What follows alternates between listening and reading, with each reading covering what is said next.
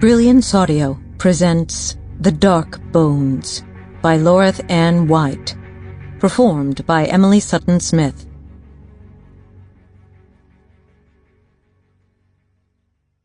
For Jill and Ray, who keep the big bar dream alive. After the killing frost. Caribou Country, Sunday, September 27th, just over 20 years ago. Whitney's chest burns as she runs. Her throat is dry. Sagebrush, pine needles, and flint cut into her bare feet. Blood pours down the insides of her legs, leaving sticky traces on the dry grasses in her wake. She drops into a crouch.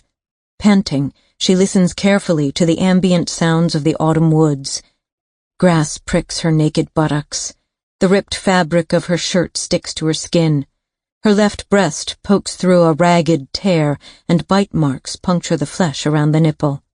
Her long hair, the same yellow gold as the wild grasses in which she seeks cover, is caked with sweat and dirt. A squirrel chirps angrily. She can hear the soft rumble of a distant truck on a logging road at the far end of the lake. A hot, crackling energy presses down over the forest. A thunderstorm is building. Wind stirs, and the whole forest whispers and sways. But she can't hear them. A kestrel keens up high. She glances up sharply. She doesn't know what to do. She's reached the forest fringe. Beyond the safety of the fringe lies an exposed meadow. It's full of fireweed gone to seed, tufts wafting like summer snow over the meadow as thunder grumbles and storm clouds shoulder together. Shadows creep over the forest. She knows this area. Hidden among dense trees on the opposite side of the meadow are the decaying buildings of an abandoned summer camp. It's part of Haugen Ranch. She could hide there. But terror traps her in a vice. They could be watching, waiting for her to bolt out into the open like a wounded deer. Time stretches. Clouds boil thicker and muscle across the face of the sun. Shadow darkens the meadow. Has she lost them?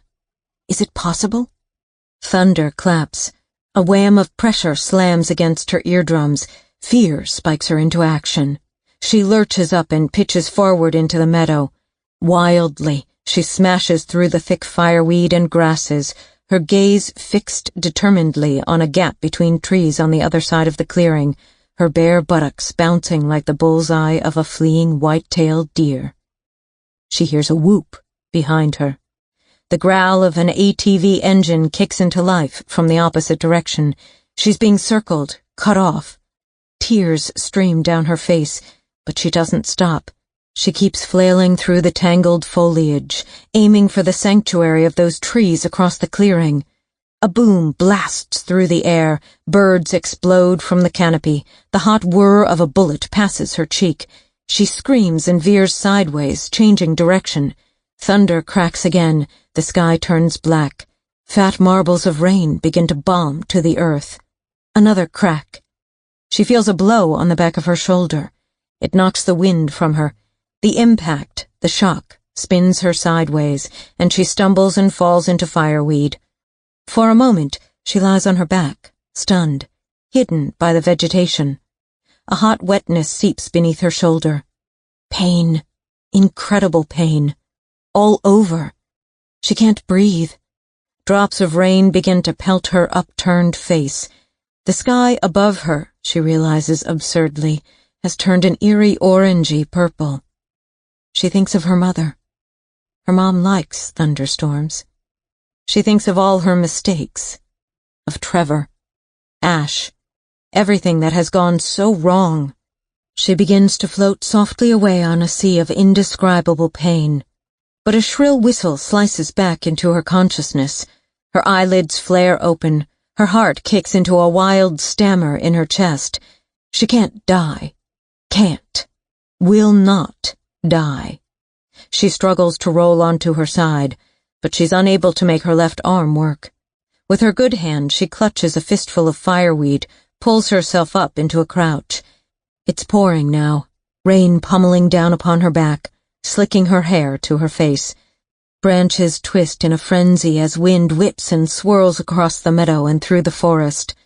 The lyrics of the song she'd been listening to in Ash's truck snake through her mind. All I want to do is live it up. In L.A. Before I die, have some fun. In L.A. It's gonna be great. Party all night until the sun comes up over L.A. She was close. So very close. To living her dream. To seeing L.A. She almost escaped this town. It was all going to be good. Fun. Now all she wants is to stay alive. To go home to her mom. Back to the familiarity of the trailer park. Hunched over like a chimpanzee, she wobbles her way through the tall fireweed, her left arm dangling uselessly at her side and streaming with blood and rainwater. She aims doggedly for that gap in the trees, but her vision is narrowing. She's getting dizzy. A clap of thunder explodes right above, and lightning forks in a jagged bolt to the ground. She barely flinches. She reaches the trees. Then comes another rifle crack. Everything moves in slow motion as bark shrapnel explodes from a trunk near her face. Splinters pierce her cheek and blind her right eye. Mewling and blubbering now, she staggers into the dense woods on the other side of the meadow. Dark here. Very dark. Safe, maybe. The vision in her left eye adjusts to the shadows. Ferns and wild blueberry bushes carpet the forest floor. She locates the trail she knows is hidden beneath that growth and stumbles along it. Voices. She can hear voices. Yelling. Male. Coming closer. The roar of the ATV engine grows louder. She sees the old cabin ruins covered in dead moss and lichen. Saplings push up between the rotted floorboards. In the shadows of the ruins stands a deer. She freezes. The deer watches her with big, liquid eyes, ears flicking. But as the ATV comes closer, the deer bounds off with a loud crashing noise through the brush. Panic seizes her. She spins in a circle. Where can she hide? The old cabins will be the first place they look. Why did she even think she could be safe here? Her gaze settles on a fallen log. It's a giant ancient cedar. Covered in moss and orange lichen and ferns, she staggers over to the log and drops to her knees. It's rotted hollow inside, offering the kind of place a bear chooses to hibernate safely through a winter, or where a cougar might den with her kits, safe from predators. She crawls inside, dragging her limp, slippery, bloody arm at her side. The wood encircling her smells like the old chest in which her grandmother used to store her fur coat. It smells familiar, safe, like family, welcoming. Deeper and deeper she goes, until the space narrows and chokes too tightly around her. There she curls herself into a tight ball deep inside her cave. The cedar is scratchy soft against her bare buttocks and the skin of her arm. The ATV engine growls to a stop somewhere outside the log. She hears another yell, another gunshot. She squeezes her eyes shut, waiting to be hauled out by her feet. But the voices grow distant, as does the sound of boots crashing through the forest. The ATV engine fades into the woods. And suddenly, all is quiet, apart from rain drumming steadily on her log. They're chasing the deer, she thinks. The spirit deer sent to distract them and save her. Great, big, palsied shudders take hold of her body. She claps her hand hard over her mouth to stop her own whimpering, just in case one of them is still out there, in case it's a trick to get her to come out. But she hears them no more. Chapter 1. Ottawa, Tuesday, January 8th, 20 years and just over 3 months later. Sergeant Rebecca North strode down the marble corridor of the Supreme Court building alongside her legal counsel, heels echoing with the clipped cadence of confidence. Her suit was tailored, a dark blue in color, almost black. The cut of her silk blouse was classic. It projected professionalism, yet gave a subtle nod toward femininity. Her thick, dark hair was drawn back into a soft bun at the nape of her neck. No jewelry, minimal makeup.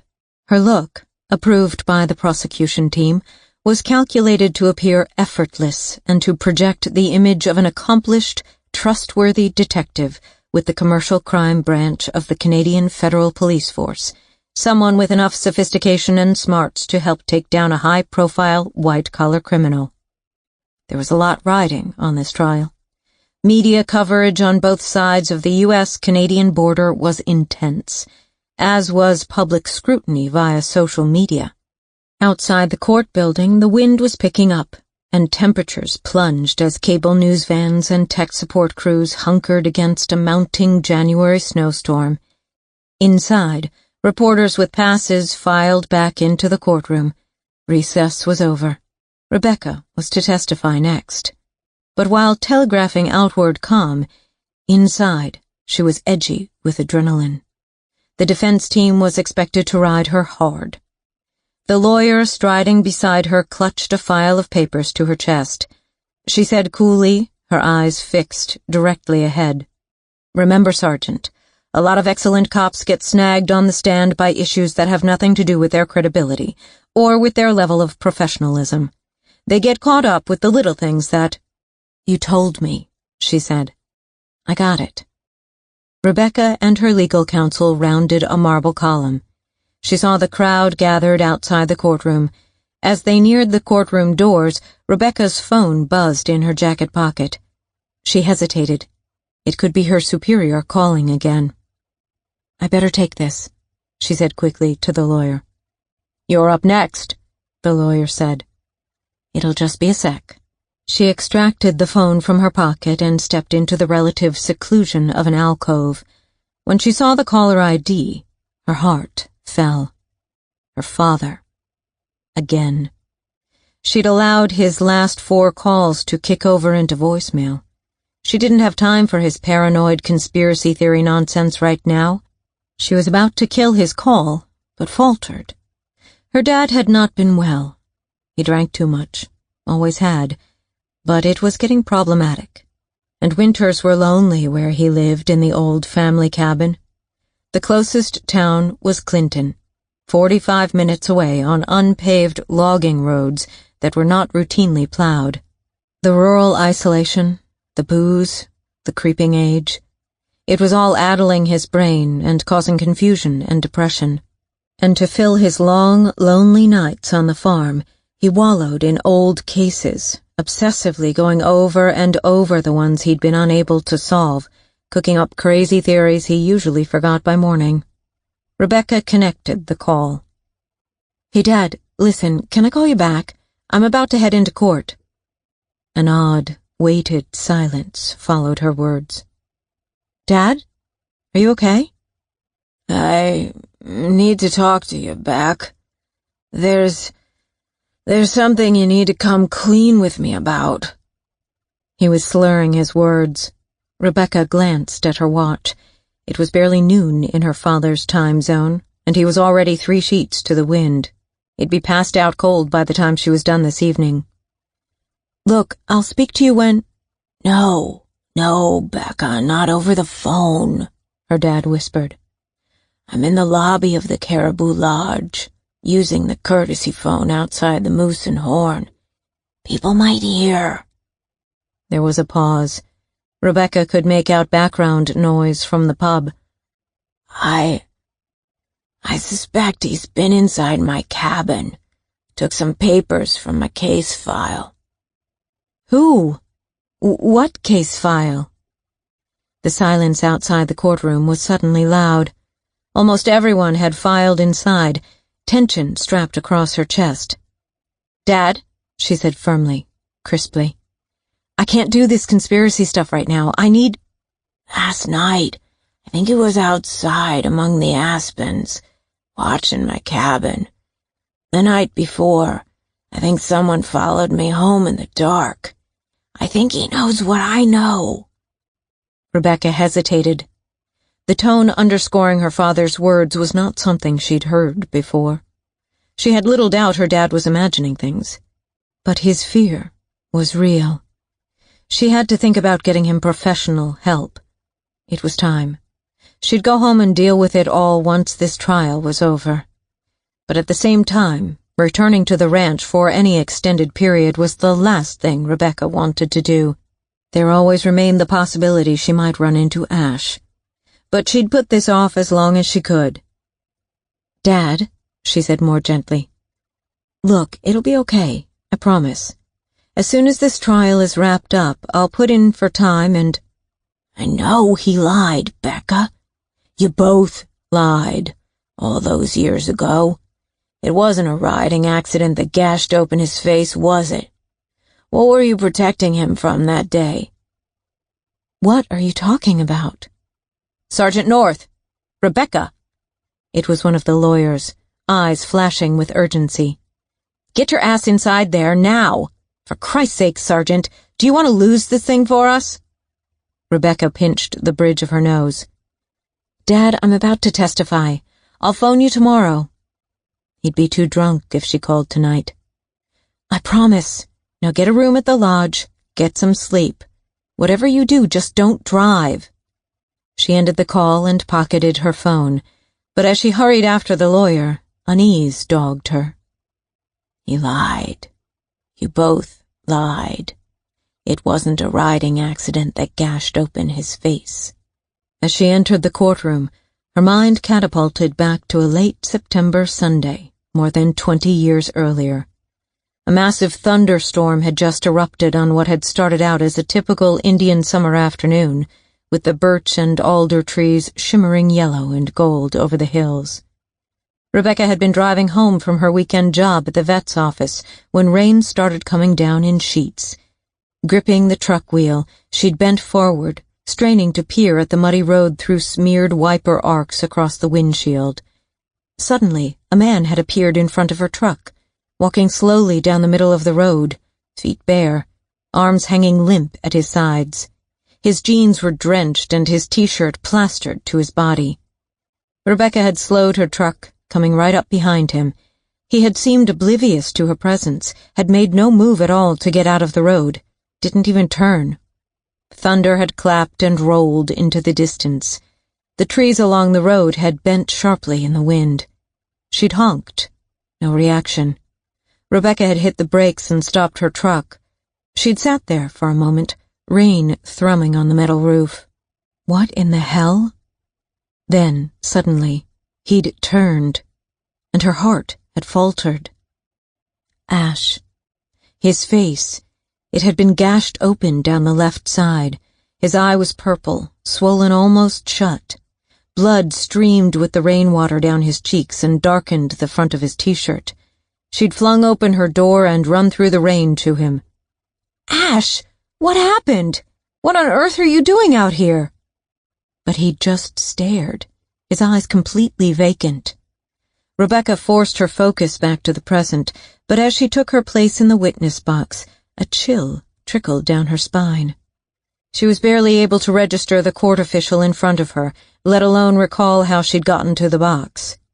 "Do you, Sergeant Rebecca North, solemnly affirm that the evidence to be given by you shall be the truth, the whole truth, and nothing but the truth?" He lied. You both lied. Chapter 2. Caribou Country, Tuesday, January 8th. Tori Burton lay on her stomach, side by side with Ricky Simon, on the snowy ridge among the bare aspen trees. They watched the old log cabin in the clearing below, waiting for the old man to visit his woodpile. Ricky had told Tori the old man always fetched a last haul of wood around this time of day. Then he wouldn't come out again for the rest of the night. A few meters to the left of his cabin, next to the woodpile, was the shed, their target. The shed stood in front of another dense clump of trembling aspens that shielded the property from the snow-covered approach road. In the purple dusk of this January afternoon, the papery bark on the aspens glowed with a ghostly luminescence. The whiteness was punctuated by black marks that looked to Tori like coal-lined eyes. She felt those Egyptian eyes were watching her and Ricky as they spied on the cabin below. It made her feel edgy, As twilight dimmed, further unease fingered into her, along with a biting cold that had started to blow in with wind that came all the way from the Arctic.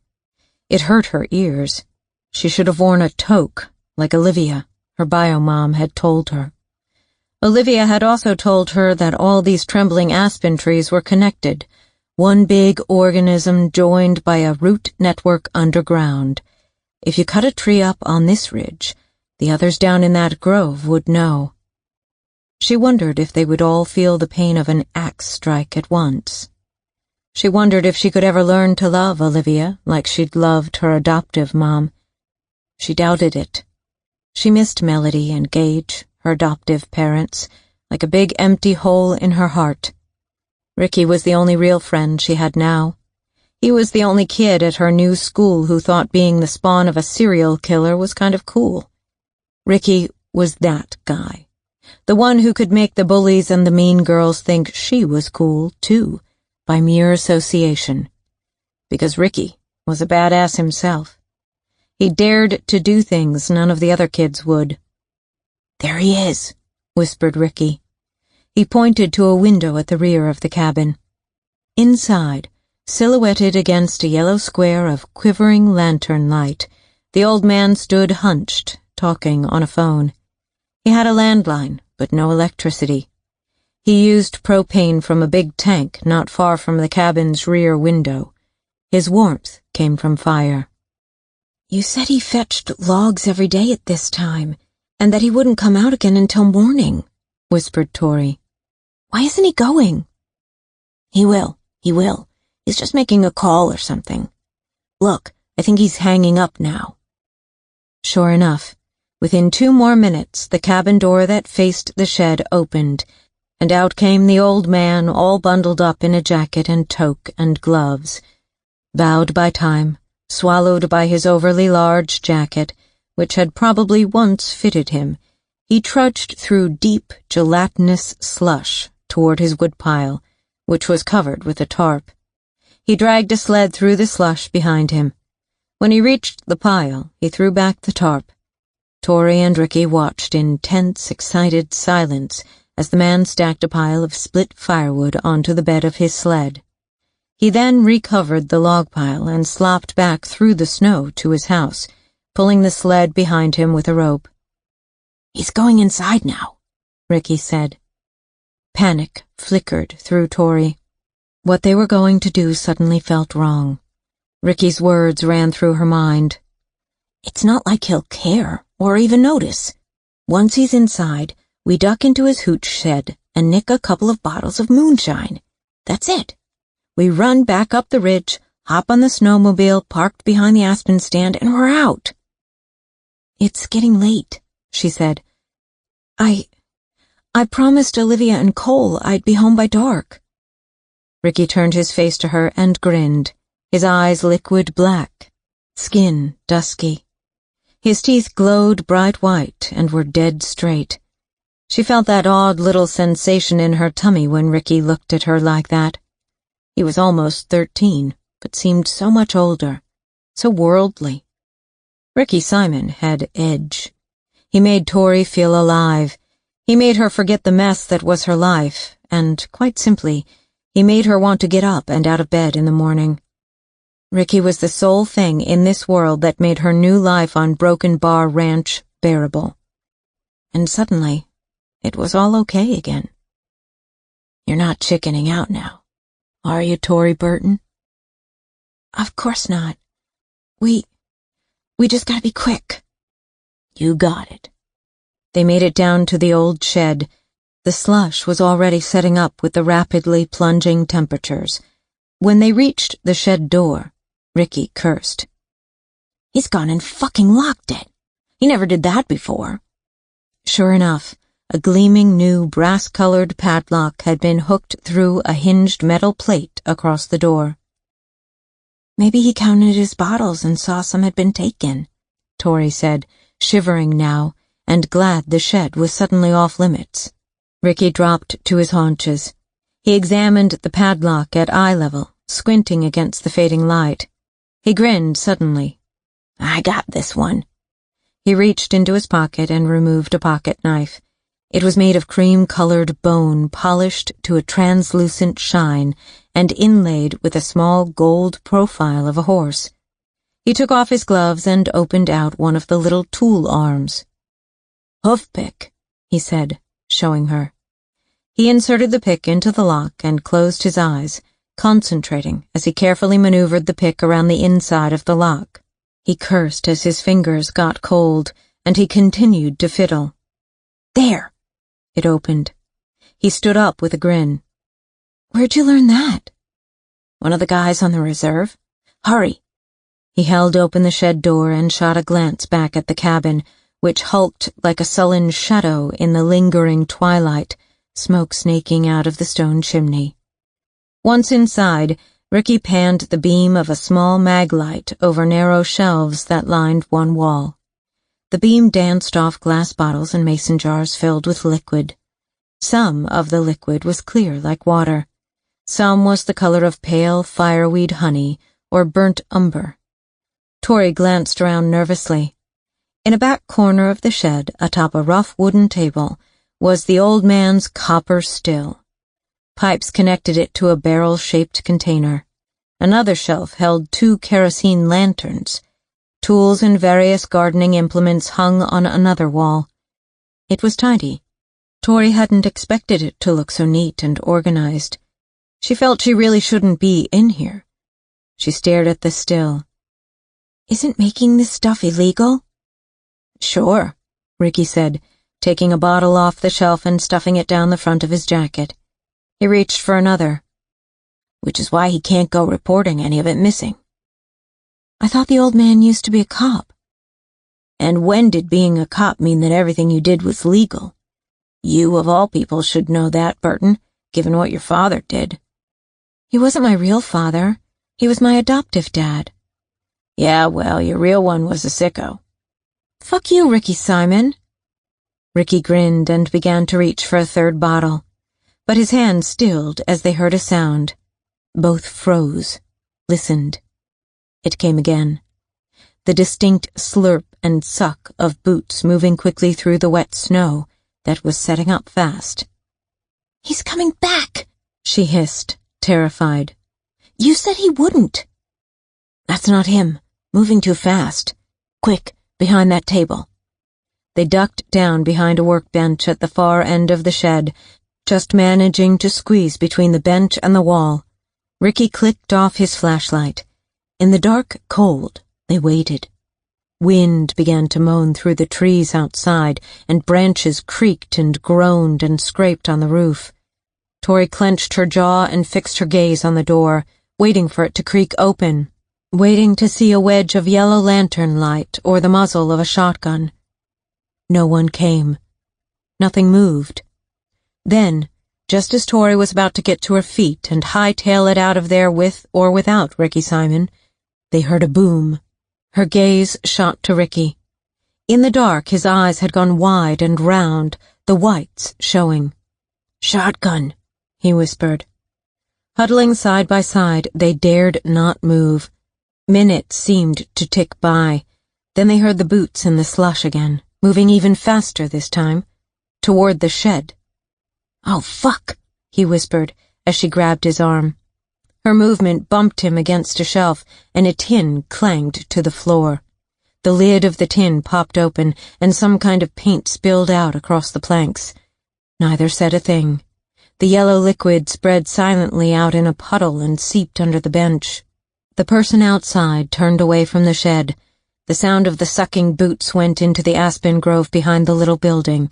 They heard the cracking of twigs and underbrush, followed by the cough of an engine. A snowmobile roared to life.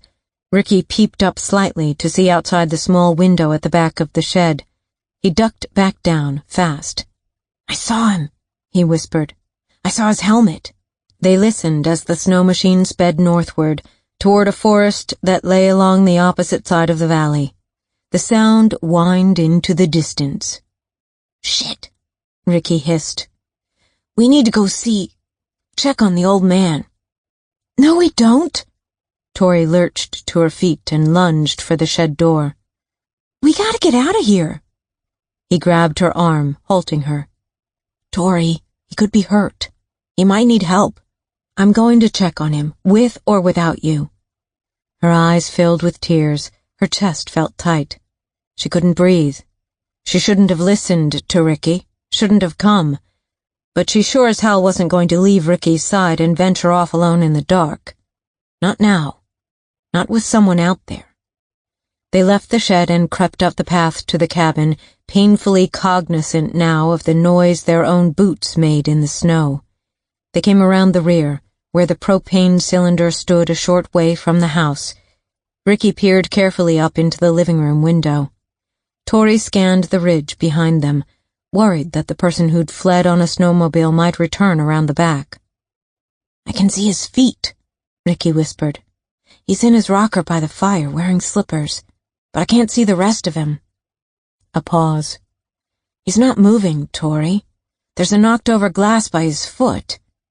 He's not moving at all. He stepped back from the window. In the haunting twilight, his face looked like a ghost's, his eyes like dark holes. It scared her. I'm going inside, he said. No, Ricky, please. She grabbed onto his arm. Please, let's leave. He shook free of her hold and made for the door, an anxious energy driving him. Tori hurried after him, terror growing deep in the pit of her stomach. The door stood slightly ajar, which was weird, given the plummeting temperatures and the mounting Arctic wind. Ricky knocked. Mr. North? Corporal North? He called out. Silence, apart from the brittle wind hushing through the leafless branches of the trees. Ricky creaked the wooden door open wider. The kitchen interior was aglow with the flickering light of a kerosene lamp on the table. It was warm inside, and smelled of wood smoke and food in the oven. 2 plates on the table. Ricky moved cautiously through the kitchen toward the living room. Tori started to follow. That's when it hit her. Another kind of smell. Nothing she could identify, but it made every atavistic sense in her body scream to flee. Ricky peered around the corner. Fuck! He jumped back and shot out his arm to stop her. Get outside, Tori. His voice was weird. She hadn't heard him sound like that before. His complexion was ashen. She couldn't move. Now! He grabbed her arm and spun her around, yanking her toward the kitchen door. The motion threw her off balance. She flung out her free arm to steady herself, and her gloved hand whammed into the kerosene lantern on the table. The lantern toppled over and hit the floor with a crash. Glass shattered, fuel spilled and whooshed into flame. She gasped. Ricky dragged her to the doorway. They staggered outside. Ricky doubled over and retched into the snow. Fire was catching in the kitchen. Ricky? Tori said. He looked at her and said nothing, as if he were trying to organize his head, his words, his body. When he spoke, his voice was all quavery. He's sitting there, in his recliner, but he's got a shotgun wedged between his legs. The butt of the gun is on the floor, and the muzzle is pointed up to where his mouth. He's blown his brains out. A bang and a whoosh sounded inside the cabin. Flames crackled and flickered up the kitchen drapes, making them billow as they burned in front of the window. We've got to get help, she screamed, panic beginning to suffocate her. We need to get help. He took her arm. No, Tori, no. We got to get out of here. But old man Noah... He's dead, Tori. Stone dead. Nothing in this world can help him now. Come. She resisted, tears burning into her eyes. The fire, Ricky! The fire is... Another explosion in the kitchen blew out a window. Glass shattered and blasted outward and scattered about in the snow. Black smoke and tongues of flame billowed out of the window and the door, hungry for oxygen. Ricky tugged on her arm. Come on! They ran and stumbled up the bank, which was thick with snow starting to freeze solid. At the top of the esker ridge upon which the aspens grew, they ran through the trees. Tori fell in the deep snow, knocking her head against the slender trunk of an aspen. She scrambled back up to her feet and staggered after Ricky to where he'd parked his snowmobile. He was already mounted, engine running, a rough and loud old two-stroke, not smooth like the one they'd just heard. She clambered onto the back and wrapped her arms tightly around his waist. Ricky gunned the gas, and they took off at a clip in a cloud of blue smoke. She didn't look back as another explosion boomed, and fire roared and crackled louder in the quiet landscape. The smell of smoke was thick and acrid, carrying on the icy wind. They bounded and slammed at high speed over the fields of snow, each jolt sending a shudder through Tori's body that made her feel as though she were being slammed in her lower back by a wooden mallet. Above them, the sky was a clear dome, stars starting to show in so many tiny pinpricks that they looked like a giant milky sweep of a paintbrush across the heavens. And far along the distant horizon, above the marble mountain range, a soft green haze of northern lights began to shimmer. But all Tori could think about was old man Noah North burning in that cabin, and that it was her fault. She'd started the fire. Chapter 3. Olivia West watched Ace, her old German shepherd, dreaming in front of the hearth.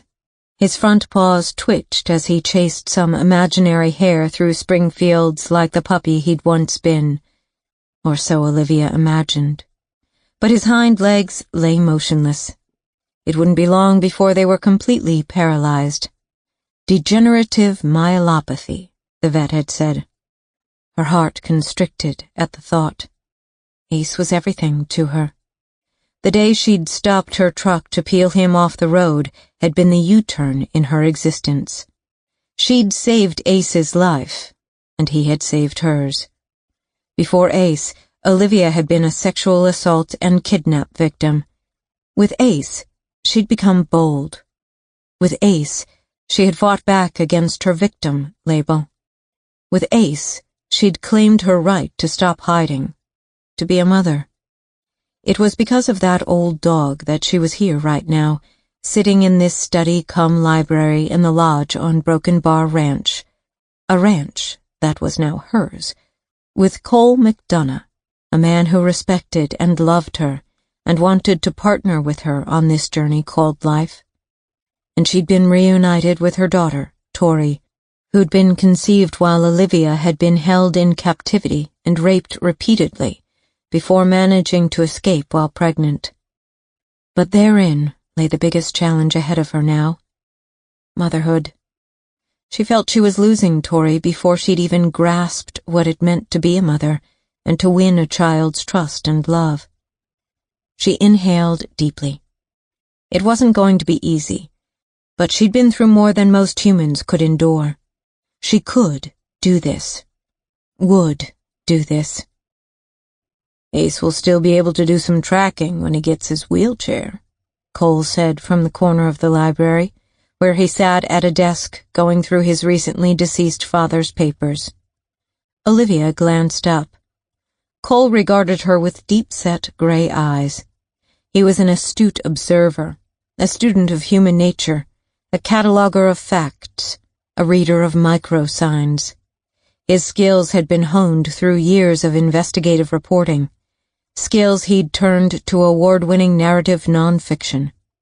Cole was a formidable mountain of a man who wrote with a rugged virility that matched his physique.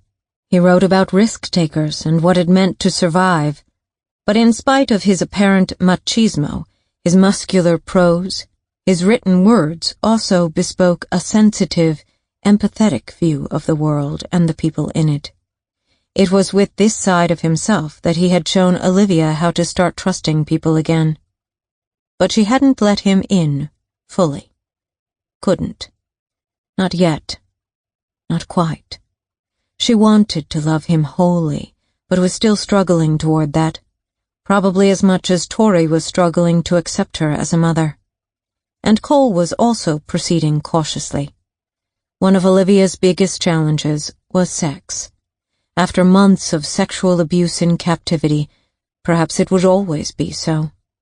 Cole had thus insisted that Olivia take the main bedroom in the lodge, a family home his father had chosen to leave to Olivia instead of to him, while he slept and wrote in one of the small cabins down by the lake. It kept the issue of a shared bed off the table. For now. Yeah, I think he'll still enjoy some tracking on wheels. Or on his skis once he gets used to them. The wheel and ski carts should arrive at the vet's any day now. Olivia pushed up from her chair and went to the big picture window that looked out over the cabins and the snow-covered lake. It was almost fully dark outside. Aurora glowed in the sky. She crossed her arms tightly over her chest and turned her attention to the driveway. Not a soul in sight. She rubbed her arms. Tori promised she'd be back before dark. I shouldn't have let her go with that kid. Ricky? He's trouble. I wanted to say no, but I say no to everything. I just don't know where to draw the line with her, Cole. I don't know how to be a mom. He got up and came over to her, put his arm around her shoulders. Hey, you're doing great so far. No, she said flatly as she watched darkness descend. There is no manual for how to raise your estranged daughter born of sexual assault. I killed her father. I killed my abductor and rapist with my bare hands. But he also fathered her. How does she cope with that, on top of the loss of both her adoptive parents? By working with the therapist, that's how. You both take baby steps. We all just keep trying in life, Liv, one way or another. Because what else is there? She bit her lip, nodded. And next time, insist she take a radio with her so she can stay in contact. Olivia nodded again. Apart from a few pockets, including the area around the lodge, cell service was pretty much non-existent out here. She tensed as a headlight suddenly appeared over the rise. A snowmobile. It bounced over the landscape, hit the approach road, and came at a hellish clip toward the lodge. I'm going to give that little Ricky Simon shit a piece of my mind for driving like that, Olivia snapped as she hurried for the library door. He could kill them both. Olivia rushed down the stairs to the front hall and yanked open the big wooden door just as the snowmobile skidded to a halt beyond the porch. She stepped onto the covered porch, the cold instantly biting. The solo driver yanked off his helmet, leaving his engine running. Her heart sank. It was Dave Brannigan, their ranch hand, breathing hard, explosive white clouds crystallizing about his face. Fire! He yelled over the chugging engine. Noah North's cabin is totally engulfed. We need volunteers until the fire guys can get up here from Clinton with a pumper truck. Gonna take them at least 45 minutes on these roads. Cole appeared at Olivia's side. What about Noah? I think he's still inside. Brannigan wiped his brow with the back of his gloved hand. Can you set the volunteer phone tree in motion and get down there? I'm heading over to Haugen Ranch to see if Ash can round up help. I've got my radio. He pulled his helmet back on, dropped down the visor, and revved his machine. He took off with a roar, his headlight cutting a beam into the snowy darkness. Cole caught Olivia's eyes. She could see he was thinking the same thought she was, that the old drunken ex-cop had probably knocked over a lantern, passed out, and finally set himself and his old log cabin aflame. I'll start the phone tree. Get your gear, Cole said as he hastened back into the house. But just as Olivia was about to follow him, another snowmobile came down the driveway, slower this time. Ricky and Tori drew up in front of the house, his machine coughing and belching gas-laden fumes. Relief rushed hot into Olivia's chest. Neither wore a helmet. A battle for another day. Tori! She called over the noise of Ricky's old engine. Noah's place is on fire. Cole and I are heading over. Get inside and stay there.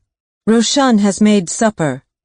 Tori dismounted, but Ricky stared straight ahead where his headlights aimed into the darkness, gloved hands tight on the handlebars. A whisper of warning curled through Olivia. Another time. Without even glancing at her, Tori clumped up the porch stairs and into the house. Head jutting forward, she started up the stairs without removing her snow boots. Another time. Olivia entered the hallway as Cole appeared carrying her gear, jacket, snow pants, heavy-duty mitts, and a helmet. He thrust the gear at Olivia as his gaze followed Tori up the stairs. "Later, Liv," he whispered. "We gotta go." From the library window upstairs, Tori watched Olivia and Cole speed off into the night. As the darkness swallowed them, Ricky's words rolled over and over and over in her head. "He's dead, Tori. Stone dead. Nothing in the world can help him now." She sucked in a shaky breath as she replayed in her mind their flight from the blazing cabin. Ricky had stopped the snowmobile and turned to her. "Tori?" His voice is hoarse, his eyes wild. She looks away, her teeth clenched. She can't process what just happened. Everything inside her is twisted into a mangled ball. The wind has frozen tears down her face, and ice clumps her lashes. She can barely breathe. "Look at me, Tori." Slowly, very slowly, she meets his eyes. A whimper rises in her throat. "We can never, ever tell anyone we were there, okay? Do you understand that? If the police find out we were stealing his liquor, or that we caused that fire, I strike out. Do you know what that means? They'll pull me out of the restorative justice program, and I go into juvie. They'll take me away and lock me up. You can't tell anyone." "Ricky?" He grabs her frozen face between his gloved hands. The northern lights glow sickly green over his dusky features. "Listen, I've been busted for arson before, on the res. I've been charged for breaking and entering in Clinton. I have no more strikes. And you're a sadistic sex murderer's kid, Tori. They're gonna ask just how much of your daddy's blood runs in your veins, how much of Eugene George's DNA drives your thinking. You got that? They're gonna ask why you started that fire. Do you understand me? You have got to promise on your life that you will never tell. Vow it, Tori. Now." She's going to throw up. We should call the firefighters. Call them with what? There's no goddamn cell reception out here, and he's dead, okay? There's nothing anyone can do now, and I can't go into the system. It'll kill me, Tori. Kill me. "I don't know why you insisted we nick that moonshine today." Her voice rises in pitch. "Why did you demand it had to be today, anyway?" He falls silent, looks away. The aurora overhead turns from green to an eerie, pukey yellow. "Because it's my birthday," he says softly. "I'm 13 today." His eyes begin to gleam. Tori realizes tough-ass Ricky Simon is sad. He hurts. He's crying. She swallows. Did you get presents? From your mom and dad?" "Jesus, what kind of a stupid question is that right now? What family cares about birthdays anyway, once you reach 13? She wants to say, "Mine does." But the family Tori had a few months ago is not the family she has right now. She never even got a chance to reach 13 with her old family. Her whole world was turned upside down when her adoptive mom died in a skiing accident, and then her adoptive dad set out to hunt the serial killer who had spawned Tori, which led them all to Broken Bar, and to Olivia, her real mother. She's been living in a nightmare dimension since, a dark, upside-down world that mirrors the right way around, and she doesn't know what to do about it. "I care, Ricky," she says softly.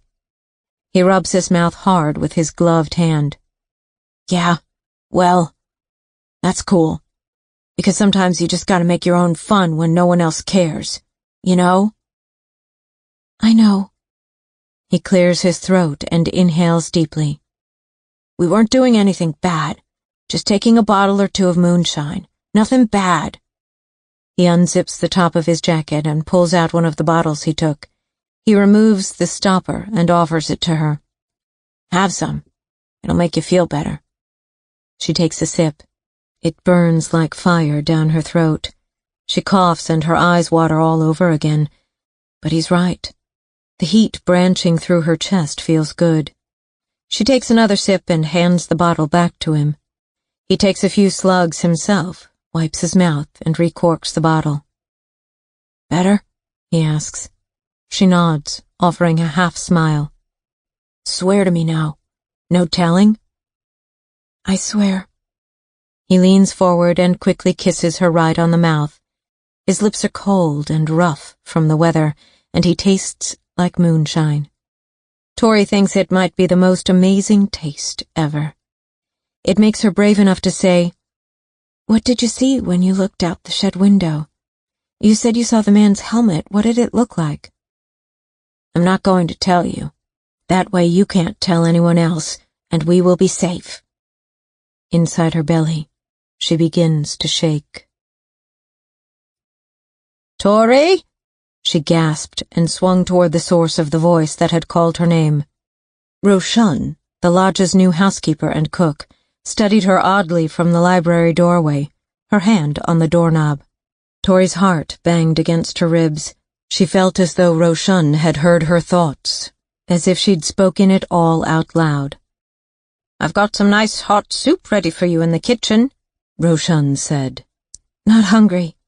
Tori pushed past Roshan and headed for the stairs. Where did you go with Ricky tonight? Roshan called after her.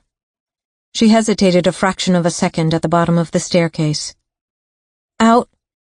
Nowhere special. Then she took the stairs at a run.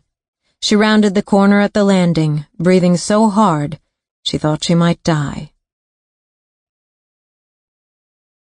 Chapter 4. Caribou Country, Monday, January 14th. Rebecca sat on a plastic chair in the Devil's Butte hospital waiting area, still wearing her suit from court beneath her parka. Across from her, a giant of a man in his 60s fiddled nervously with the ends of his gray beard. He was dressed in what was basically the Devil's Butte uniform, lined flannel shirt, lined Carhartt pants, fur-lined boots. Beside him, a woman wearing the dull brown uniform of a local fast food outlet scrolled through her cell phone while chewing gum. At the far end of the waiting area, a young mother struggled to comfort a snotty toddler in a snowsuit. The smell was all hospital. Rebecca felt ill. Once again the message she'd discovered on her phone late Wednesday afternoon looped through her brain. Rebecca North? Sergeant Rebecca North? This is Corporal Buck Johnstone of the Clinton RCMP. Please call me at the following number. It's urgent. She knew Buck. She'd been at school with him. When she heard his voice, she'd known instantly that something terrible had happened to her father. She'd called at once. I'm so sorry, Becca. Bad news. Shotgun. 12-gauge. Self-inflicted. Fire. They've taken him to the morgue up at Devil's Butte. Autopsy to be performed. She inhaled deeply and fought back the raw emotion that hovered so close to the surface.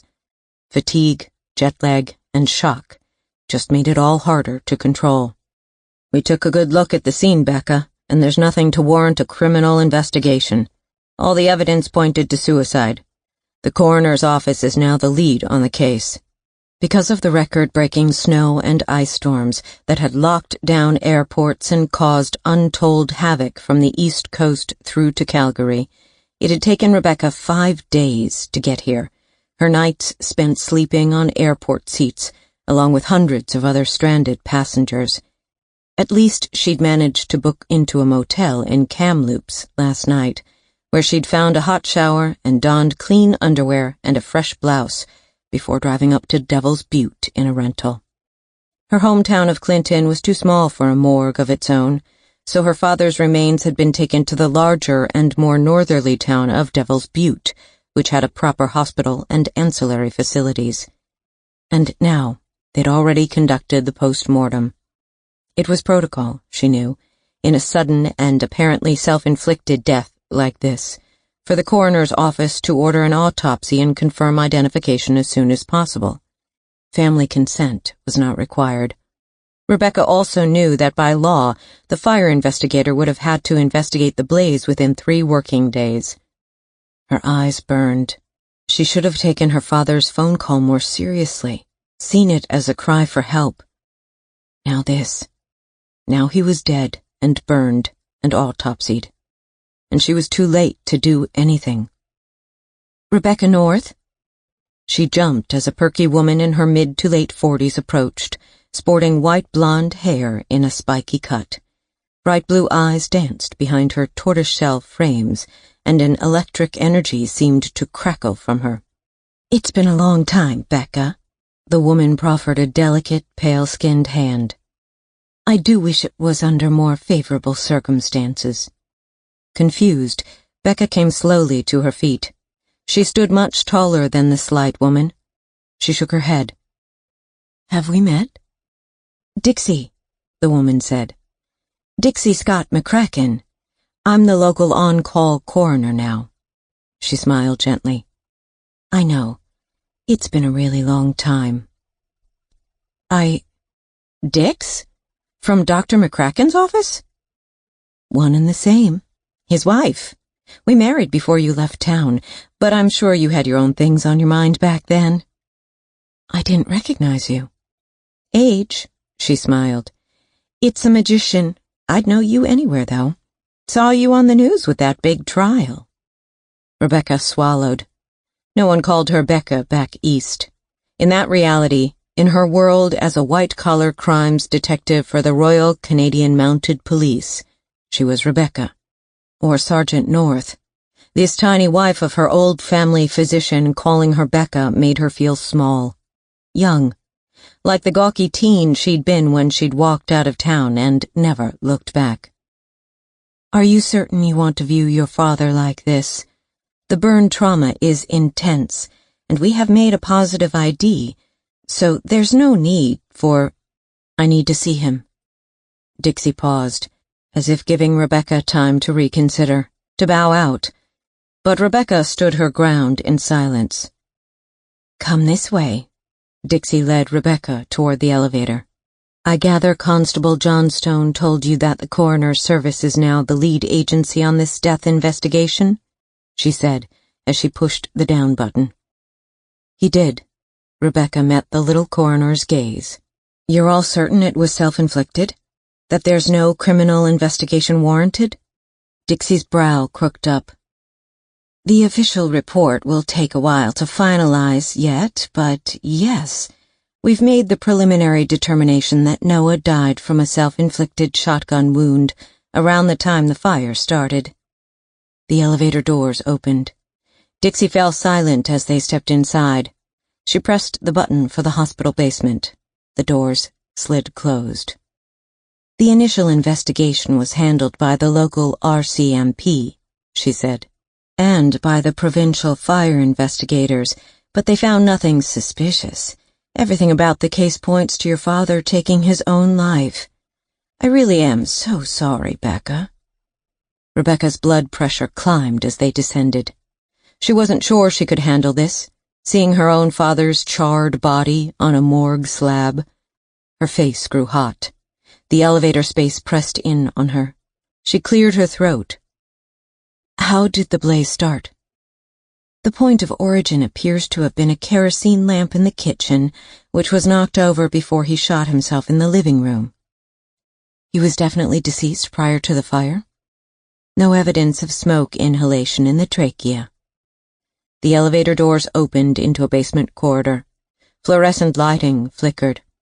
As they approached the opaque glass morgue doors at the end of the corridor, Rebecca asked, "How did you make the ID?" "The contact gunshot wound was intraoral, the trajectory going up through the back of the roof of the mouth, so most of his jaw was left intact. We were able to use ante-mortem dental records for comparison, plus x-rays. Both his dentist and his family physician, my husband, Bob, provided us with Noah's health records." Such was the nature of small towns. First names. Everyone knew each other. A Gordian knot of connections. Here was Dix, a nurse who'd worked as Dr. Bob McCracken's assistant before marrying him, now the on-call coroner presiding over the death of one of her husband's patients. And here Rebecca was, also one of Doc McCracken's old patients, waiting for Dix to show her dad on a slab. If only she had managed to come home when he'd called, seen him alive one last time. Perhaps she could have stopped this. I've asked pathologist Dr. Bert Spiker to be present. He can walk you through any specific questions you might have about the post-mortem. Dixie hit a button on the wall, and the opaque morgue doors slid open. Chapter 5. It was recess, and Ricky and Tori hunkered out of the wind behind the wall of the gymnasium, where Ricky was sneaking a smoke. "I'm scared, Ricky." She kicked at a lump of dirty ice as she spoke. She'd been feeling sick since the event and needed to speak about it. Except she couldn't tell Olivia, Cole, or her therapist. Nobody.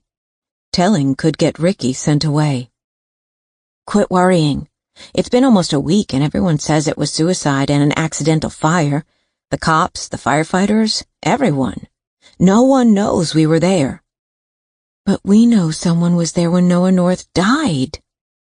Ricky took a drag on his cigarette. She didn't like the smell but tolerated it on the grounds that it looked rebellious. He blew out a stream of smoke. It crystallized with his breath in a giant cloud around his face. He had a fresh black eye. She wanted to ask him how he'd gotten it, but the last time she'd inquired about one of his injuries, he had gotten mad and hadn't spoken to her for a week. The wind gusted across the soccer field and swirled around the corner. She dug her hands deeper into her down jacket. Her toes were going numb, and her ears burned. All she could see in her mind, over and over, was the fire. Those trembling aspen trees had eyes. The trees knew the truth of what they'd done. She felt the record of their actions was somehow trapped there in that aspen grove. Her adoptive dad had been a homicide investigator. He'd told her that every action a man took left a trace. Even if not immediately apparent, the trace lingered there for those who knew how to look. She felt convinced that someone would go out to Noah North's place and discern it, learn that she had burned a man. "Look." He took a last drag, dropped the butt, ground it out in the ice with his runners. "You did nothing wrong, kid." "Don't call me kid," she snapped. "You're not even a year older than I am." He angled his head, that wicked little Ricky twinkle entering his black eyes. His lips quirked into a teasing smile. She felt a flutter in her stomach as she remembered his lips against her mouth. It eased the knot in her. A little. "Don't mess with me, Ricky," she groused. "It's not funny." "I mean it," he said. "You didn't nick the liquor. I did. You only bumped over that lantern because I jerked you around and made your arm swing out." Silence. He was giving her a mental escape route. "Take it, Tori. Take it. Safety net. So if you tell, maybe they'll forgive you, Tori. But me? I get sent away." Ricky paused.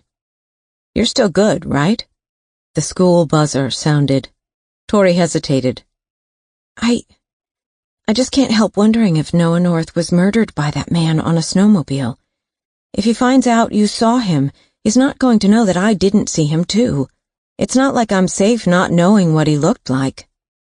Ricky's face turned dead serious. "That's the other thing. Right now he doesn't know we were in that shed.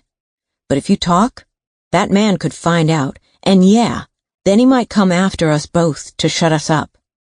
He watched her face. "Have you thought about that?" She swallowed, because of course she had. "We need to keep this quiet, Tori," he whispered. Olivia bent into a cloud of fine snow crystals blowing off the lake as she made her way down to the tiny log cabin where Cole spent the bulk of his days writing his new book. She'd left Ace in the main house. The ground was too icy for his failing legs. As she reached the cabin door, she heard the sound of a snowmobile approaching the lodge. Through the trees, she saw someone pulling up in front of the porch. Roshan could take care of whoever it was. Olivia hesitated before knocking on the cabin door.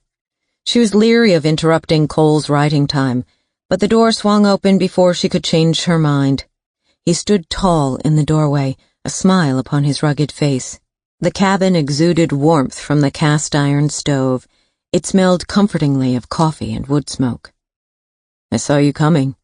He stepped aside for Olivia to enter, and he shut the door behind her. "You could work in the lodge library, you know," she said. "I like it here." His grin deepened, but the undercurrents, the reasons he was giving her space, simmered. He was waiting until she was ready for more intimacy. "Coffee?" No, thanks." Olivia hesitated. I'm not staying. I just need your advice, Cole, before I head into Clinton to pick Tori up from the therapist." His smile faded. "What is it?" Olivia breathed out a heavy sigh. "Tori's been having nightmares since the fire. I've heard her crying at night, and this morning when I went into her room, I found this."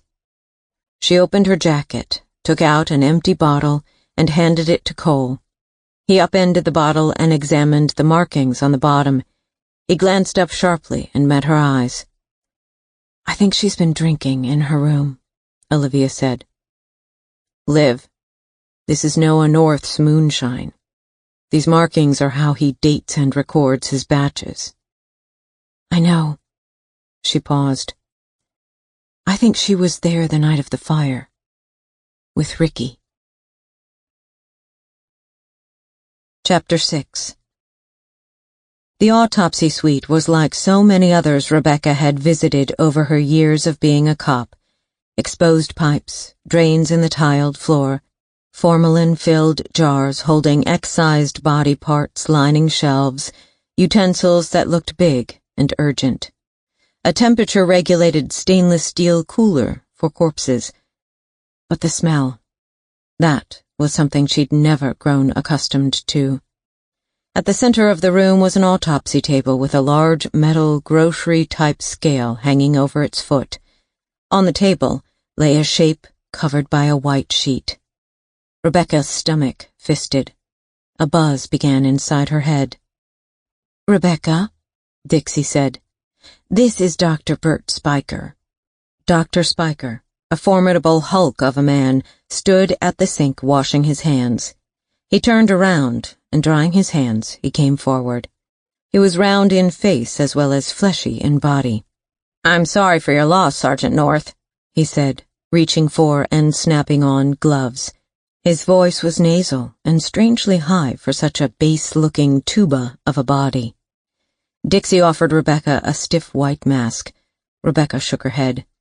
She needed, to be fully cognizant of all sensory input, almost as a form of self-flagellation, for not having been there for her dad. Dixie donned a mask herself. Dr. Spiker partially drew back the sheet to expose her father's head and the top part of his shoulders. Rebecca flinched and fought the urge to take a step backward. The head was a blackened, lipless lump with white teeth clenched in a wild rictus. Despite the coolness in the room, despite the fact that her father's remains had been kept at controlled temperatures, the scent of cooked human flesh was instant. Porky, livery, almost a musky sweetness.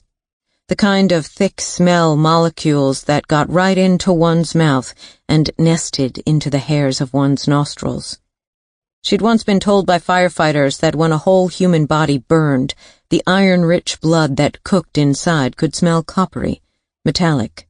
The internal organs, which rarely burned completely because of their high fluid content, smelled more like burned liver, and the cerebrospinal fluid burned up into a musky, sweet perfume. Bile shot instantly up the back of her throat, and her stomach heaved. What was on the table didn't look human to her, let alone anything like her dad.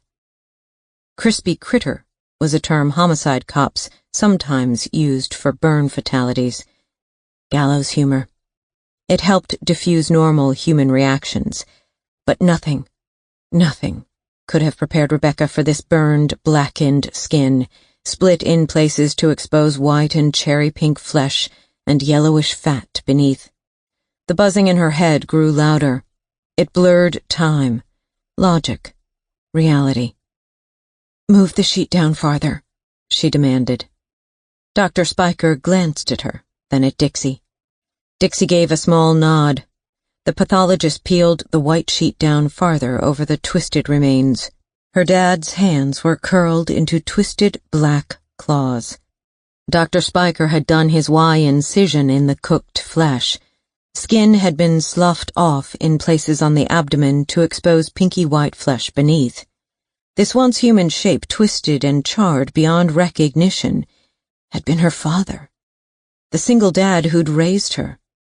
The dad who'd held her hand, who'd patched her knees, who'd taught her to shoot, who had sat with her nights reading to her after her mother had died so suddenly of cancer on a spring day when Rebecca was 12.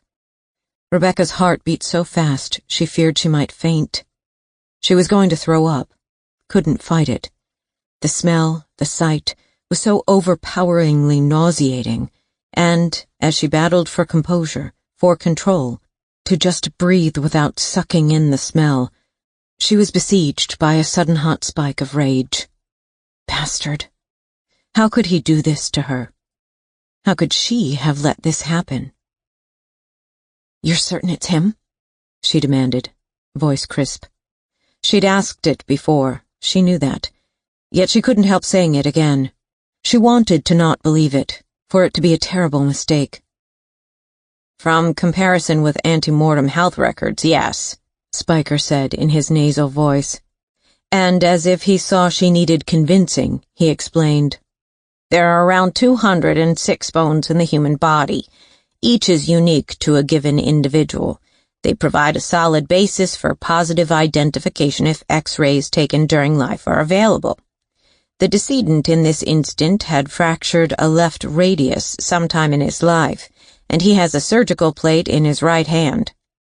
From an old police canine bite. Rebecca cleared her throat and stepped closer, forcing her concentration onto the body. The jaw was oddly intact, but Rebecca had never personally seen the effects of an intraoral gunshot wound before. She felt both Dixie and Dr. Spiker watching her, weighing her. And something began to whisper inside her soul. It rose in crescendo and raised the fine hairs of instinct up the back of her neck.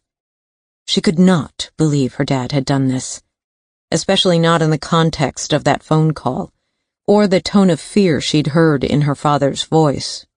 "Last night, I think he was outside among the aspens, watching my cabin. The night before, I think someone followed me home in the dark.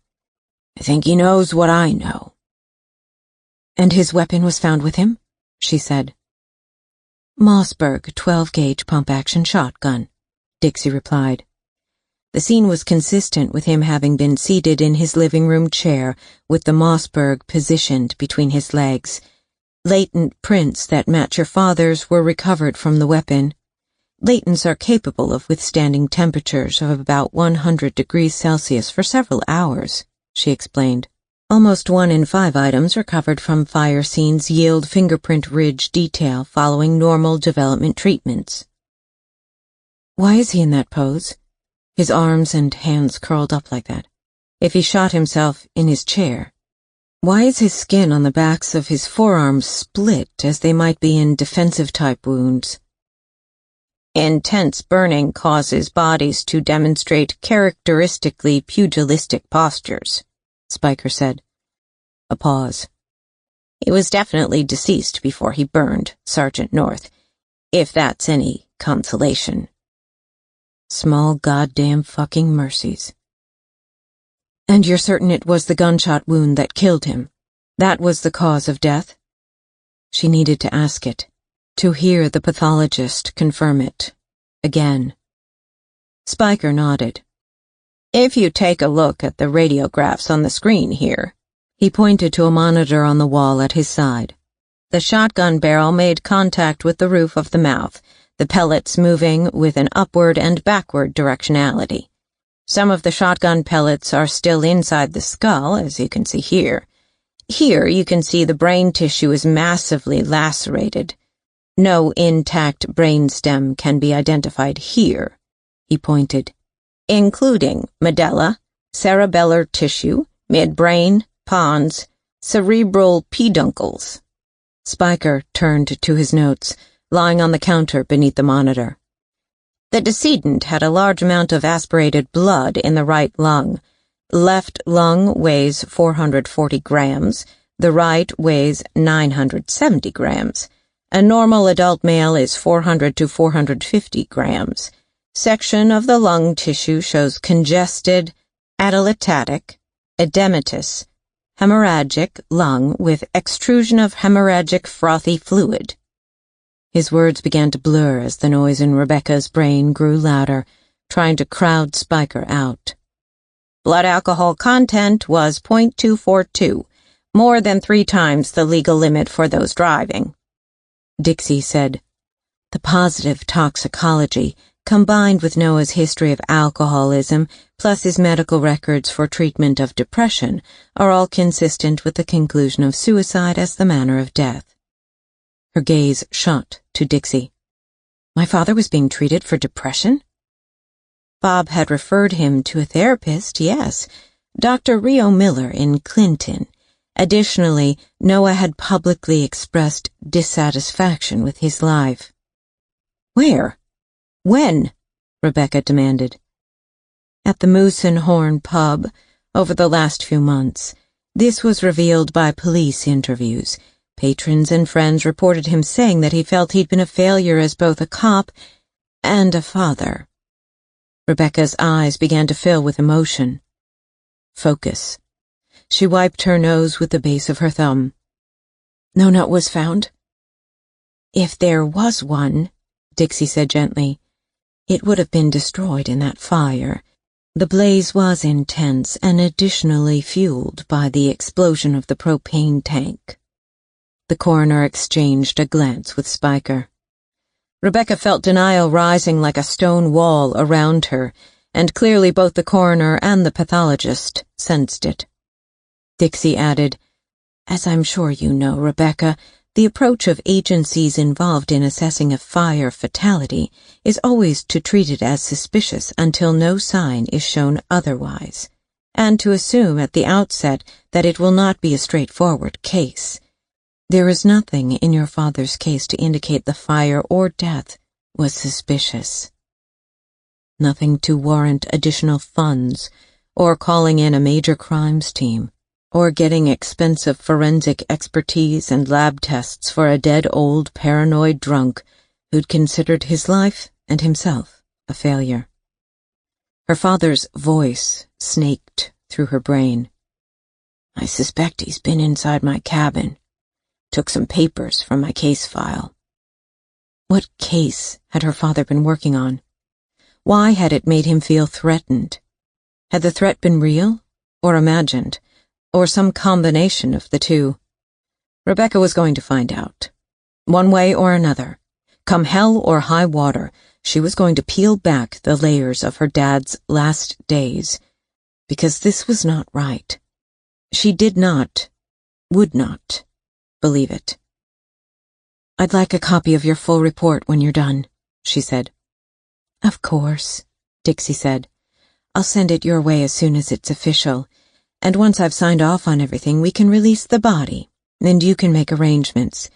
Will you be using Dunwoody and Smythe undertakers? I can call them if you like." "I'll handle it." Rebecca gave a nod to Spiker. He recovered the body. After thanking him, she exited the morgue and rode back up in the elevator with Dixie, who then walked with her to the hospital exit doors. "Thank you," Rebecca said as they reached the exit. But as she was about to step out into the cold, Dixie placed her slender hand on Rebecca's arm. She regarded Rebecca intently for a moment, assessing something. "You don't feel that he did it," she said. I know you've done your best, Dixie. Thank you for that. Dixie's hand remained on Rebecca's arm. But you still... I can't. Emotion threatened suddenly, and Rebecca glanced away for a second to compose herself. I just cannot believe he'd do that. It's a normal reaction, Becca. Denial. Thanks.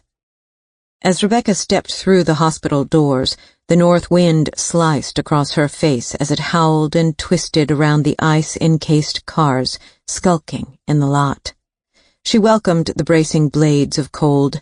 She wanted the clean Arctic wind to wash the thick smell of her father's burned corpse out of her hair, out of her nostrils and mouth and pores. She unlocked her little silver Prius rental and climbed into the driver's seat, shivering. As she started the engine and cranked up the heat to defog the windows, she caught sight of Dixie watching her from the hospital windows, a clipboard of papers clutched to her chest. And Rebecca knew that as much as she'd tried to escape this place she'd once called home, it had found a way to claw her back. It was not done with her. Not yet. Not by a long shot. Nor she with it. She was going to find out what had triggered her father's death.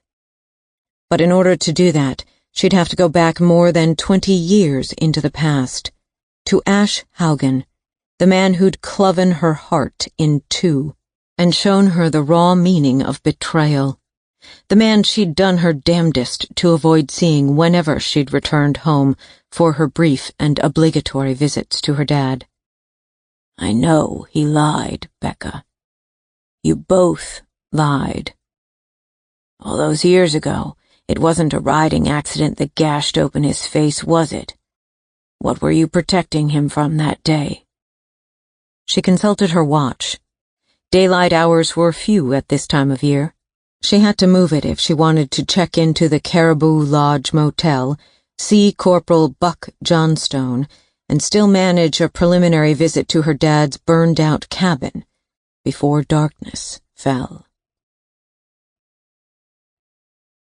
I Got a Feelin'.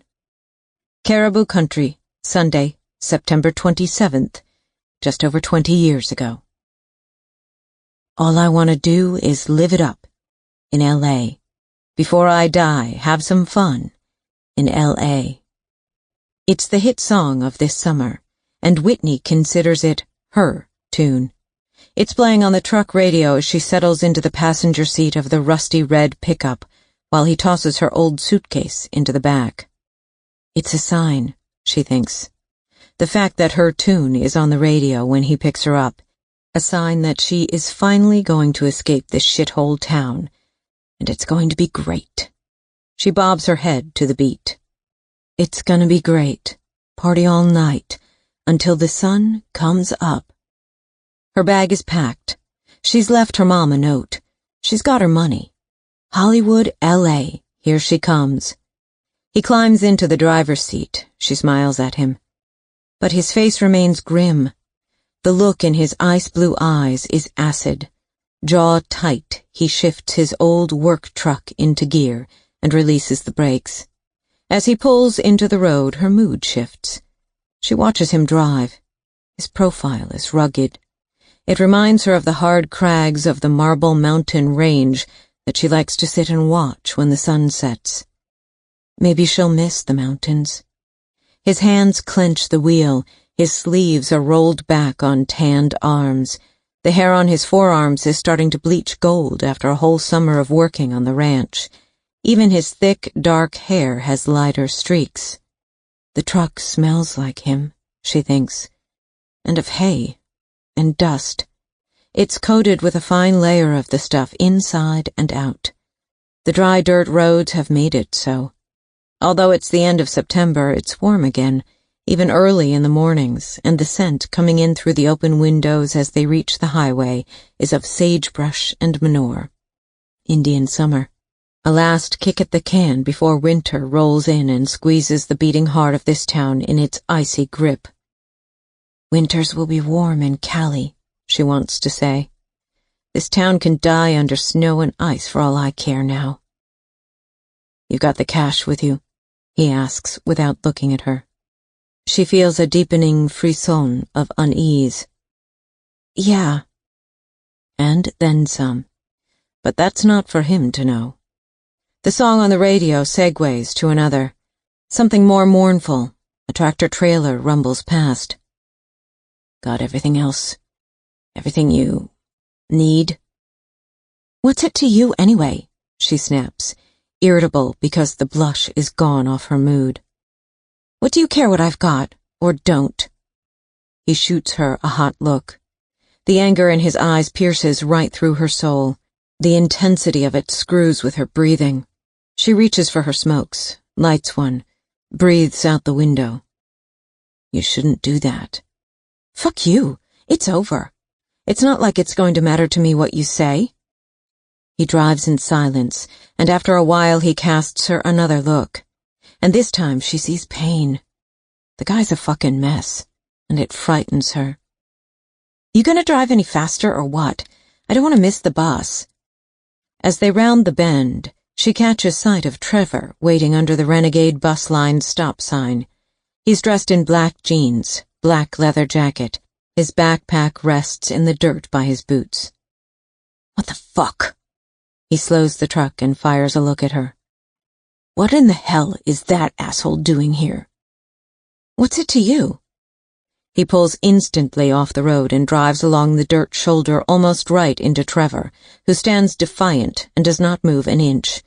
At the last minute, he slams on the brakes so hard that she jerks forward against the seatbelt. Then her head rams back on the rebound, slamming up against the hunting rifle mounted in the gun rack behind her. "Jesus!" "Tell me what he's doing here." He reaches over and yanks the cigarette out of her lips. "Hey, asshole!" She grabs for it. He chucks it out his window. "I'm talking to you. Fuck you, Whitney. You owe me that much." "Fuck you, Hagen. I owe you Jack." He stares at her as if stunned. Energy pulses off him in hot waves. Suddenly, he unbuckles his seatbelt and flings open the driver's side door. "Stay in the truck," he demands. Chapter 7. Caribou Country, Monday, January 14th. Rebecca sat opposite Constable Buck Johnstone at his metal desk in the Clinton police station. The tiny RCMP detachment was manned by 2 members and ancillary staff, with backup drawn from other jurisdictions for serious crimes. It looked exactly as it had when her father had worked here. It was probably even the same desk. Buck had a file folder positioned squarely in front of him and a box of donuts at his side. Heat blasted from the old vents, but Rebecca kept her parka on. She suspected the cold deep inside her bones had more to do with what she'd seen in the morgue than with the Arctic outflow. She'd managed to check in to the Caribou Lodge Motel a few blocks down from the station. It was the only accommodation in town. She'd left her Prius in the motel lot and walked up the main road, thinking physical exercise might help warm her. It hadn't. "Coffee?" said Buck. "I've got some pastries from Dot's Donuts and Diner up the street." He pushed the box toward her. "No, thanks." "Dot's is still there. Can you believe it?" Buck pulled his chair closer to his desk, clearly uncomfortable and making small talk to diffuse the tension that rolled off Rebecca. She'd never imagined Buck would become a cop. He'd been awkward at school and tubby, and the kids had bullied him about his weight. But he had shot up to well over 6 feet and grown into his fat. His eyes were big and blue-green, and his brown hair was buzz-cut short and thinning. He had the ruddy skin and lined eyes of a rancher, and the chapped fingers of a cold-weather hunter, and Rebecca wondered if he'd inherited his parents' place, and whether he'd married. No ring on his finger. "Except it's no longer Dot who runs it, but Marcy Fossum," he said. "Remember Marcy? Her daughter's in college in Vancouver now. Marcy bought the diner probably not long after you left town." "Buck, if it's okay with you, I'd really like to cut to it. I just need to know what happened."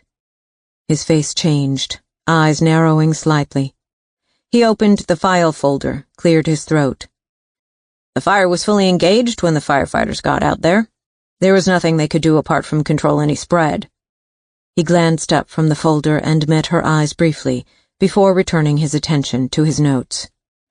It was only safe to enter and search for Noah at dawn, and it was a challenge because damage from the propane tank explosion pretty much flattened the place, plus water from the pumper truck had froze over the scene, encasing the whole thing in thick layers of ice. But we, Constable Amy Beckett and me, photographically documented the scene at first light. I had print copies made for you. He selected several glossy photos from his file and spread them across his desk as if dealing Rebecca a hand of cards. He paused suddenly and met her gaze again. I liked him, Becca, he said quietly. We all did. Noah was larger than life, and we owed him for his years of service. He inspired me to become an officer. This shouldn't have happened. We should have seen it coming, done something. Intervened. Rebecca watched his face. In Buck's eyes, she read sorrow, empathy. He had guilt, too, she was startled to realize. She'd never known that her father had been Buck's inspiration, and in his features she also read accusation, blame. She should have seen it coming. She who was not loyal to her dad or this place. She who'd deserted her home to become a bigger, better, fancier cop in some more populous part of the country than this rural backwater, overseen by Corporal Buck Johnstone. And it struck her that Buck Johnstone was doing this favor, giving her prints of his scene photos, for her dad, not her. She felt naked suddenly, vulnerable. It was not a feeling she was comfortable with. Thank you, Buck, she said softly. He inhaled deeply and tapped his index finger on the first image. The point of origin is believed to have been a kerosene lamp in Noah's kitchen. Here. This is the fire guy's interpretation of the evidence. Shock sliced through her body as she stared at what had once been the kitchen in her family home. The place was unrecognizable, razed, black and scarred and twisted with mangled appliances, all of it sealed in thick ice and ghoulishly draped with jagged, teeth-like icicles. An image of her father's body came to mind. Her heart began to race. Focus. She forced herself to narrow her attention to the tip of Buck's finger. The evidence is consistent with the lantern having been knocked off the kitchen table, breaking, spilling fuel, and igniting under the wooden table. His finger moved to the next photo. Shotgun shells. They went off in the blaze. It's the same as the ammunition Noah used in his Mossberg. The gun safe by the door over here was empty, unlocked. He looked up. The theory is he took his shotgun from the safe, and he put a box of shells on the table. He then proceeded to load his weapon at the kitchen table, after which he went through to the living room, where he seated himself in his recliner and positioned the shotgun. The timing, the spread of the fire, suggests he could have knocked the lantern over during the loading process, and either he didn't notice because of his high blood alcohol level, or he didn't care because he was going to eat his gun before the fire got to him. Rebecca rubbed her brow. Compartmentalize. Intellectualize. You can do this. Where's his rifle? My father had a rifle as well as his Mossberg. It's in his Silverado, locked in the gun box on the truck bed. The vehicle is parked out back here in the public safety lot. Buck opened a drawer and reached inside for a set of truck keys. He slid the fob across the desk. His rifle and ammunition are securely stored, so we left it there. We've been through the rest of the vehicle. Nothing amiss. Just an open bottle of moonshine, which we removed. We also confiscated the moonshine from his shed, along with the illegal still. The shed was the only structure untouched by the fire because the wind that night was blowing fierce in the opposite direction. He rubbed his chin, clearly uncomfortable with all of this. And there's also some clothing and other gear on the back seat of the truck cab. Snowshoes, some other bits of junk, tools. He glanced out the window and appeared to study the flag snapping sharply in the wind outside. Frost filigreed the sides of the windows. "The Silverado has good studded snow tires," he said quietly. "You might want to use it if you plan on heading up there." "I do. This afternoon. Thanks." She reached for the keys. "So is that where he was found? In his recliner in the living room?" Buck nodded. "Melted right into the synthetic fabric, and then froze under the pumper truck ice. Had to chip him out together with the recliner as one unit after we'd photographed and sketched the place, or he'd have frozen solid through to the core within hours, and then the pathologist would have had to defrost him slowly over an extended period, or the outer layers would decay while the insides remained froze." "I got it." He moistened his lips and showed her another photograph. Her dad's body in the burned and melted recliner, entombed in ice. "We marked where he was before chipping him and the recliner out." Buck glanced up. "From everything at the scene, from us tracing back his movements that day, and even farther back in the weeks preceding the event, from his expressions of discontent to patrons at the Moose and Horn, from his medical records, his blood alcohol content, his state of mind. At some point during those days or weeks, Becca, your father formed an intention to take his life. He drank through his final day to a point he was clumsy and stumbling. He loaded his weapon, bumped things about, went to his living room, and shot himself." She shifted rapidly through the other images, her mouth tight. "Did you know he was working cold cases?" she said. "Noah? He was always working some so-called case." She met Buck's blue-green eyes. "Anything that was worrying him in particular?" "Becca, your dad would come up with crazy conspiracy theories and get paranoid all the time." He paused. "We all knew this." "What time was the blaze reported?" 5:45 p.m. Called in by Cole McDonough on neighboring Broken Bar Ranch. He was organizing other neighbors to go help." "And where was my father earlier that day?" "Moose and Horn, from opening." Nausea churned in Rebecca's stomach. He'd phoned her from outside the Moose and Horn. She herself could vouch for the fact that he'd been drunk by noon that day. "Fire investigation started the following morning. No evidence of accelerant, no evidence of fuel having been loaded, or windows opened for air, or the environment otherwise modified. No indication the structure was prepped to burn, no neutral indicators either, which would be the absence of things like valuable furniture or jewelry, photos, taxidermy." He didn't have anything valuable, apart from his precious case file papers, which will be gone now. "Nor did he appear to have any debt or foreclosure problems, or insurance motivation," Buck said. She smoothed back her hair as if it might help her control her thoughts. "Sometimes things are exactly what they seem, Becca. I'm sure you know that." "Right. Sometimes the questions are complicated, and the answers are simple. I think Dr. Seuss said that." She reached for the images and gathered them up. "Thank you for the copies. I'm going to head out there now." "Not much to see under all that ice. Been growing hoarfrost for a few days now, too." "I just need to see it, you know? Touch base with the place." He nodded. As she positioned the photographs in a neat pile, it struck Rebecca. If his truck is here in the public safety lot, how did he get home from the Moose and Horn to his cabin that day? "He got a ride from Ash Haugen." Something inside her froze. She stared at him. "Ash?" "Yeah. He found Noah in the Petro gas convenience store right around noon. Noah had left his Silverado parked at the Caribou Lodge because Solly, the barkeep, wouldn't let him drive. Noah told Solly he was walking up to visit Clive Dodd, who lives behind the Petro gas. Sometimes he'd crash on the sofa at Clive's place. Ash offered Noah a ride back to his ranch since he was headed up that way. Said he dropped Noah off around 4 p.m. They had a drink.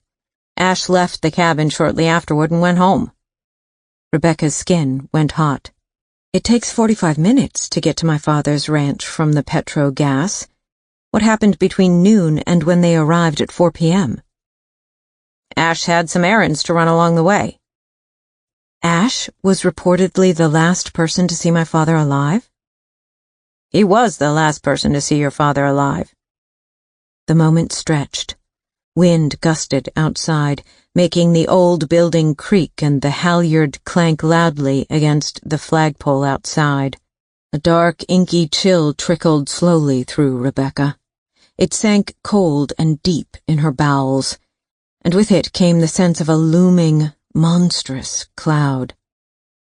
"He lied. You both lied. What were you protecting him from that day?" Chapter 8. Rebecca exited the station. Unwanted memories of Ash reeled through her mind as she made for her father's truck. How Ash had cheated on her. How he'd screwed Whitney Gagnon in the horse barn during the annual Clinton Rodeo Fair on that sweltering July night more than 20 years ago. The night that everything changed. How the smell of cotton candy had hung heavy in the summer air, braided with scents of hay, manure, bonfire smoke, burgers, fries, distant forest fires. The band had been belting out a song she liked, and she had wanted to dance with him and had gone looking for him. She'd caught him and Whitney coming out of the barn, hurriedly pulling their clothes back into place, faces flushed and hair mussed. Her heart and dreams had snapped in two in that one moment her eyes met Ash's. Ash had vowed to her that it was a one-time thing, a terrible mistake.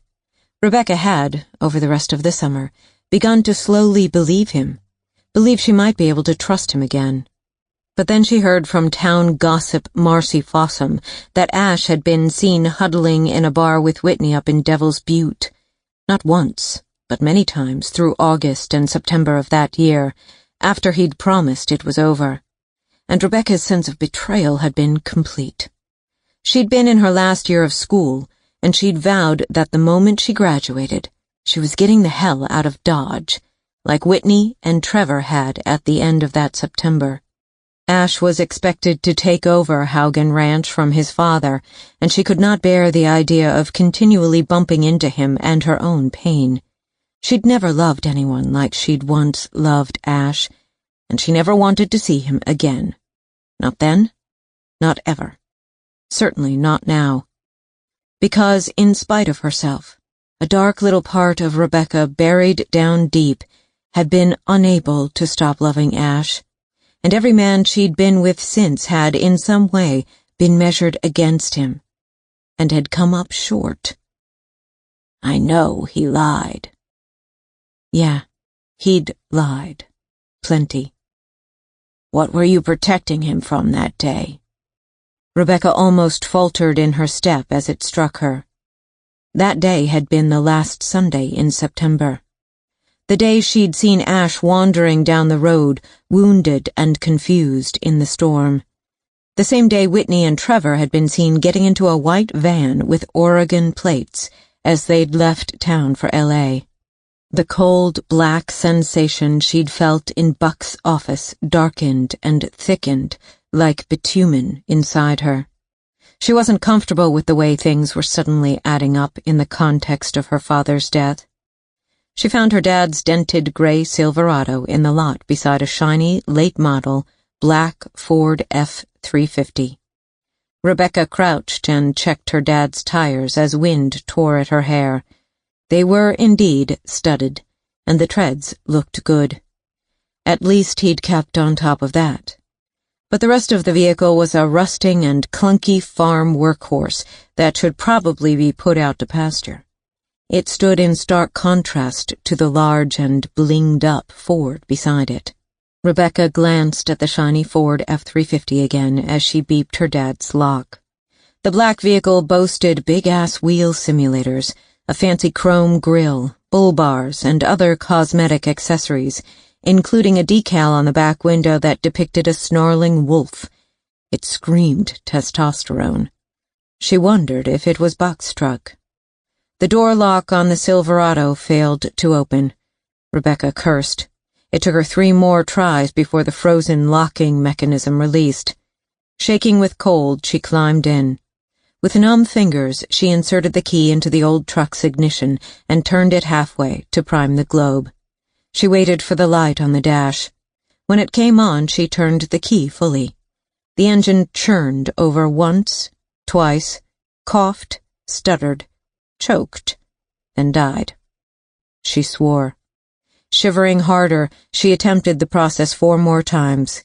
Finally, the old engine turned over, coughed once more, then chugged to uneven life as the truck belched out a cloud of black exhaust smoke. She cranked the heater up to full blast and rubbed her hands, waiting for the vehicle to defrost. While the truck took an age to warm, she rummaged through the clothes on the back seat. In the pile, she found an old trapper's hat lined with sheepskin, a fleece neck gaiter, big gloves, a padded rancher's coat, ski pants, and her dad's old sorrels. Shivering uncontrollably now, Rebecca pulled the neck gaiter over her head, followed by the hat. She lowered the fleece ear flaps. She then shrugged into her dad's oversized coat. It smelled of him. She stilled. The smell had triggered memories that hit so hard and so suddenly and were so powerful they felt physical. And all she could do was sit for a moment and feel her father's presence, as if part of him still lingered here in this truck, as if his arms were wrapping around her with his coat, as if he knew, somehow, she'd come home. Emotion filled her eyes. "I love you, Dad." She swiped tears away. How had she not said those words to him in so many years? How had it been so very long that she'd not come home and stayed, really stayed? Rebecca wiped her nose and pulled on the gloves. "I'm going to do this for you, okay? I'm going to figure this out. I'm going to stay a while. I promise." She found an ice scraper in the glove box, got out, and scraped the rest of the ice off the windshield.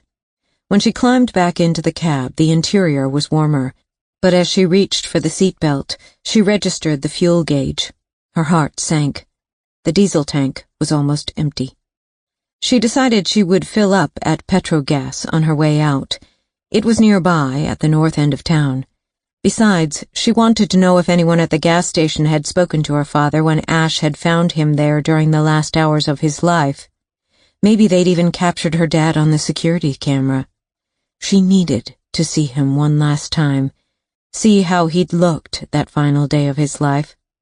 Perhaps she might discern some tiny clue in his demeanor. Or maybe she just needed to plug the maw of loss gnawing into her stomach with one last glimpse of him. Enveloped in the scent of her father's clothes, wrapped in the arms of memory warmth, Rebecca navigated the belching old Silverado out of the public safety lot and headed for the gas station. And as she refamiliarized herself with the workings of her dad's old vehicle and the winter road conditions, she felt as though she were being sucked down a wormhole of time. Her job back east, her sterile apartment, her designer clothes, her on-off boyfriend, Lance, all growing distant and unreal with each step she took back into the past. Rebecca filled the tank, then headed for the convenience store to pay. A bell pinged as she pushed through the door. The woman behind the counter glanced up, and a guy on a ladder stocking shelves turned and looked down to see who'd entered. Both were East Indian in appearance. "Cold out?" the woman said, studying the gear Rebecca had decked herself out in. She caught sight of herself in a store mirror and did a double-take. Her face was ghost-pale under the old trapper's hat. She looked wind-blown and red-eyed and red-nosed, like some homeless person. She offered a smile as the woman rang up her diesel purchase and took her credit card, but Rebecca's face felt stiff from cold. Before she could voice her questions, the guy descended from the ladder and jerked his chin toward the window. "Isn't that Noah North's truck out there?" "It is. I'm his daughter, Rebecca North. I came as soon as I heard, but the weather—" She cleared her throat. She was trying to explain, to justify, because she felt guilt, and she was projecting her guilt as judgment on their part. "Terrible news," the guy said, wiping his hands on a cloth. "I'm so sorry."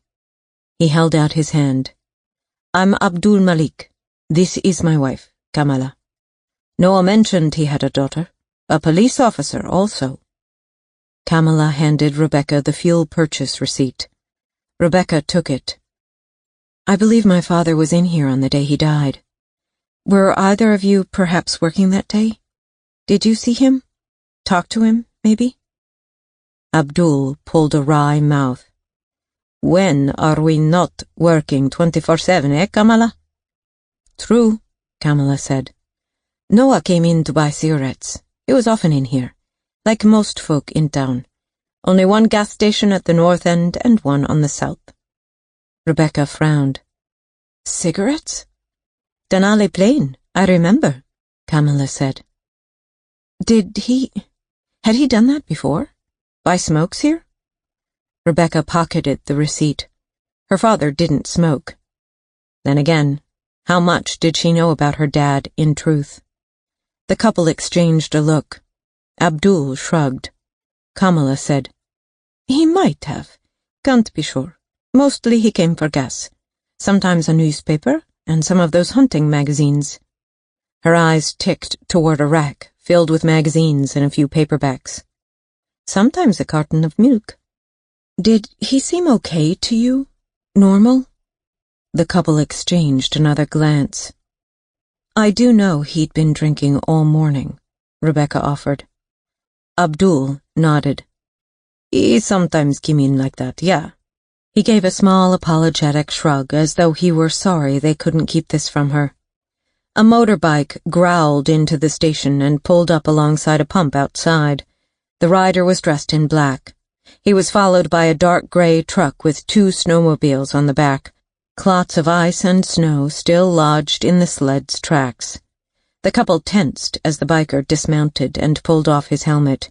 He wore a face gaiter with the design of a skeleton drawn up over his nose and mouth. He yanked the gaiter down under his chin as he strode toward the convenience store. Abdul climbed back up his ladder and resumed stocking the shelf. Rebecca sensed that her window to get information from this couple was closing fast. "Did my father say anything?" she asked quickly. Kamala shook her head, the diamond in the side of her nose winking. Quietly, she said, "He didn't say a word. He just went to stand by that window over there." She indicated the window with a nod of her head. "He stared out for some time, long enough to make me wonder what he was looking at, or who he was waiting for. I asked him, and he just shrugged. That's when Mr. Ash Haugen came in. Ash had been around back filling up his propane tanks. He came in to pay, saw Noah was drunk, and offered him a ride home." The door opened, the bell chimed, the biker entered. Big man, shaved head, weathered face. "What time was that, do you recall?" Rebecca asked as the man walked to the back of the store, where he began to pour himself a coffee. "About noon, Kamala?" Abdul said from his ladder. Kamala nodded. "I know, because the guy with the tanker truck was pulling in to fill the tanks. I went out to cordon off part of the station." The biker approached the counter with his coffee. He stood behind Rebecca, waiting. Urgency mounted in her. "And those security cameras," she said quietly, nodding to the screen behind the counter.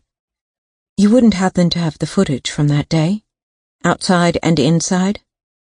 Kamala grew edgy. She said to the guy behind Rebecca, "I'll be right with you." And then to Rebecca she said, "Our system overwrites every 72 hours unless we specifically save the digital footage." Rebecca nodded. "Thank you both very much for your help." She turned to leave and almost bumped into the biker. He stepped aside slightly. Rebecca exited the store and the icy wind slapped her face. She glanced back. They were all looking at her. And she got the sense that the biker had asked the Maliks who she was and what she wanted. She had little doubt the Maliks had told him. They appeared nervous about him, and Rebecca figured she knew why. Immigrants, Minorities, like the Maliks, were not always welcome in redneck rural backwaters, despite liberal sentiment in the bigger metropolises of the country. Either way, she was sure that the news of her return, and of the questions she was asking about her dad, would now spread like wildfire. Drawing her dad's coat more tightly around herself, she returned to the Silverado via the other side of the gas bar. As she passed the bike, she noticed it was a Harley. A thumping bass beat issued from the slate-gray Chevy truck parked behind it. The truck windows were tinted, and on the bumper was a sticker with a skull that said, "Sled Necks." Rebecca could not see the occupants, but she had the sense she was being watched. Again, she was seized by a sense that her arrival in town would be common knowledge by dusk. She climbed into the Silverado and started the engine, thinking about the Denali plain cigarettes her father had bought. It seemed odd.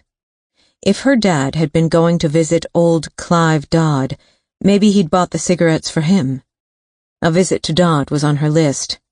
After a talk with Ash, the ex-lover she'd done her best to avoid for 20 years. It had come down to this. At the gas station exit, while she waited for a delivery truck to pass, a pink neon sign diagonally across the street caught her eye. Dot's Donuts and Diner. She realized she was famished. Craving a sugar fix and the warmth of coffee, Rebecca decided to pull into Dot's quickly and pick up something for the 45-minute drive to her old home. Chapter 9. Olivia sat opposite Tori in a tiny booth in front of the street-facing windows of Dot's Donuts and Diner. The air inside was warm and heavy with the sweet scents of maple, vanilla, and chocolate, overlaid with the vague muskiness of jackets and hats and mitts thawing over the backs of chairs and hanging on the hooks near the door. Ace lay under the table at their boots. Olivia had brought him into town for a checkup at the vet, and she'd promised Tori a visit to Dot's as a treat for going to the therapist after school. Tori poked at her donut for a few moments before taking a bite. Colored sprinkles flecked her lips as she chewed. Olivia had an urge to reach for her napkin and dust them off her daughter's face, but Tori had erected an angry wall of defensive energy around herself today, so Olivia restrained her impulse. Even so, watching her kid chew with happy-looking sprinkles on her grumpy face filled her with a feeling she could only describe as love, bitter and sweet and all-encompassing. She desperately wanted to touch her daughter the way she'd seen other mothers touch theirs, the way her own mom had once touched her, before Eugene George abducted her and turned her into a tainted thing not even her husband wanted to touch. Olivia needed that human connection as much as she'd resisted it in the years after her ordeal. She ached to gather her 12-year-old up into her arms and just hold and comfort her and stroke her soft, dark hair.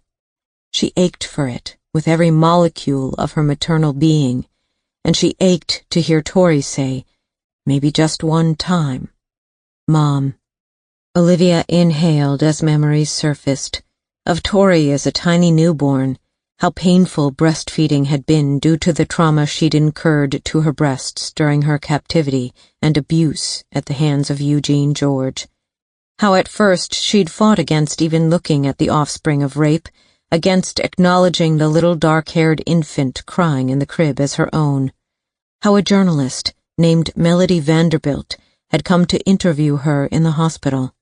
How Melody had ultimately given Olivia a way out when she'd finally asked if she and her policeman husband, Gage Burton, could adopt the baby Olivia had hated to touch at the time, yet also needed to love.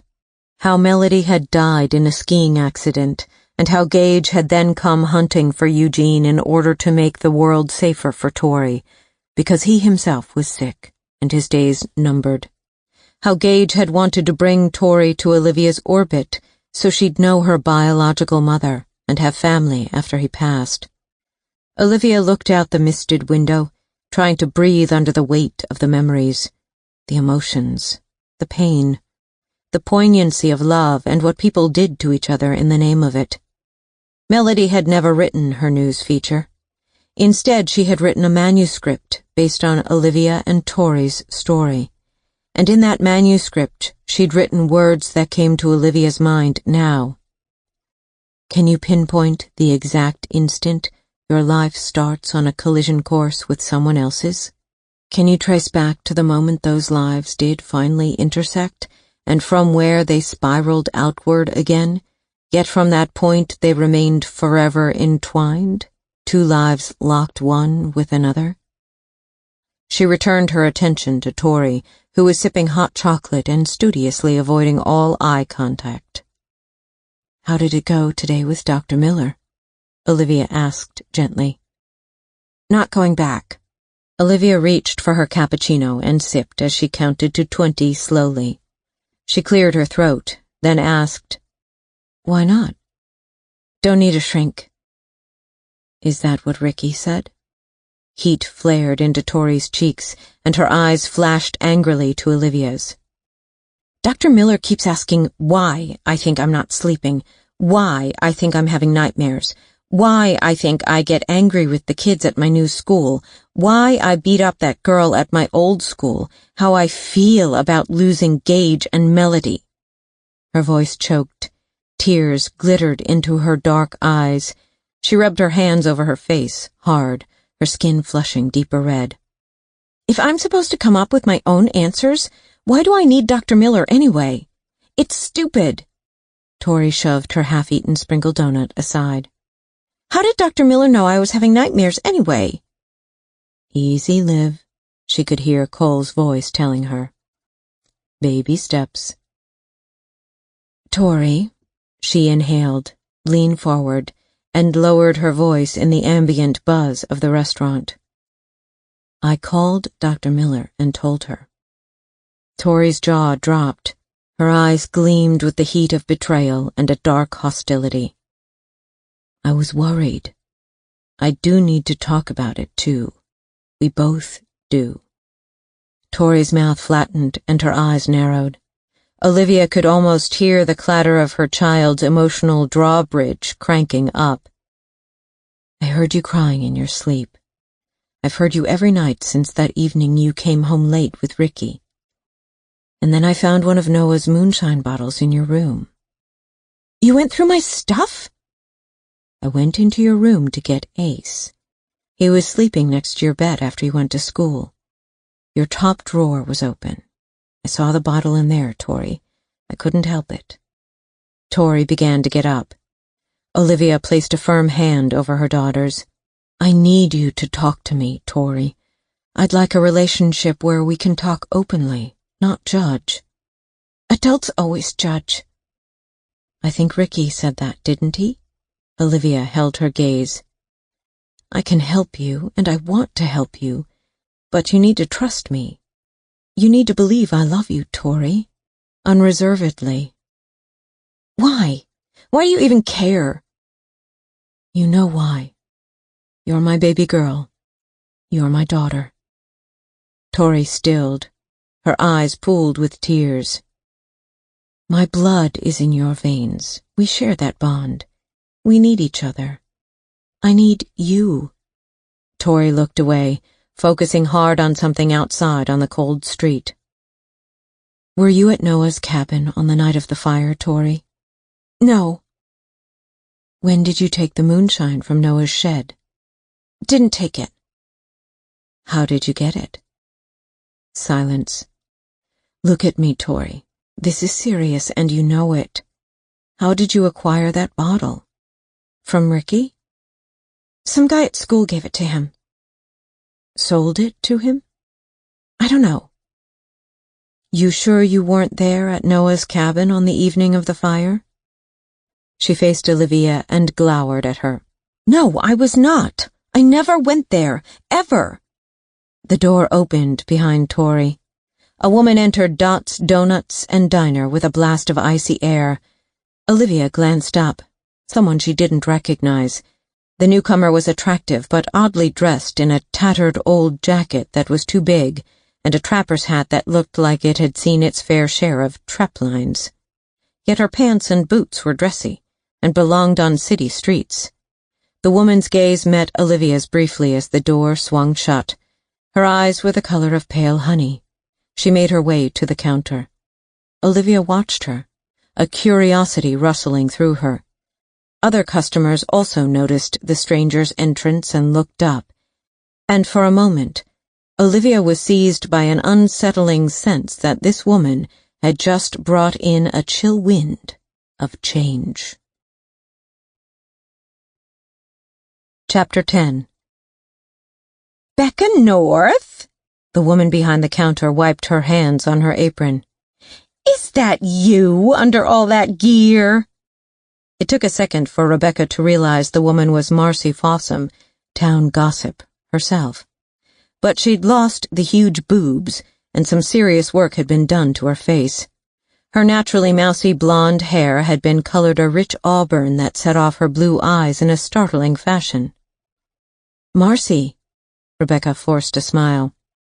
"Wow, you look fabulous. I'd never guess you had a daughter in college already. Buck told me. He also told me you own this place." Marcy offered a smile of perfectly straight and clearly whitened teeth as she came around the counter and gave Rebecca a warm hug. "Oh, my heavens, it's so good to see you. I'm so sorry for your loss, Becca. Are you okay? Is this Noah's gear?" "Not my best look, eh? It's taken me 5 days through Snowmageddon to get here, and now this Arctic outflow weather pattern, which is going to last who knows how long. I needed something warm." The 3 men in a booth nearby glanced Rebecca's way. They were all within earshot and appeared to be listening with keen interest. "Will you be organizing some kind of memorial service for Noah?" Marcy asked. "Because Solly Meacham at the Moose and Horn started a collection. We weren't sure if you'd come back. I mean, we've been seeing you on the news and knew you were tied up with that big case back east and all. Noah told us all about it, too. He said your career was going so well. He was so proud of you, Bex." Guilt, remorse, humiliation, grief, all pinged through Rebecca. The whole town must see her as the prodigal daughter returned, but too late. It steeled her desire to stay, sort this all out. For her dad, not leave until it was done. Only then would she properly be able to lay her father to rest and say farewell. "I will be organizing something, yes," she said quietly. "But I need to sort out a few things first." She didn't want his body to leave the morgue yet, either, just in case. Marcy frowned. She drew Rebecca aside so her employee behind the counter could serve others, and she lowered her voice. "Was there a problem with the post-mortem?" Conspiratorial tone. That part about Marcy clearly hadn't changed. "Just looking into a few questions, I have." Marcy's frown deepened. She angled her head. "Do you think Noah didn't do it?" "I want to believe he didn't." Marcy stared at her. Rebecca could see her mind racing. "What are you going to do?" "I'd like to order a coffee and 2 apple fritters to start, and then I'm going up to the cabin. What's left of it." Marcy's blue eyes widened. She turned and asked her employee for the coffee and fritters to go. Then she told Rebecca they were on the house. While her employee poured the coffee and warmed the apple fritters, Marcy nodded toward a booth under the street window. "See that woman and kid there?" Rebecca followed her gaze. An attractive woman sat across the table from a dark-haired girl of around 11 or 12. They seemed to be having a heated but quiet argument. "That's Olivia West and Tori Burton," Marcy almost whispered. "Olivia inherited Broken Bar Ranch, which should have gone to Cole and his sister Jane, but oh no, old Grinch Myron McDonough left it to that woman and her dog, of all things. It was Cole, you know, who called your father's cabin fire in." A bolt of recognition shot through Rebecca as she watched the woman and girl. "Olivia? Who used to be Sarah Baker? The woman who was kidnapped by serial killer Eugene George? She said. Yep, one and the same. Held captive by chains in a remote shack like an animal and sexually abused for months. Tori is the offspring, the raped child. It had been all over the news. Olivia West and Tori Burton were victims, or rather, survivors, both. And Rebecca was filled with a sharp and sudden distaste for Marcy. The same feeling of repugnancy she'd experienced 20 years ago when Marcy had told her that she'd seen Whitney and Ash together in the Devil's Butte bar where she worked. Marcy handed Rebecca the hot coffee and bag of fritters. Cops and donuts, eh? Try to deny it, but there it is. She grinned. Rebecca did not return the smile. Thanks. I need to be on my way. Must get up there before dark. Marcy's smile faded. Sure. Don't be a stranger, Kay? But as Rebecca took her leave, Marcy called after her. Noah was here that day, with Ash. Rebecca stilled, drew in a breath and faced Marcy. What time was that? Just afternoon, I think. Ash ordered 2 chicken sandwiches to go, but then he and Noah got into an argument right here in front of the counter. Ash said to forget the order, and he marched Noah out to his truck, which was parked outside the window. There. She pointed. What did they argue about? Now Marcy looked smug. She'd cast out the lure and hooked Rebecca. She was reeling her in. Marcy Fossum really had not changed a bit. No idea. But they were still going at it when Ash forced your father into his truck. Forced? Well, she moved a fall of auburn hair off her face. I can't be sure, but it did look rather aggressive. Chapter 11. She's back in town. The voice came through the vehicle's hands-free system. I know, the driver replied, gloved hands firmly on the wheel. It'll be fine. She's asking questions, a lot of questions. She doesn't believe he did it. She's gone out there now, looking. A pause as the driver pulled sharply off the highway and came to a stop on the shoulder next to a snowbank, a sign of mental distraction, of a need to focus exclusively on the gravitas of this conversation. There's nothing to find, even less so since the fire. And if there is, she knows how to look. She's a smart-ass detective who's put away some serious major criminals, stubborn like her father, only more dangerous, because she's not an old drunk. Silence as the driver considered the changing play of things. Maybe her old man told her something, the caller insisted. Maybe she knows. No way, the driver spoke quietly. She'd have returned sooner if that was the case. A pause. I'll go out there. Check into it. Yeah, you do that. Because if she starts talking and raising the suspicions of other law enforcement agencies, this thing gets a life of its own. She needs to be contained before that can happen. I've got it. I've got it. Okay. The driver killed the call and uttered a soft curse, anger and fresh worry curling at the edges of what had looked to be a perfect murder. Clearly, this wasn't over. Not by a long shot. The driver sat in silence for a few moments, thinking, then placed another call. Chapter 12. Rebecca hit the highway north, aiming for the Broken Bar Lake turnoff at the top of the plateau. From there she would head onto unpaved roads, through a derelict cross-country ski area, then deeper into forests and remote ranch lands. Heater blasting and hot coffee in the holder, Rebecca munched her fritters, icing sugar falling onto her lap. Music played on the old truck radio. The station was cycling through top hits from years gone by, which served only to slide her even further back into her own past.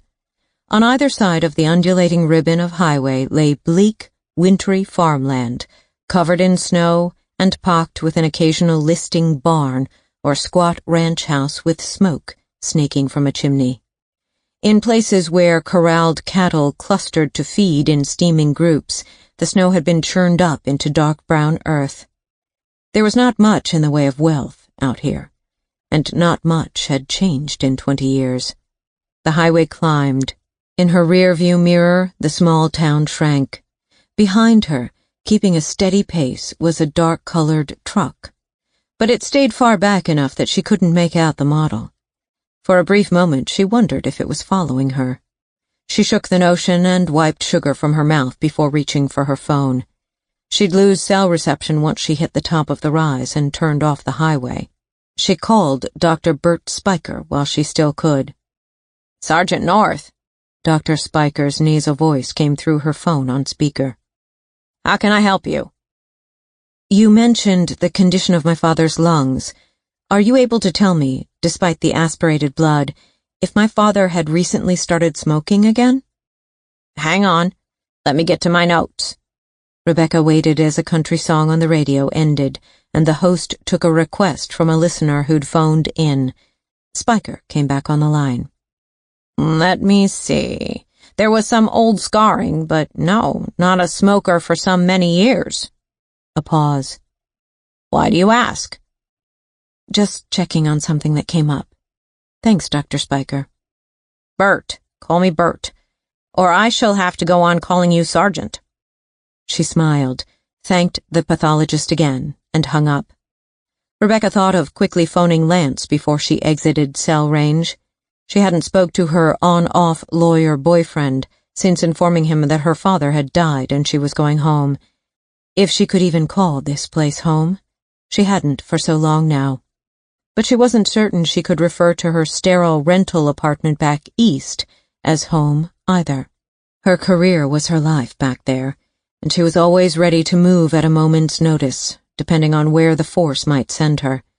Not even Lance was a constant, although he'd recently asked for a more serious commitment from her.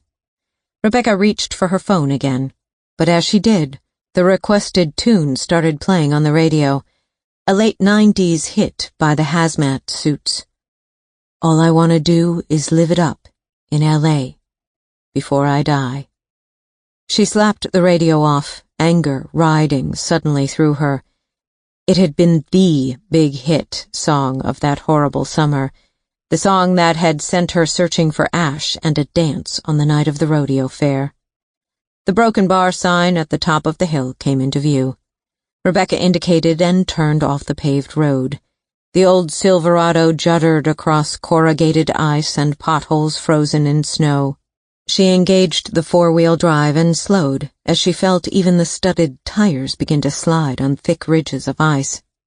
She passed the entrance to the dilapidated cross-country ski area. The road narrowed as it entered dense forest. Trees pressed in around her. The noise of the erratic diesel engine grew loud inside the truck cab as she navigated deeper and deeper into endless white forests that muffled outside sound. Suddenly, vehicle lights appeared far behind her. Was it the same truck that had been behind her on the highway? Had it followed her onto the turnoff? The lights disappeared from sight as the road curved, but unease filled Rebecca, and she kept glancing into the rear-view mirror. It distracted her, because when she looked back at the white road ahead, a deer was suddenly right in front of her hood. She slammed on the brakes. The truck skidded sideways. Coffee shot out of the cup in the holder.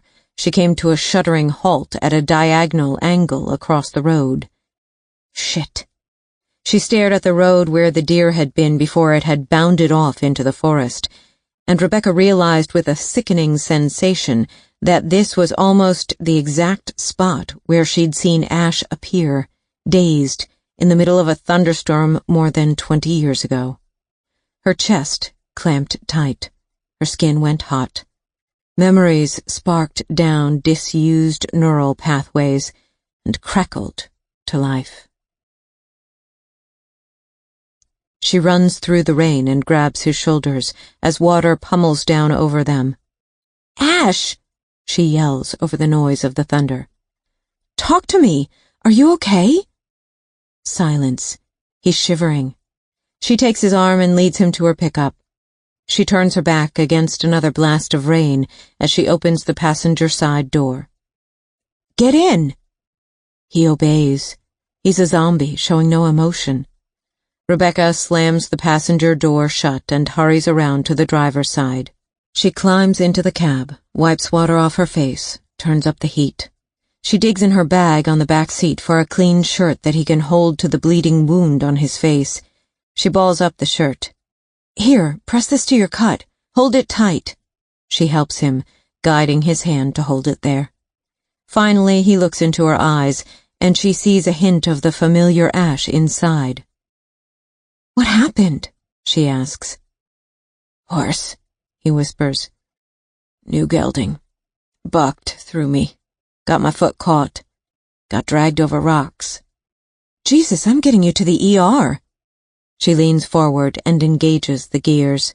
No. She shoots him a look. Not the healthcare center. I can't. Not there. Why not? Just help me, okay? He grabs hold of her arm. His grip is like a vice. You do it. Fix me. You know first aid. Just patch me up. I know you can. Animal first aid, Ash. I work part-time for a large animal vet, not a doctor. You need proper stitches. Flesh is flesh, Becca. Looks worse than it is. Just stitch it up or use butterfly sutures. He slumps back into the seat as his voice drifts off. She fights down panic at the sight of all that blood on his shirt. His bruised and cut knuckles, that swollen eye, his dazed appearance. He could have a concussion. And she fights how much she still loves and still cares, even as she hates him for everything he's done to her. Fights herself. Part of her wants to say, just fuck off, now that you need me. But the other part can't. A flock of blackbirds exploded into the sky, shocking Rebecca out of her memory. She swore, the after effects of the adrenaline rush making her tremble. Angrily, she swiped spilled coffee off her pants and off the seat. She cursed again. What little control she might have had of her emotions going into the fire scene had just been rattled clean away. It was this place, this cold, the memories. It was all sucking her back into the dark forests of her past and closing an icy fist around her throat. For a mad moment she feared this wilderness was sentient, that it had sent the deer to stop her right here, that once this place got its claws into her, it might never let her go. She glanced at the road behind her. The truck seemed to be gone. Engaging gears, she maneuvered the Silverado around and straightened herself out on the road. She drove deeper into the forests and the landscape of her youth, gloved hands overly tight on the wheel. In the sky above her, the blackbirds swarmed in undulating, ominous patterns. Another 20 minutes of driving brought her to clear-cut land and a fork in the road. She took the north road, crested a rise, and suddenly it was there. She stopped the truck. A black bomb appeared to have been dropped into the pristine white landscape where her family home had once stood. She stared numbly, trying to process the scar of devastation as the faltering diesel engine grumbled, white exhaust fumes crystallizing in clouds around the truck. All that remained among the blackened and charred debris that had once been their cabin was the stone hearth and chimney. The chimney rose above the ashes and pointed straight to the sky, like a finger of rock flipped to the heavens. Up high above the chimney, a raptor circled lazily on outstretched wings, but on the ground, nothing moved, apart from yellow police tape fluttering in the wind. And there, behind the raised cabin, squatting in front of the grove of trembling aspens, was the moonshine shed. The irony was not lost on Rebecca. Her dad's vice, his dark passion, had outlived him.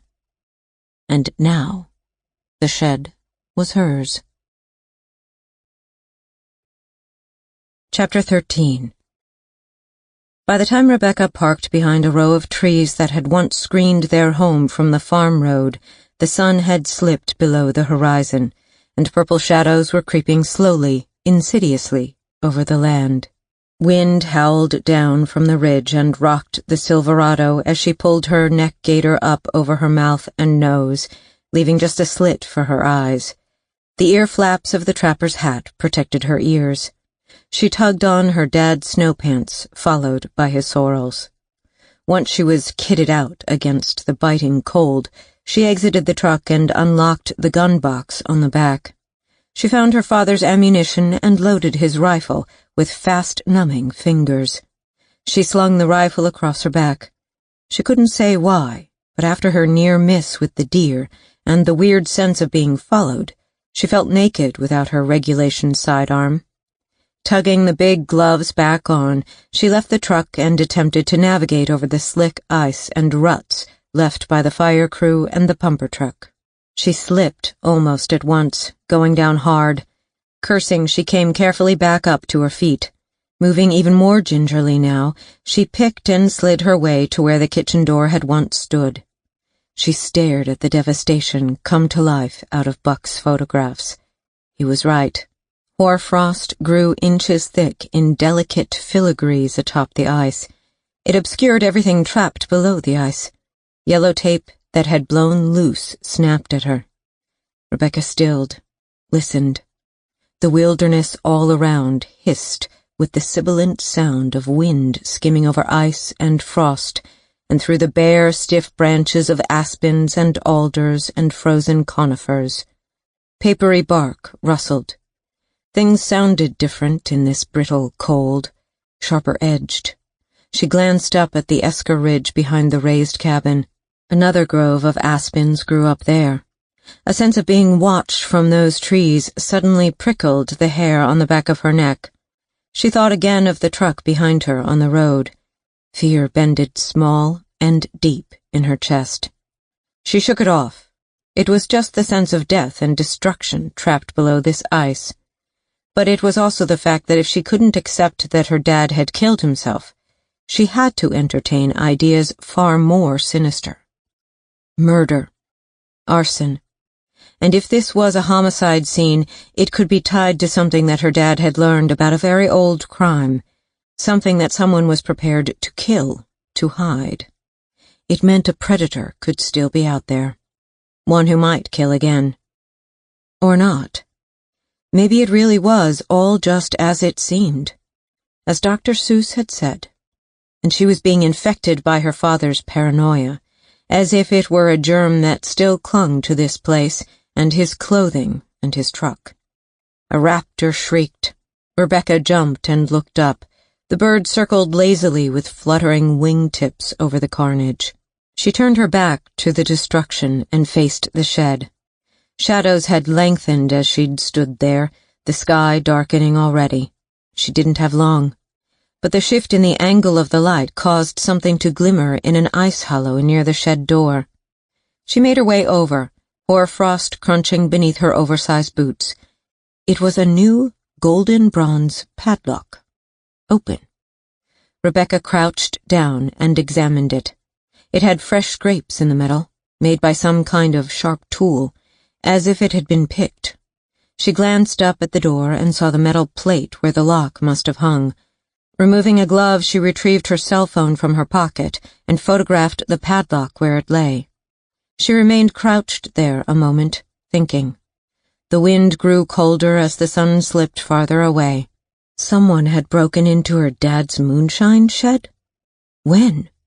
Before the fire or after? Buck had said he'd removed the liquor and the copper still, but maybe some opportunist, upon hearing of her father's demise, had come looking to take his booze. She picked up the lock with her gloved hand and examined it more closely. It had definitely been picked. She slid it into her dad's coat pocket. Rebecca creaked open the door and entered the shed. It was dim inside. She activated the flashlight function on her smartphone, but using it in this fashion came with the price of urgency. The battery could shut down at any moment in these kinds of temperatures. It had happened to her more than once before. She shone her light over the shelves. The bottles had all been removed. Only shapes remained in the layers of dust on the shelves. The dust patterns on the wooden table showed where her father's distilling equipment had recently stood, and near the back wall, beneath a tiny window, was the old workbench her mother had once used as a sewing table. The beam of Rebecca's phone light revealed a fine coating of dust on that surface, too. She ran her gloved hand over the top of the workbench. Memories breathed in and exhaled as the dust lifted in a cold cloud. Her mom. How they'd all been a family unit. How Rebecca had always believed she'd live out here on a ranch. Mary Ash. Emotion squeezed her chest, but as she was about to turn away, she saw fresh scrapes through the dust along the back of the workbench. Her pulse quickened. She brought her light closer. Fingerprints. Not glove prints, but bare hands had grasped the edge and been dragging along it, as if the person had been ducking behind the bench and facing the door. Small hands, small person, like a child, or a small female. Her heart beat faster. She took photos, tension hastening her moments in case the battery froze. Carefully she panned her light down behind the bench.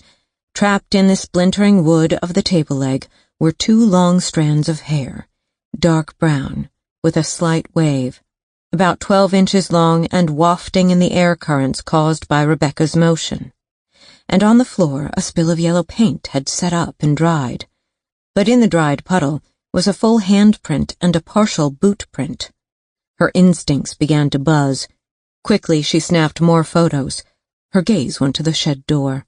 Had a small female, presuming the long hair strands did not come from a male, ducked behind here in hiding?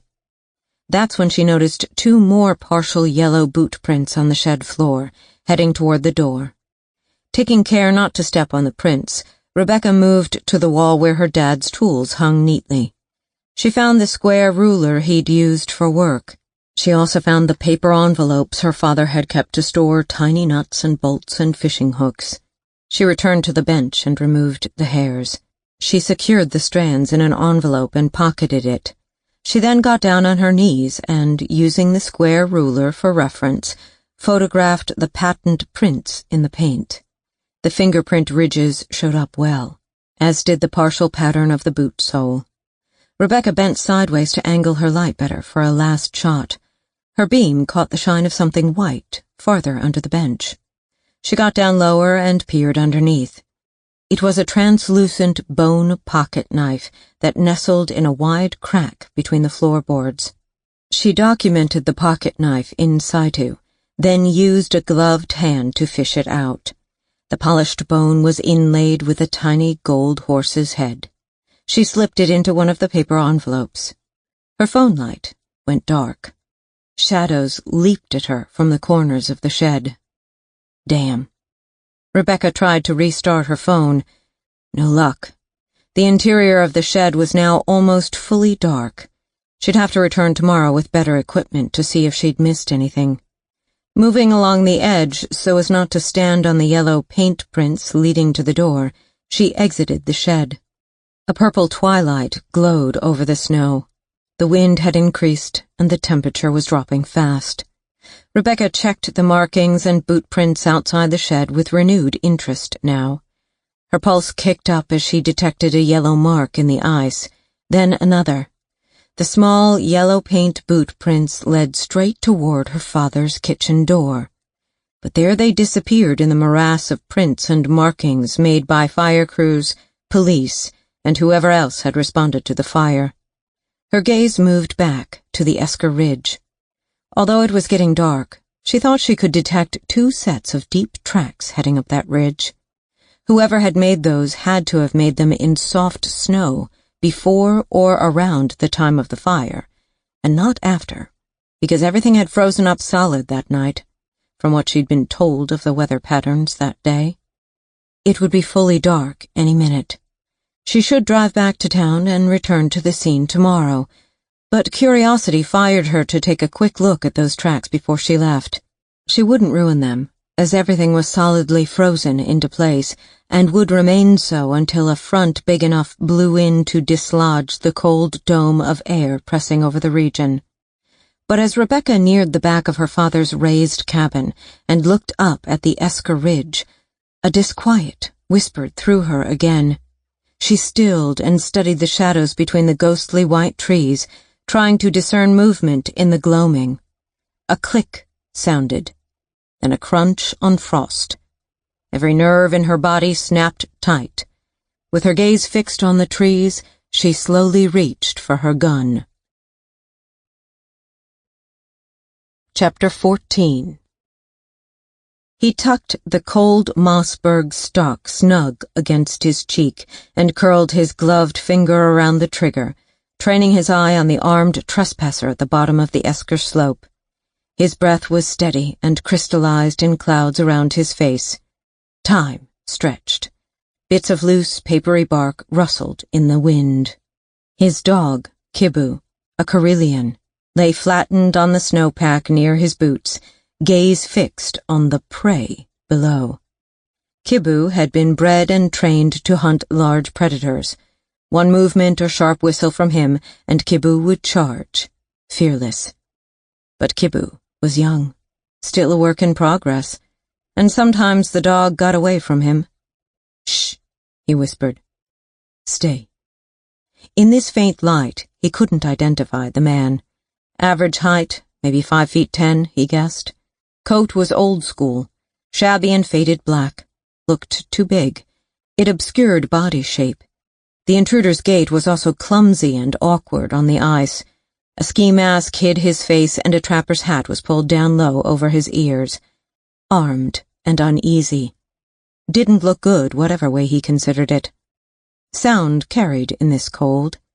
He'd heard the approach of an unserviced diesel engine. It had alerted him, and he'd come over the ridge to find the trespasser exiting Noah North's shed. From this vantage point, he couldn't see the vehicle that had snared his attention earlier, but right now his gaze was riveted on the intruder, who'd shrugged the rifle off his back and was aiming up at his hide in the trees. Kibu sensed the tension and whimpered, inching forward through frost, hungry for a charge. "Shh," he whispered. The wind gusted. A branch strained and cracked with breaking ice. Kibu exploded in a flurry of bone, fur, teeth, and saliva froth. His dog barreled down the ice slope, aimed straight for the intruder's throat. The man caught sight of the blur, spun, aimed at his dog. "Fuck!" "Kibu, stop!" he yelled, breaking cover out of the trees. "Stop!" A boom split the air. A scream. The sounds ricocheted over the frozen land, echoing over and over and over toward the distant marble mountains. The Last Supper. Caribou Country, Tuesday, January 8th. Almost 1 week ago. Ash carries in a pile of split wood, while Noah lights kerosene lanterns in his cabin. There's an Arctic outflow forecast. It's going to be brittle cold tonight. Everything outside will freeze solid within minutes once the system hits. Ash stacks the logs next to the hearth and then builds and lights a fire. While he's busy, he can hear Noah knocking and stumbling about in the kitchen. Once the fire starts crackling, Ash dusts off his hands and pants and goes into the kitchen. His dog, meanwhile, lies down on the once colorful rag rug in front of the hearth. The rug is something Ash considers fondly. Paige North, Noah's wife, brought it back from Mexico the year before she died. Ash was very fond of Becca's mother. She was kind, warm. In the kitchen, Noah is pouring 2 glasses of moonshine. The gas oven is on. A casserole dish of food waits atop the stove, as if to be warmed when the oven reaches temperature. 2 white plates have been placed upon the table, next to a packet of Denali plain cigarettes. The wooden surface of the table is well worn. As Ash gazes upon the old knots and dents and scratches in the wood, his mind goes back to a day when he was 12. His father, Olav, had brought Ash with him to this cabin because he'd wanted to discuss some business with Noah in the barn.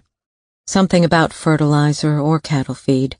Whatever it was, it took the man out of earshot while Ash was left to watch Mrs. North rolling dough out on that table.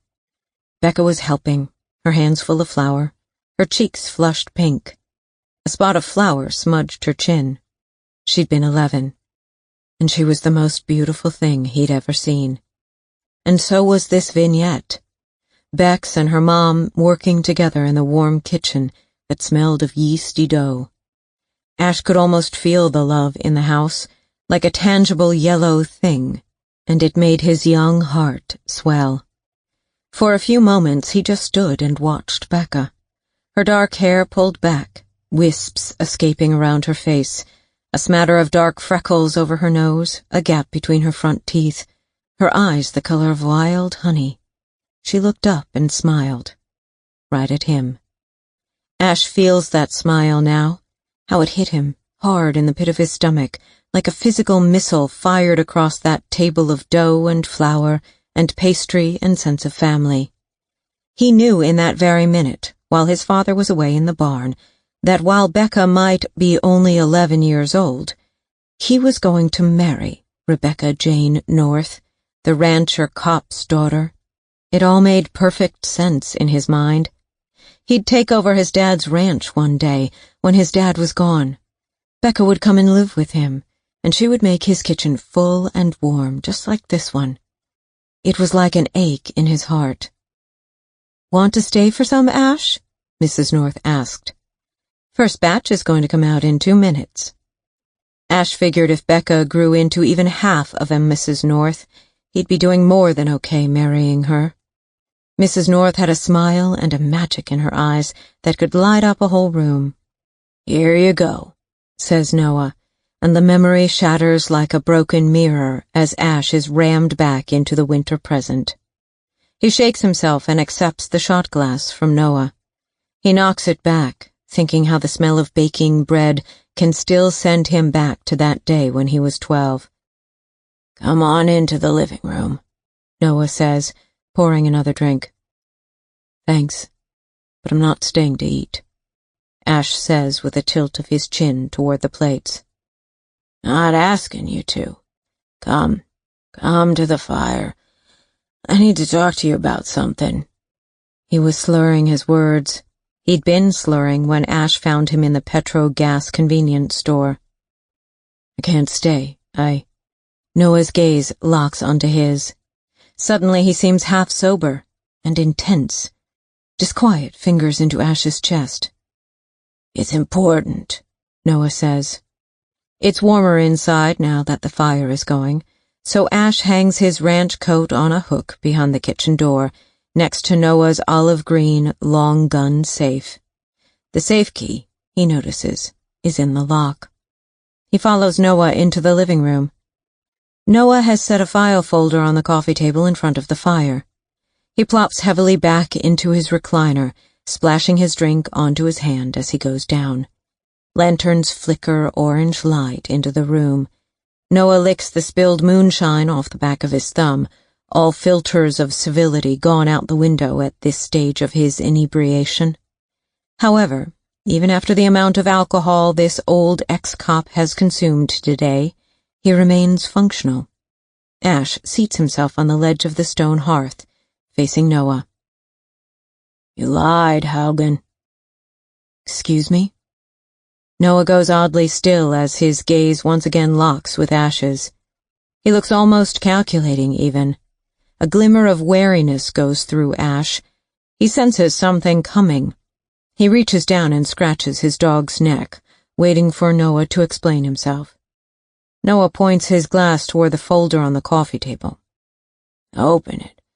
Take a look." Ash frowns. "Go on." He opens the folder. On the top of the pile of papers inside the folder is a photocopy of a December issue of the Clinton Sentinel from 20 years ago. The headline reads, "Mother fears worst for missing daughter." Below the headline is a photo of Whitney Gagnon. Dark memories seep like ink through Ash's brain. He swallows, then looks slowly up to meet Noah's gaze. What's this about? How did you really get that scar down your face? You know how. He moves the photocopy aside. Beneath it is a photo of him, taken not long after the gash on his face. He's holding the reins of a mare at a cattle auction. It was in the newspaper. Next in the pile is an old photo of himself and Becca standing beside the old red pickup truck he used more than 20 years ago for work. Another memory hits him. Throwing Whitney's suitcase into the back of that dusty old truck, the anger and rage he felt that day. Things begin to go dark in his mind. His head begins to buzz. "You gonna tell me what this is about, Noah?" he asks. You lied, Haugen, he says again. About the gash. Ash can't seem to think for a moment. There's a dark thing locked deep inside a vault in the basement of his soul, and he cannot open it, or else he won't be able to function. He learned a long time ago that the only way to survive was to throw away the key to what was locked in the vault. Fuck me, Haugen, you lied. Becca lied, and I want to know why. I don't know what you are talking about, Ash says quietly. But he fears the rage beginning to simmer under his skin at just the faintest hint of a bad memory. What are you doing with all this? I dropped the ball on those kids. He points his glass at the material on the coffee table, his drink sloshing about inside. Whitney and Trevor. I dropped the ball because people in this town, especially you, were hiding something. I treated you like my own son. I wanted you to marry my daughter. But you lied, Haugen, and I dropped the case. But now I owe those kids. I owe them justice. Noah, Ash says coolly, coming to his feet. I've got chores. I'm leaving. I'll see you again when you're sober and not so full of shit. Why no hospital? Ash clicks his fingers to summon his dog and goes into the kitchen to fetch his coat. Noah's voice chases him, growing louder. Have you been inside my house, Ash, when I wasn't here? Did you take papers from my case notes I made? Ash shrugs angrily into his coat. Someone saw you, Haugen, at the Renegade Line's bus stop with Whitney and Trevor. They saw you get into a knife fight with Trevor. Shock slams through Ash. He returns to the entrance of the living room in his coat. Who saw? He asks quietly. Very quietly. Who saw me that day? Get out of here, you bloody Judas. Go on. Come back when you're ready to talk the truth, boy. You and Becca. My ass. Chapter 15. Rebecca's heart jackhammered. For a second she'd thought she'd been hit. She held rigid, her rifle still aimed at the animal on the snow, her body drenched with sweat in spite of the cold. The noise from the gunshot resounded in her ears. The shooter had fired a shotgun slug into the snowpack right in front of the left toe of her boot, exploding ice shrapnel up into her masked face. The dog lay flat a few feet from her, growling low in its throat, saliva glistening around bared teeth, like a rabid wolf. A hunting spotlight shone down at her as the shooter carefully picked his way down the icy bank, shotgun still aimed at her. "Drop the rifle. Now," he commanded. She couldn't move. Her ears were still ringing, which disoriented and unbalanced her, and she was convinced that if she dared move even an inch, the dog's muscles would uncoil in one deadly leap at her throat. She remained frozen with her loaded rifle still aimed dead between the animal's eyes. She'd almost killed it a second ago, but he'd fired a nanosecond before she'd pulled the trigger, freezing her. "Put the gun down," he growled, low, not unlike the dog.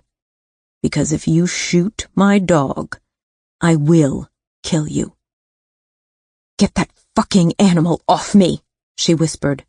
voice hoarse and muffled beneath her face mask. "So that I can put my weapon down." He whistled, sharp, two short, one long.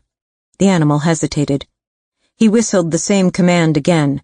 The dog rose slowly, backed away a few inches, still growling, salivating. "More, Kibu. Back up some more." The dog moved farther back. "Now lower your rifle and set it down on the snow, nice and slow. Then step away from it." She hesitated, her gaze, every ounce of her focus, still riveted on the dog. "Do it, or I will shoot. You're trespassing, you're armed. This is private land." Rebecca swallowed. Slowly she bent over and carefully set down her dad's gun on the hard-packed snow. She edged backward, away from the rifle, careful not to fall. She had a sense that if she did go down, her movement would explode the animal, and she'd have no way of defending her face and throat if she were flat on the ice. Mouth dry, she moved a few more careful steps away from the rifle. He came forward, a dark shape in dark shadows now, shining his hunting spotlight right into her face. She blinked into the bright glare.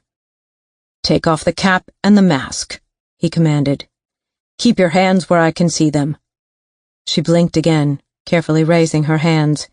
She removed the trapper's hat and pulled down her mask. Her hair released in a crackle of static around her face and shoulders. He stilled. Silence, dead, solid silence, fell like a weight around him. Even the growling dog fell quiet, sensing something in its master. "Becca?" A hoarse whisper. And she knew. She felt it right through the tiny hairs on her body and the ripple down her spine and the tightening of her throat. Ash. She was looking into the barrel of Ash Haugen's shotgun. He lied. What were you protecting him from that day? "Fuck," he whispered, lowering the weapon but keeping the hunting spotlight on her face, coming closer, as if to ensure it was really her. "Fucking hell, Becca. What in the hell? What's with this outfit?" Her heart hammered. Her whole body started shaking with the aftershocks of adrenaline. On the back of it all rode a smashing wave of anger. "Get that animal onto a leash," she demanded, "and then tell me what in the hell you are doing on my property." He called his dog over. She remained stone still as he angled the light away from her eyes. From the pocket of his jacket he took out a leash. Using one hand, he snapped it onto the animal's collar. In the angled light, she saw him better. He wore a huge padded jacket, snow boots, gloves, no hat. He appeared taller, bigger than she remembered, older. "Is that weapon on safety?" she said. "It's safe." "Show me your face so I can see you," she said. He angled the light a bit more, and his features shot into shadowed focus. Her breath sort of stopped somewhere in her throat for a moment. He looked harder, craggier in the oddly angled spotlight, the scar still jagged down the side of his face. Her cowboy she'd once loved. A broody, rugged Warlander of the Canadian North. Her Heathcliff of the wilderness, and of her once romantic teenage heart. The person who'd played the part in her imagination of every hero in every story her dad had read to her all those nights after her mom died. Stories read by the fire, from books on her mother's bookshelf. This man who was prone to dark bouts of silence, and who often needed to go off into the woods alone. She'd always thought she'd known him as no one else had, that she understood him. Maybe she hadn't, at all. Rebecca tried to swallow the tide of shaky, hot emotions boiling up inside her at the sight of him after all these years. But suddenly she felt all of 17 again, and subject to those same old forces. "It's been a while, Becca. I didn't think you'd come back now that he's gone." "What are you doing here?" she snapped. "Stalking me from those trees like that?" "Same thing I think you are. Following those tracks from the shed." Surprise coursed through her. It was chased by hot suspicion. "You're telling me that you came here, in the dark, to track boot prints on private property that has just been released by the police? The property of a man you were the last one to see alive?" "That's exactly what I'm telling you." Chapter 16. I was tracking a big cat with Kibu when we came across snowmobile tracks that led all the way to the back end of Noah's place, Ash said. As the wind whipped and the earth grew colder and the sky darkened, Rebecca listened to Ash explain how he hunted or hazed large predators on contract for both the Conservation Office and private entities. Large predator management, he called it. Bear, cougar, or wolf aversion. And occasionally, if an animal had attacked a human, he'd be tasked by law enforcement with tracking down the dangerous carnivore. He used a team of Karelian bear dogs to do it, and sometimes a bloodhound cross. Judging by the depth of the sled tracks and how they'd set up, they would have been made right around the time of the fire, he said. It made me curious.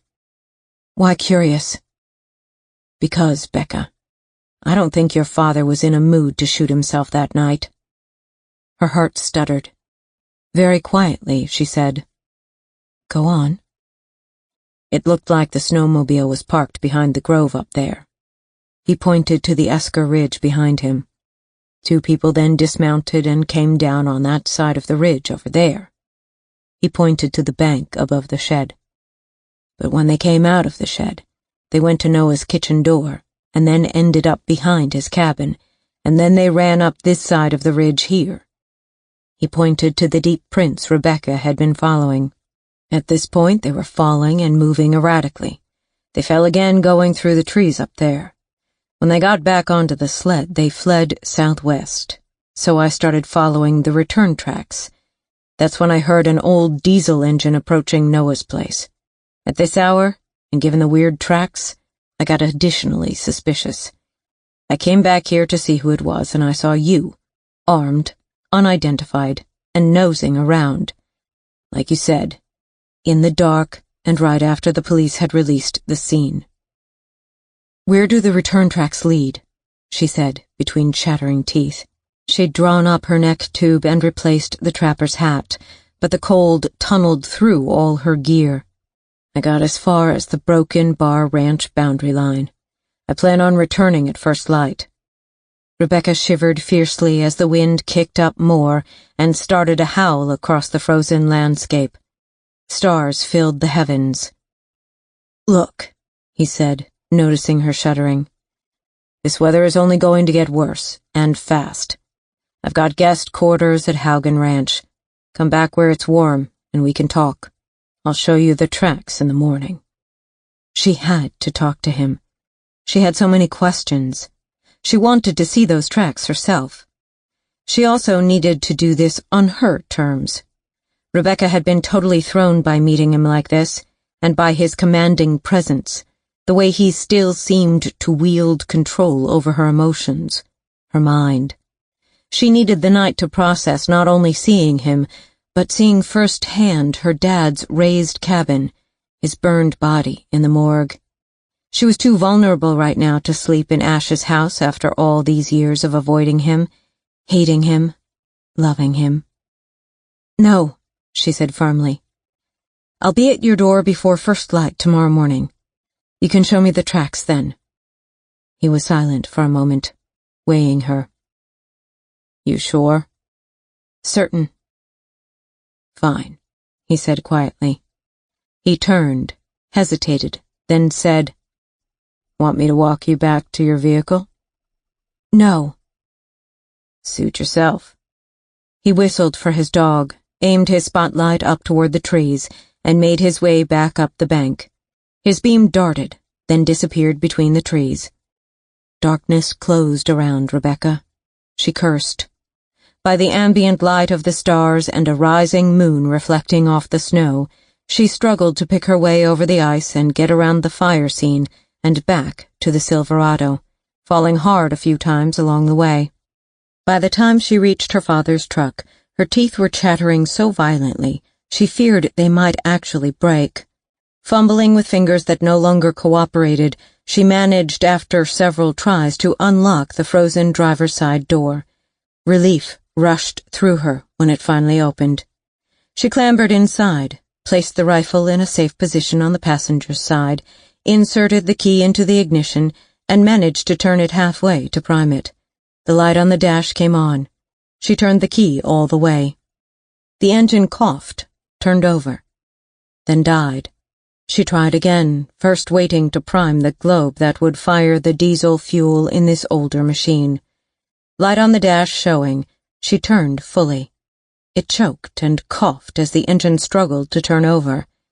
Then nothing. Raw fear crowded her brain. She tried again. Same.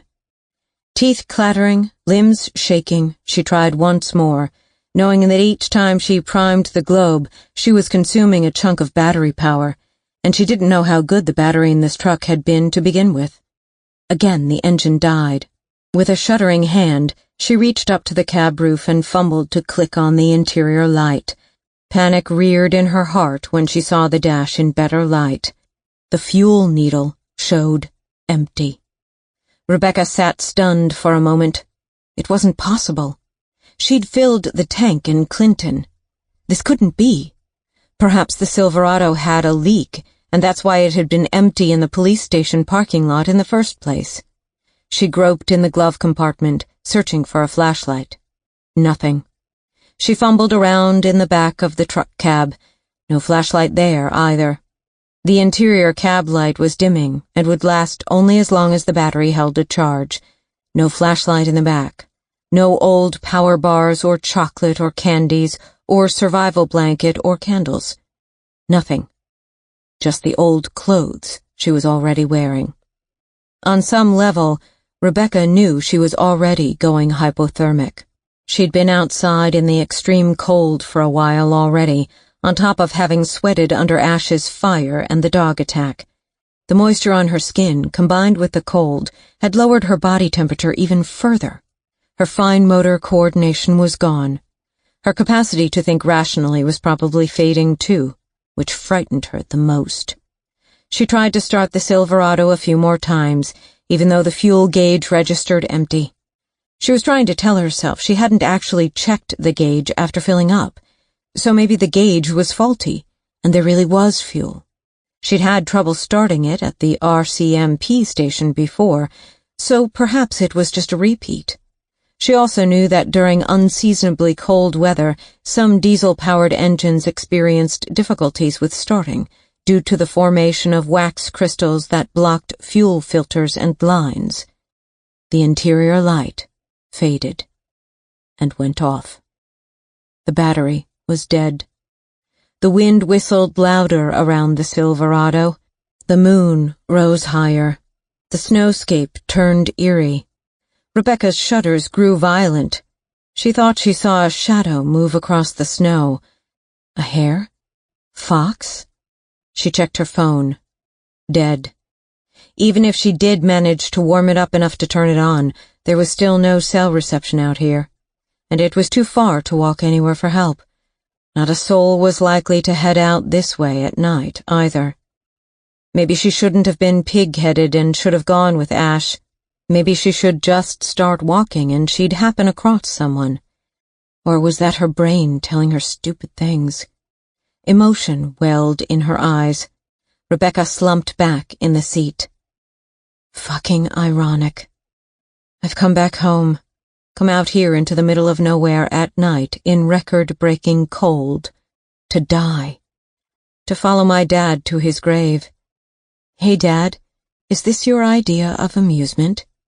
Is it your way to finally get me to spend a decent length of time with you? Like, forever? Hey, Pop? Maybe we'll see Mom. You lied, Becca. You both did. Was that your voice, Dad? An image rose in full color in her mind. Whitney and Ash coming out of the barn. It wasn't a riding accident that gashed open his face, was it? As blood left her brain and her extremities in order to warm and protect the vital organs at her body's core, her mind started to play tricks. She thought of the lights of the truck that might have been tailing her. Could someone have sabotaged the Silverado while she was inside the moonshine shed? Could Ash have done it before coming up around the back? Or Buck in the police parking lot before she'd driven off? The Silverado has good studded snow tires. You might want to use it if you plan on heading up there. Or was it just her dad allowing his old fuel tank to rust to pieces? But the idea of sabotage had taken hold.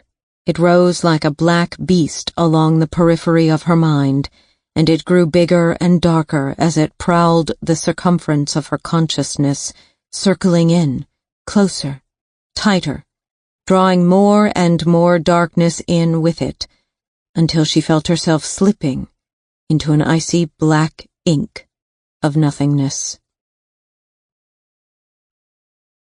Chapter 17. There are nights when the wolves are silent and only the moon howls. Where had Rebecca heard that? She peered through the frosted truck windows, watching as wolves materialized from the blackness of the forest. Their shadows crept slowly toward the Silverado over the moonlit snow. Or was that the wind making shadows? Rebecca struggled to keep conscious. She was getting hot. So hot. Maybe she should take off her jacket, rip off her clothes? Then, out of the darkness, she saw her dad.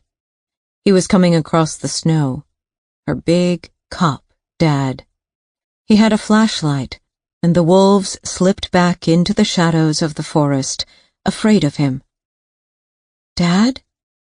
She heard her father's voice. Becca. Becca, wake up. She opened her eyes. Her dad vanished. She was still in the truck, alone. She tried to focus. A light appeared on the rise. She blinked. It was blurry through the ice patterns that had grown over the windshield. The light pulsed between trees, grew brighter, changed angle, and headed directly for her truck. As the light bounced and wove, it separated and became two eyes set close together, and she heard the whine of an engine. She realized the eyes were the headlights of a snowmobile. Fear sank talons into her chest. The saboteur was coming back? Had he been waiting for this moment, when she'd be all alone and incapacitated? Rebecca fought to shake her mind back into gear. She fumbled with a gloved hand for the loaded rifle she'd placed on the passenger side of the cab, but she couldn't make her fingers grasp it. The metal slipped through her glove, and the butt thudded to the floor. She realized it could have gone off. She could have shot herself in the head, like her father. The snowmobile barreled head-on for her truck, coming closer. As it reached her, it slowed and came to a chugging halt, facing the Silverado. The bright headlights aimed directly into her face through the filigree of ice ferns on the windshield. Panic whipped. She battled to open her door. Through the gaps in the frost filigree, she saw a dark, helmeted figure dismount and come toward the truck. Her door finally opened with a crack as ice broke free. Rebecca had been leaning against the door, and she tumbled out, crashing down to the frozen ground. "Becca!" The figure pushed up the helmet visor and bent over her. "It's me, Ash." She felt the strength in his arms as he helped her to her feet, and she struggled to stand. Her legs crumpled, and he caught her. "Schluck." Her tongue felt too thick. "Schluck out of gas." "Jesus, you're hypothermic. Can you try to walk? I'm going to walk you over to my sled, okay? Can you try?" She nodded. Her feet felt like numb stumps, but moving, just the mental relief of knowing she had help, that she wasn't going to die, fired her with renewed effort. She leaned on Ash as he held her upright and helped her hobble toward his running snowmobile. It was then that she noticed his dog sitting in a carrier on the back. She stilled. "Kibu is fine," he said firmly. "I promise. The only reason he went for you is because I was watching you like I watch big prey, and he's trained to do that. Plus, I got heated seats, and a survival blanket, and emergency heating pads for your gloves and boots. We'll get you back to my place in one piece as long as you can hang on to me. You good?" She nodded. And God, she'd missed that voice. Low, bass, assured. As much as she'd never wanted to hear it again and didn't trust him, right now he was her lifeline, and she was clinging to it. "Kibu, stay," he commanded as he helped her onto the back seat. He opened his emergency kit, activated the chemical heating pads, and slipped them inside her gloves and boots.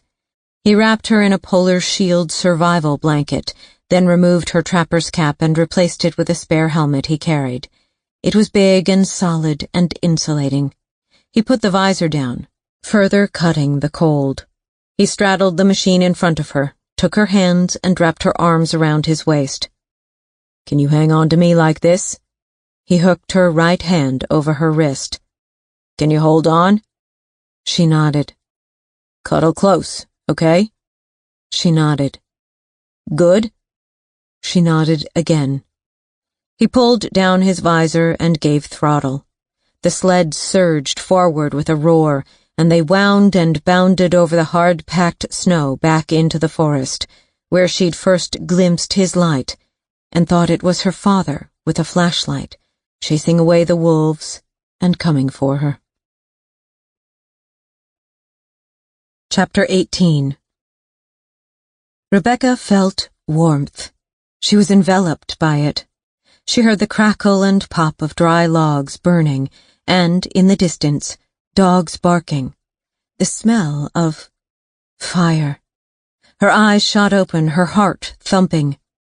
He sat there, Ash, in a chair by the fire, watching her with his ice-blue eyes. She was in his living room, and the lighting had been dimmed. The flickering glow of the flames in the hearth behind him cast his rugged features into sharp relief. The scar down the side of his face looked harsh. An old brown dog with a white muzzle slept on a rug in front of the hearth. It looked like a Chesapeake Bay retriever, a dog like her mom used to have. Kibu was passed out on a chair beside Ash. Faint yips and howls of dogs outside somewhere reached her again. Rebecca's brain slotted puzzle pieces into place as she struggled through a mental haze to backtrack and figure out how she'd gotten here. The lights following her, the raised cabin, and the clues that someone had been inside the shed and maybe fled the scene. Ash shooting at her. No gas in her truck. Fear of dying. Coming here to Haugen Ranch. Shucking her dad's gear in Ash's mudroom. Him helping her into the living room of his old family home, a great big log house built by his grandfather, seating her on the sofa. She sat up slowly, trying to pull her brain into sharper focus. A down duvet was wrapped around her, a heated blanket beneath that. The duvet smelled of fresh laundry. Yes, she recalled, the fire had already been going in the hearth when he'd brought her in. She'd noticed that. Next had come hot tea with honey, warm clothes handed to her, fleece, oversize, more tea. He'd told her not to talk. Discussion could wait. She met his eyes now and felt a visceral connection across the darkened room. This was her first proper look at him after all these years. Her teen lover had aged, as she had. But he'd matured in a way she found attractive. He was neither sweet nor handsome. Rugged, rather. A brooding look, sun-bronzed and weathered. Her attention returned to his scar, so prominent, cutting down the left side of his face from eye to jaw. He could have had plastic surgery over the past decades, but clearly hadn't. Her memory slipped back to the day she'd tried to patch him up with the help of a small medical kit, and knowledge she'd gleaned during her part-time job as a veterinary assistant. He lied. Her attention shifted to his hands. His knuckles were scarred. What were you protecting him from that day? She recalled the blood she'd seen on those ragged and bruised knuckles back then. Why had she not told her father she didn't know for certain he'd fallen off his horse and been dragged across sharp terrain? Why had she not questioned more firmly, at age 16, Ash's refusal to go to the ER facility on that particular day? What deep psychology had driven her to possibly blind herself to a darker truth? In that tempestuous, hormone-filled year she was 16, had she conveniently compartmentalized something that had created cognitive dissonance because she'd just recently started sleeping with Ash and needed to believe him? Needed to trust him again? How had her actions that day shaped this present? Could she, have possibly played a role in her father's death? And why, oh dear God, why did Ash still make her feel things? This was why she'd stayed away. He held a kind of animal magnetism over her. She felt it now, her gaze locked with his Arctic eyes. Her attraction had blinded her to the fact that he was not good for her. He was a liar, a two-timing shit of a liar. She cleared her throat. What time is it? Almost midnight. You going to be okay? Do I need to drive you to Clinton?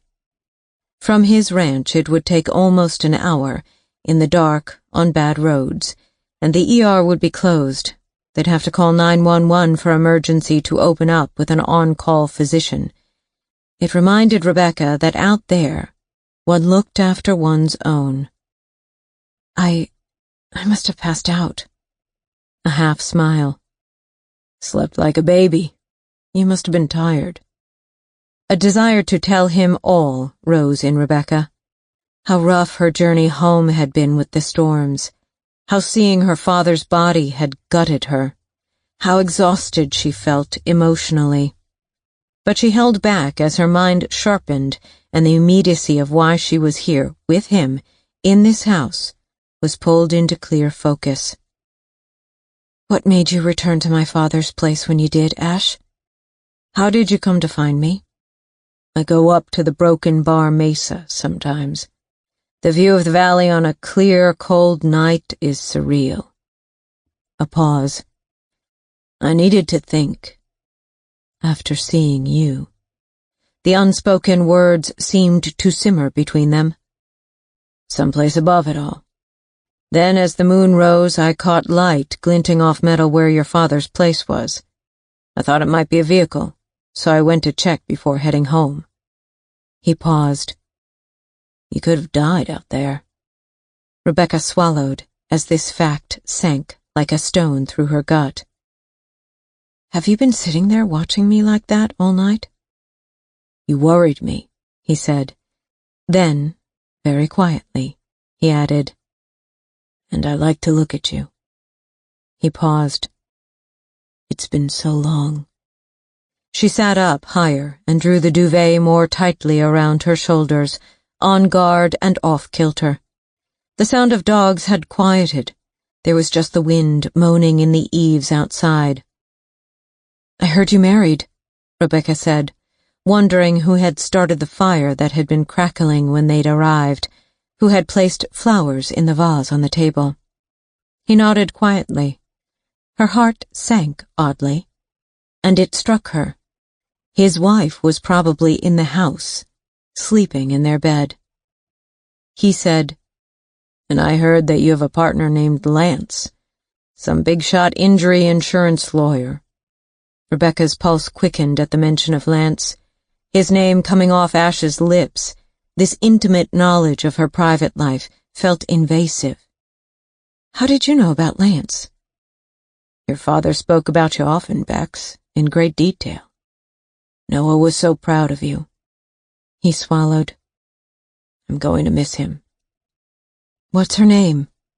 He crooked a brow quizzically. Your wife? He gave a soft snort, and then a slow nod. I see. I guess while Noah told me all about you, he didn't tell you much about me, did he? I asked him not to. Not after I heard you got married. Her words hung. He regarded her intently, something indefinable changing in his face. He moistened his lips and looked down at his hands. He rubbed them together, inhaled. Her name is Shauna. She's an artist. We met when she came out here with a painting group. I guided them for the duration of their painting trip. He hesitated, as if measuring what more he should tell her. The fire cracked, and a log tumbled against the grate. It didn't work out, he said. We split up, then divorced 6 years ago. Marriage lasted 7. Rebecca's pulse quickened. He looked up into her eyes. Why? She asked. He held her gaze, looking right into her, as if accusing her, as if Rebecca were somehow to blame for the failure of his marriage. It was me, I guess. I didn't give it enough. I was absent, in a sense, out in the bush a lot doing my thing. I know I'm sometimes not easy to be with. And she needed more. She had an affair. So I suppose I asked for it. Our marriage has been over for almost as long as it endured. A glimmer of pain danced in his eyes. Rebecca knew that pain of betrayal. He'd inflicted that same pain on her. She glanced at the flowers on the table. He seemed to read her mind. He'd always had a habit of doing that, guessing what she was thinking. Housekeeper, he said. She gets them fresh from a florist in Clinton. She keeps me on track. He offered a smile. It did not quite reach into his eyes. What about you and Lance, the injury lawyer? Is it serious? The way he said it, he might just as well have said, Lance, the ambulance chaser. She watched him steadily, a soft anger beginning to pulse at the personal dig. Rebecca welcomed the emotion. Anger cleared her focus, brought her back to her goal, the reasons she needed to talk to him. Brushing aside his question about Lance, she said, Buck told me you were allegedly the last person to see my father alive before he supposedly shot himself. Or was killed. Tell me what happened during those final hours, Ash. What makes you say that my father was in no mood to kill himself? He moistened his lips. I found him in the Petro-Gas convenience store earlier that day. He was inebriated, and I figured he'd done a little detour on foot from the Moose and Horn, under the pretext of visiting his old buddy, Clive Dodd, and that he was going to circle back to his truck parked at the Caribou Lodge. It was a trick of his to get around Solly's watchful eye. And Noah was in no state to drive. I offered to take him home. Rebecca heard genuine care in Ash's voice. It threw her. What time was that? Noon. Arrived at his place around 4. The drive takes 45 minutes to an hour max. What happened in between? You're playing cop, and I'm being interrogated. I am a cop. He's my dad. I need to know what happened. He watched her for a beat. A white-collar crimes cop. He let that hang. That's a long way from homicide, Becca. Is that what it is, then? Homicide? The word shimmered. The fire crackled. He looked away, swore softly, and raked his hand through hair that was as thick and dark as it had been the day she'd last seen him, but shot through with strands of silver at the temples, which suited him. I don't know what to call it yet, Bex, I really don't. But it sure as hell wasn't suicide, in my mind. Rebecca's chest tightened. Talk to me, Ash. Walk me through exactly what happened, then. Please, step by step. On the way up from Clinton, we stopped at the Open Circle Ranch to drop off feed. Maggie was recently widowed, and... a shrug. I help her out where I can. It's no sweat to drop off supplies or pick up things for her on my way in or out. Noah fell asleep on the drive up. He was asleep pretty much as soon as we left town. He woke when we reached his cabin." She eyed him. "And then?" "I helped him carry in a load of wood. I started the fire, had a quick drink with him, which I did, from time to time. And then I left. The cold front was coming in, and I had dogs to check on and staff to pay." He leaned forward, resting his forearms on his thighs, and clasped his hands together. "But here's the thing. Noah had put the oven on. He'd set 2 plates on the kitchen table, and a packet of cigarettes. He doesn't smoke. He was expecting someone for dinner, Becca. None of that smacks of someone about to take their own life within the following hour." Her heart beat faster. "The cigarettes were Denali plain?" He leaned back slightly. "How'd you know?" "I spoke to the Maliks at the gas station. They told me he bought a pack of Denali plain." A look of wariness entered his features, as though he realized he was being cross-questioned. "Does Clive Dodd smoke?" she asked. "Buck told me my dad was on his way to visit Dodd. Could he have been buying the smokes for Dodd? Dodd's on oxygen and dying of emphysema. Noah had to have bought those for someone else." "Did you inform Buck and Dixie, the coroner, about the cigarettes? The fact that my father was expecting a dinner guest?" "I told Buck." "Did he look into it? Did he locate and interview the person who was supposed to arrive for dinner?" "I can't answer that. I know only that the coroner's office took the lead on the case because Buck found no evidence of a crime." "Buck never mentioned to me that my father was awaiting a guest. He said all indicators pointed to my dad being depressed or suicidal." Ash studied her in silence, as if deciding what he should share with her. Outside, the moan of the wind sharpened to an eerie wail across the frozen landscape. He cleared his throat. "I'm not sure that Buck is the right cop for this case." Surprise rippled through Rebecca. "Why?" He reached over and scratched Kibu's tummy, turning his face away from her slightly. Rebecca had been trained in interrogation techniques. To her, this was a tell, a sign that Ash might be about to lie. "I don't trust him," he said. Rebecca thought of the way Buck had stared out the window at the flag snapping in the cold wind, and the words he'd spoken. "The Silverado has good studded snow tires. You might want to use it if you plan on heading up there." She thought again of the possibility of her dad's truck being sabotaged. "Why not?" she asked. He shook his head. "Just don't." She waited for him to explain further. He didn't. So she filed it away, intending to circle back later. "And over drinks with my dad. What was his mood? What did he talk about?" He was energized, almost, enthused about one of his new cold case projects. A frisson chased through her. "Which case?" Ash hesitated, a fraction too long. "The Whitney Gagnon and Trevor Beauchamp mystery." Her heart whomped. She'd guessed it. But hearing those long-ago names spoken out loud, from his mouth, it felt raw. Memories exploded through her mind.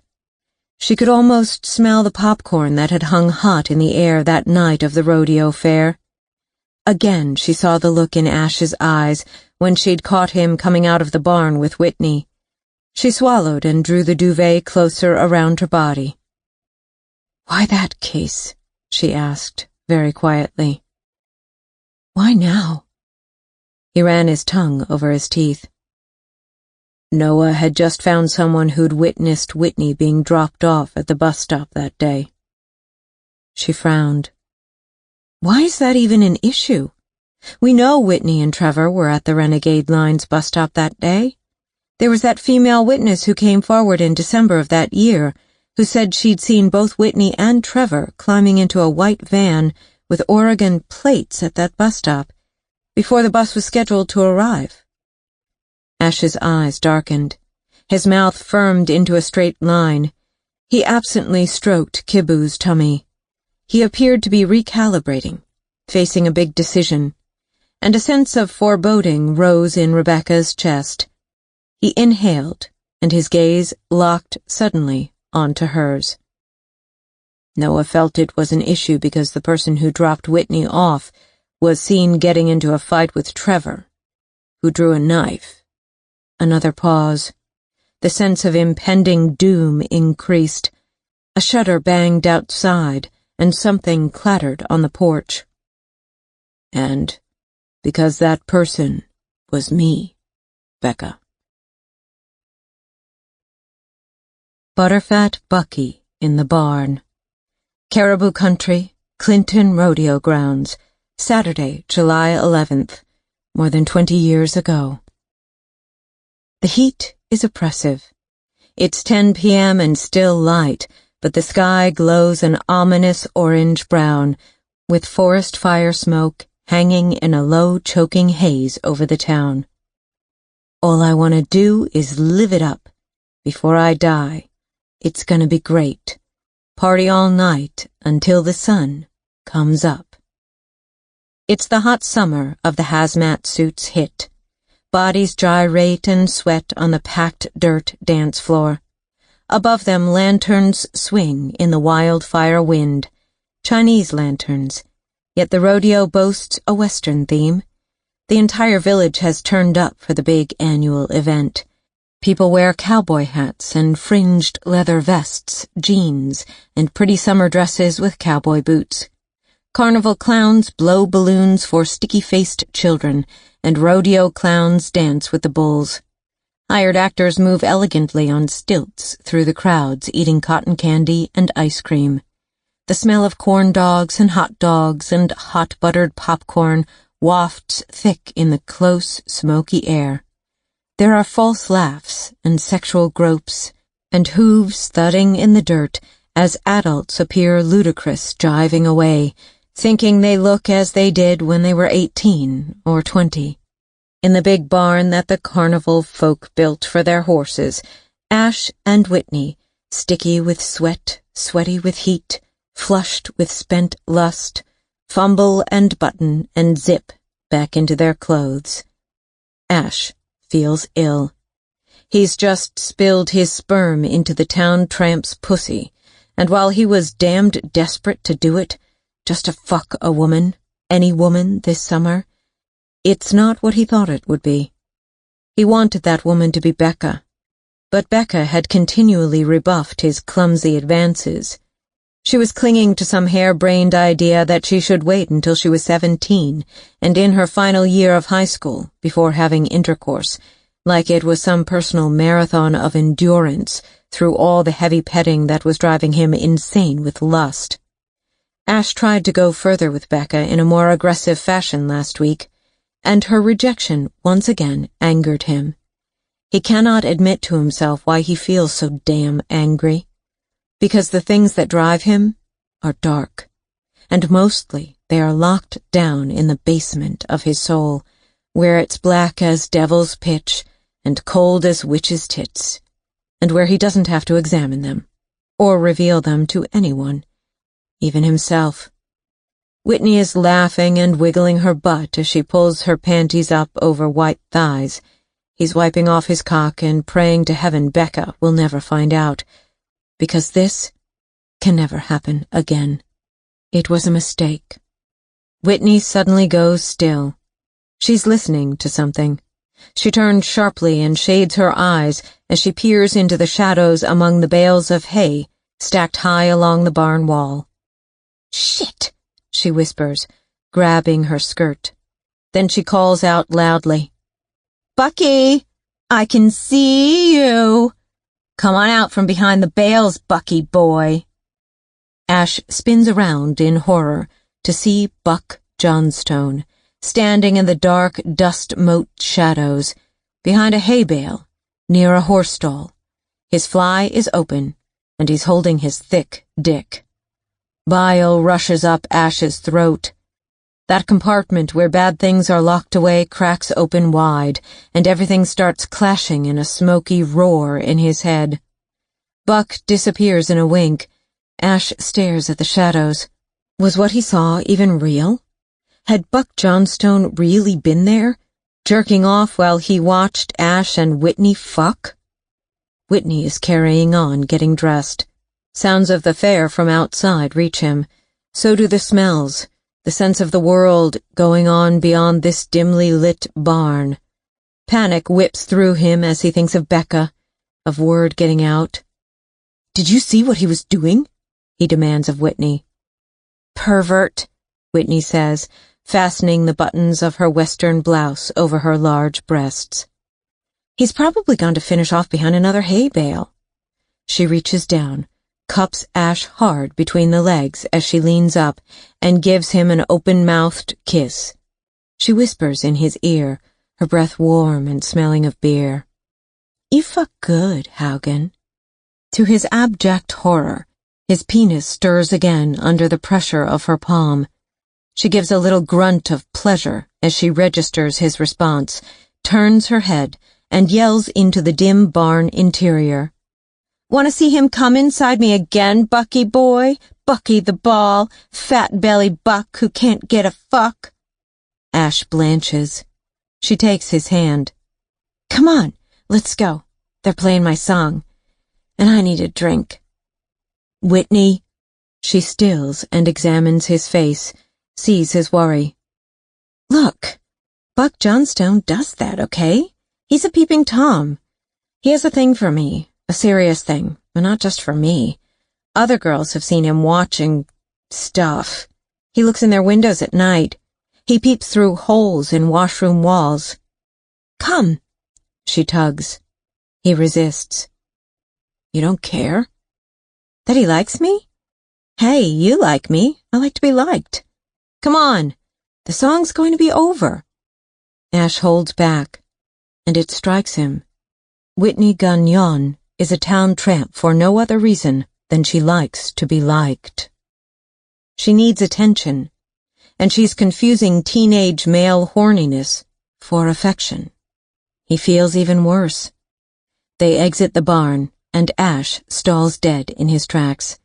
His heart bottoms clean out as he sees Becca standing there. She's caught him and Whitney coming out of the barn, Whitney holding his hand. Their eyes meet. Shock whitens her face. He drops Whitney's hand. "Before I die, have some fun. It's gonna be great. Party all night until the sun comes up." She spins around and vanishes into the crowd. He races after her. "Becca! Becca!" But she's gone, absorbed into the hot, dancing, sweaty, gyrating crowd and butter-stinking air. As Ash searches desperately for her, he feels it, the beginning of the end, of life as he always thought it would be, because he fucked Whitney in the barn. Chapter 19. Ash watched Becca's face. The look in her eyes changed as they hardened into something flat and inscrutable. He lurched to his feet, paced, fisting and unfisting his hands as he walked. Kibu sat up sharply, alerted to his master's agitation. "Why?"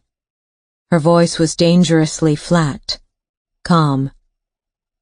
"Why did you take Whitney to the bus stop?" He spun to face Becca, his heart beating hard as fucking hell. "Because she said she needed a ride, and I wanted to be sure she left town. I wanted her gone." Her features were tight. They revealed no emotion at all, and her toneless delivery, the lack of any inflection in her voice to clue him into her feelings. Ash had seen that kind of demeanor in cops before. They trained for it. Becca was suspicious of him, and as he held her unreadable, honey-colored eyes, a memory flashed through him, of Becca at 11, baking bread with her mom. She was no less beautiful to him now. He'd never stopped wanting the same things he'd visualized that day. Why did you and Trevor fight? What do you think? Why don't you tell me? Ash did not want to relive this with her.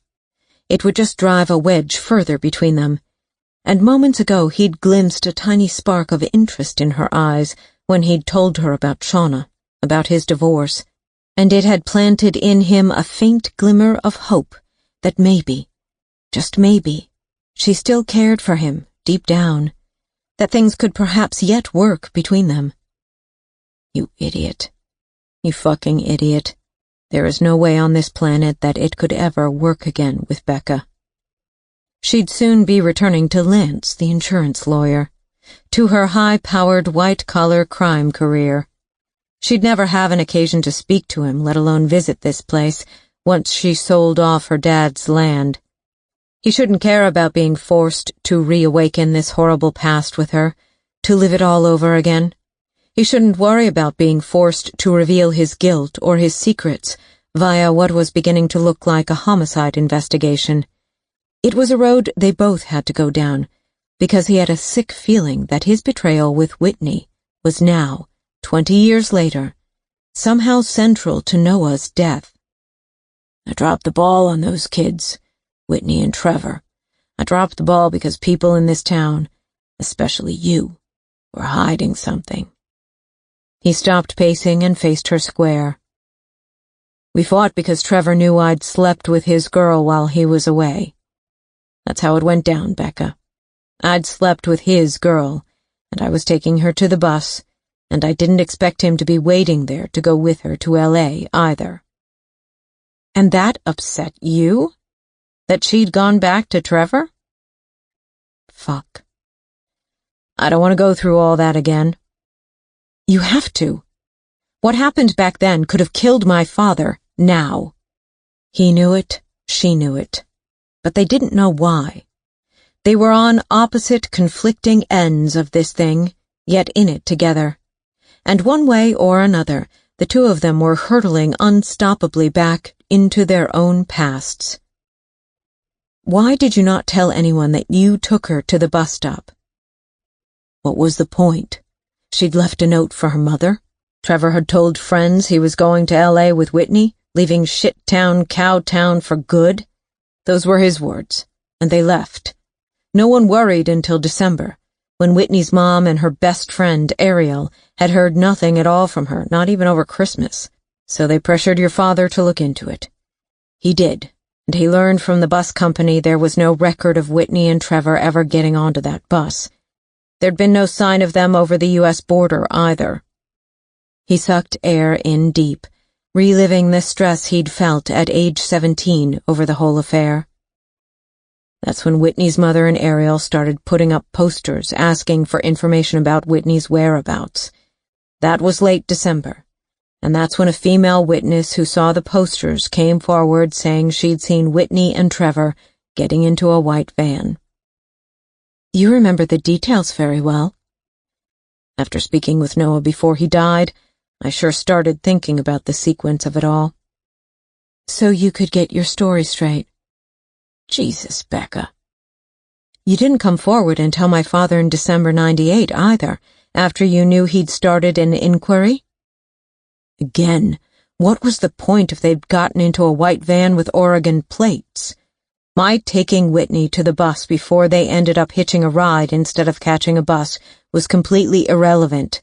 We all knew they were intending to head south across the border, aiming for California. She glared at him. He sat down hard on the ottoman, rubbed his face, feeling exhausted. For a moment he just listened to the fire, to the sounds of wind and ice crystals ticking against the windows, trying to absorb and process the fact that Becca North was back and in his house, that they were traveling together down this old road. Slowly, he looked up. You want the truth, Becca? The fucking stupid truth? I didn't want to bring it up because I didn't want to hurt you. I wanted you still. I thought I still had a chance. Emotion snared his voice. He struggled to hold it in. I wanted that one goddamn last chance. I couldn't let you go. You were supposed to be my whole life, and Whitney screwed it up. screwed us up." Emotion rode sudden and high in her cheeks. Her eyes flashed like liquid. She couldn't hold it in despite her obvious attempts. "You continued seeing her after the night at the fair. Marcy told the whole town. Yet there you were, telling me it was over, begging me to trust you, telling me that you loved me." Her voice broke. "We meet love, you fuck." He felt the blood drain from his head. She took a moment, rubbed her nose, cleared her throat. "So that's why my father said that you lied, then?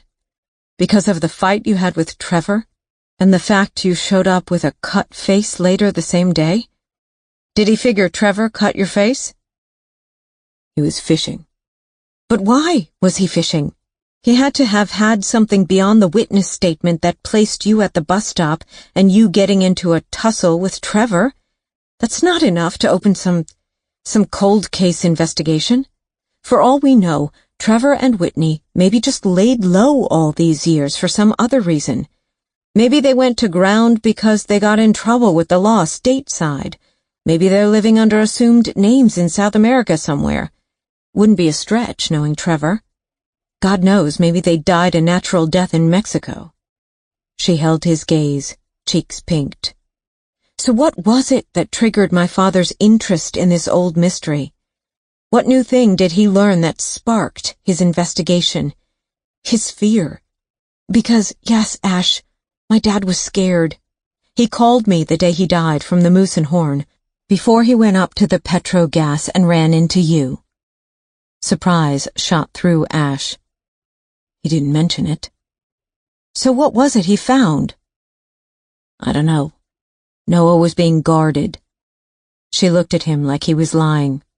Then she said, "So who's the witness who saw you?" "Again, I don't know. Like I said, he was playing his cards close." She surged to her feet. Hugging the duvet around her shoulders, she walked to the sliding glass doors and stared out into the dark through her own reflection. "Obviously he was playing his cards close if he thought you had something to do with the Whitney-Trevor mystery." She faced him. "What is the damn mystery anyway? Because at this point, I don't even see how Trevor cutting your face before climbing into a van would change things. They still got into the van." He shook his head. "Whatever information Noah had, it could have been in that case file of his he had on the coffee table. If it was, it's burned. Or the information could also have gone missing out of the file before the fire, because he asked if I had been inside his cabin and taken anything. And if incriminating information really was stolen, then someone else out there must know whatever it was that Noah knew." She studied him long and hard from across the room. "Did Trevor cut your face?" "No. We threw a few punches and it was done. I left." "So how did you hurt your face?" Irritation sparked through him. "I told you, a horse." "Why refuse to go to the ER and get proper stitches? What was the deal with that?" "Probably concussed. Wasn't thinking straight." "Right. Oh, Jesus, Becca." He surged back up to his feet. "I wanted you. I needed you. Touching me. Your hands in my blood. Inside my pain. Fuck it. Your care. I wanted your care. Whitney was finally gone. I wanted to drown in you. Just you." Emotion burned back into his eyes. Becca stared at him, utterly motionless. He turned, paced, swung back. She'd gone. I was amped up from my fight with Trevor. I needed to burn off a whole lot of steam, get her and him right out of my system. So I went for a ride, but I was unfocused, too angry, wrong frame of mind. And I chose the wrong horse to ride in that mood on the cusp of a thunderstorm. One clap of thunder and it spooked and threw me. Becca moved slowly back to the sofa and reseated herself. Her hands were trembling, her eyes glistening. She broke eye contact and stared at the fire for a long while. His dog, Bear, stirred and stretched on the mat. Ash's blood was pounding in his ears. He was shaking himself. "What about you, Becca?" he asked quietly. "If you'd had doubts about my injuries that day, why didn't you tell your father either?" Very slowly, she looked up and met his gaze. Softly, she said, "Because I wanted to believe. I wanted." Her voice choked. Emotion seared through his chest. Every molecule in his body ached to hold her, to go back in time and change that one July night of that wildfire summer. Ash had to fight with every ounce of his being not to go up to her, to touch her. He breathed in a shuddering breath. "And now," she said, "now I still want to believe, Ash. God damn it, there I said it. I still want to believe you." His heart stuttered. She swallowed. "But I can't. Not now. From what my dad said on the phone, whatever happened to him afterward is somehow connected to what occurred between us. I need to find out what that is before I can trust you. I'm going to have my dad's death investigation reopened. I'm going to talk to Buck to—" "Not Buck." "Why not?" she asked him again. "I don't trust him with this." "You're going to have to explain, Ash." Nausea washed up into his belly at the idea of having to conjure it up in his mind again. "He had a thing for Whitney," he said, his voice tight. "He was stalking her, peeping Tom." She snorted. "How would you know?" He felt hot. "She told me." "Right, and you believed her? Want to see him come inside me again, Bucky boy? Bucky the ball, fat-belly buck who can't get a fuck?" Ash fought against telling Becca, but decided it had to be the truth now. All of it. As much as he could bear. If not for Becca, for Noah. He inhaled deeply and rubbed the back of his neck. "Buck Johnstone was in the barn that night at the rodeo fair. He saw us, me and Whitney. He was watching, and he was jerking off." A long pause. Then Rebecca came sharply to her feet. "I need to go to bed." She left the living room and went down the passage toward the guest bedroom he'd shown her earlier, wrapped in his blanket and duvet, her shoulders slumped. And Ash stood alone, staring at the space where she had vanished. He walked slowly to the sliding glass doors and looked out into the white glow of the moon on the snow. Leafless branches bobbed in the wind.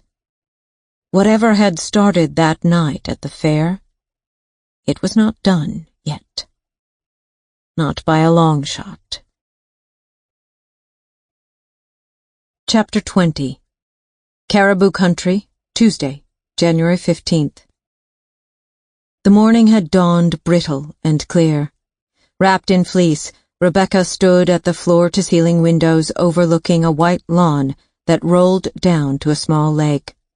She cupped a mug of fresh coffee in her hands. Behind her, the fire crackled. Ash had stoked it up some time earlier, and he'd left a note for her on the kitchen counter, along with a basket of warm croissants and a pot of coffee. Be back once animals taken care of. Have sent ranch mechanic to look at Noah's truck. We'll meet him at Noah's place via snowmobile and get his verdict. We'll then follow tracks from shed to broken bar boundary and see where they lead from there. Ash. X. Rebecca had stared at the X for a while. Her mind and emotions were a mess. It had been a long few days since her father had called, but she'd slept soundly for a few hours and recalibrated somewhat. Her first instinct last night had been to tell Ash to stay the hell away from her investigation into her father's apparent suicide, because however she looked at the facts, he was a key person of interest in her dad's death. But she also believed what he'd said about Buck. She believed a lot of what Ash had said, but sensed he was still hiding something big. It would serve her well, she thought, if she kept him close and used him, rather than shutting him out entirely. If she pursued her investigation through him instead of going around him, She might learn more. He might slip. And he had contacts in town, where she had none. So Rebecca's goal going forward this morning was to work alongside Ash to find something that might warrant her calling in a major crimes team. This would mean going over Buck Johnstone's head, but his purview as a local RCMP officer was not to investigate homicides. If a murder had occurred on his turf, protocol required him to call in a specialized RCMP homicide unit anyway. She sipped from her mug as she watched Ash's figure appear behind a fenced-off area in the distance. He wore a cowboy hat and ranch coat and carried a pail. His breath clouded in the air around his face. A pack of dogs, all black and white Karelian bear dogs, bounded and jumped around him. Sun sparkled on the snow. It was utterly beautiful. A picture postcard of a ranch. Rebecca's heart squeezed. She had missed this, as much as she had denied it to herself. It was part of her soul, this life, the place of her roots. She took another sip of coffee, her thoughts returning to the boot prints outside her dad's shed, and the fact that they led to snowmobile tracks that, as Ash had said, led to Broken Bar Ranch. Her mind segued to Dot's Donuts and Diner, and seeing Olivia West and her daughter, Tori Burton, sitting in the booth below the window. The girl with the long, dark, wavy hair, who lived on Broken Bar Ranch. She thought of the hair strands she'd taken from the shed, the sizes of the handprints and boot impressions. Rebecca had a feeling she knew already who might have been inside that shed. But if it was Tori Burton, who'd she been with? Why had she and her friend fled? Could they have witnessed something that spooked them? Or worse, could they have been involved in some way? She doubted it. It was more likely that the kids had been stealing booze. But Tori Burton had to be a troubled child. There remained the possibility she was capable of dark deeds, like her father. Still, the staged suicide of Rebecca's father spoke to something entirely different. Rebecca moved into the kitchen. She selected a second croissant out of the basket. Holding it in one hand, coffee in the other, she went over to a bookshelf that showcased framed photographs. She took a bite, chewed, as she studied the images. One photo showed Ash with a woman in front of a waterfall. She wore a white dress. Rebecca stopped chewing. Shauna? Their wedding day? She swallowed her mouthful along with a complex ball of feelings. There was another image of the same woman, laughing in a red canoe on a still turquoise lake. Ash might be divorced, but he hadn't chucked the memories of his marriage and Shauna out of his life. Curious, Rebecca moved to the next photo. She bit into her croissant as she studied it. Ash and two of his Karelians with a uniformed conservation officer crouched beside a massive, tranquilized grizzly bear, the bear's claws as long as the men's fingers. Another image showed Ash with a tranquilized cougar, and again his dogs hovered close to him. These, she realized, were Ash's versions of hunting trophies. Except he would have released these animals safely away from the human interference that had gotten them into trouble in the first place. She finished the last sip of coffee and bite of croissant. Chewing as she cradled the empty but still warm mug, she moved to the next framed photo. Shock arrowed through her. A photo of Ash and her dad. Fishing. From when Ash was around 14. Rebecca had taken that photo. She'd been right there with them both. Blood started to pound in her ears as she stared at her dad. A big crunching hole formed in her gut. Painful. A maw of loss. And it just kept on growing as she gazed into his tanned and craggy face. She blew out air and looked at the next image. Her father again, standing proud in full ceremonial uniform, red serge coat, high brown boots, jodhpurs, Sam Brown belt, and Stetson. Behind him flapped a red and white Canadian flag. The photo had been shot at one of the many Clinton Canada Day parades. Ash had kept this? Why? She set down her mug and picked up the frame.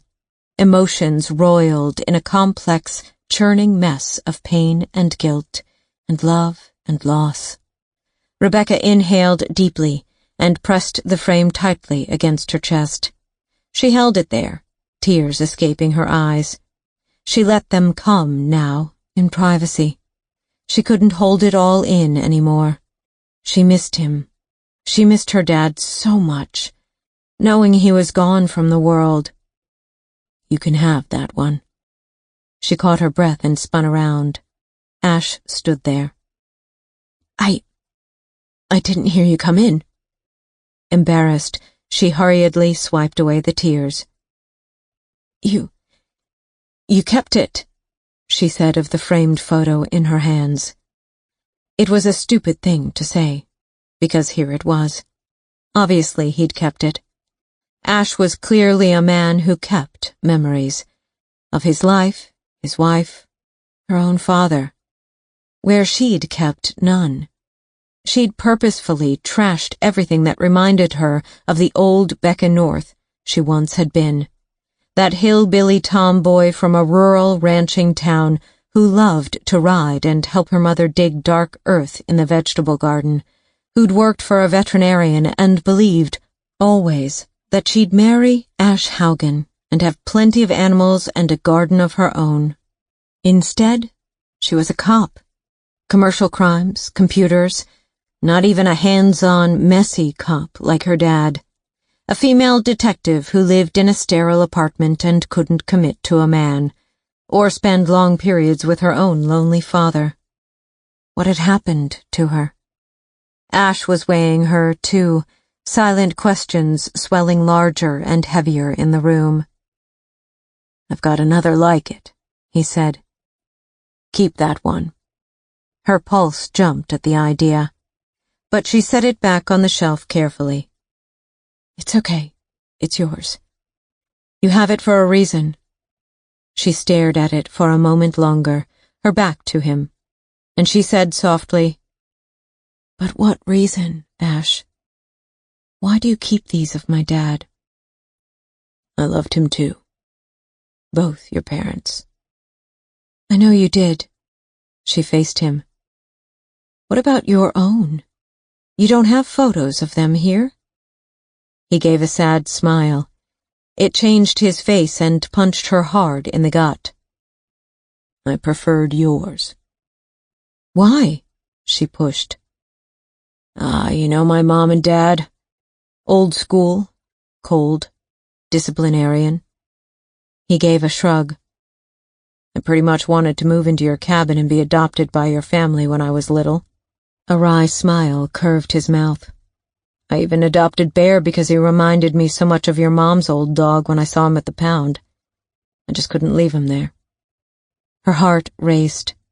She looked deep into his eyes, and suddenly she saw the boy she'd once known, and the teen, and she felt all of 11 and 12 and 14 and 16 again. Emotion surged back into her face and she turned away. It was all too much at once. Take it, Bex. He picked the frame off the shelf and handed it back to her. All of Noah's photos went up in the fire. You need something of him. Please keep this one. She glanced down at her dad in red serge. He looked so proud. Corporal Noah North. She touched his face with her fingertips. What she'd give just to hug him once again. See his familiar, craggy face just one more time. She sucked in a shaky breath. Thanks, she whispered. She cleared her throat. I think I will. Chapter 21. Rebecca yanked a strip of yellow crime scene tape free from the ice. She crunched over to the shed and secured it across the door of her father's moonshine shed, using a staple gun Ash had loaned her. Breath misted around her face as she worked, and frost that had grown overnight crackled beneath her boots. The air was sharp against her cheeks, and the sky was brutally clear and bright. Rebecca wore a wool hat pulled low over her ears, yet the morning cold still sliced through.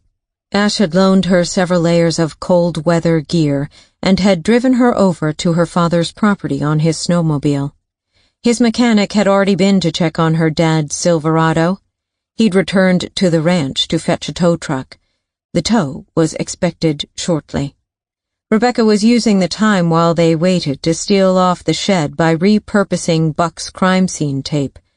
The bright colors and crisp, clean lines of the morning, the sparkling diamond clarity of the landscape, seemed surreal, juxtaposed with the charred ash horror of the burned cabin encased beneath the thick layer of ice.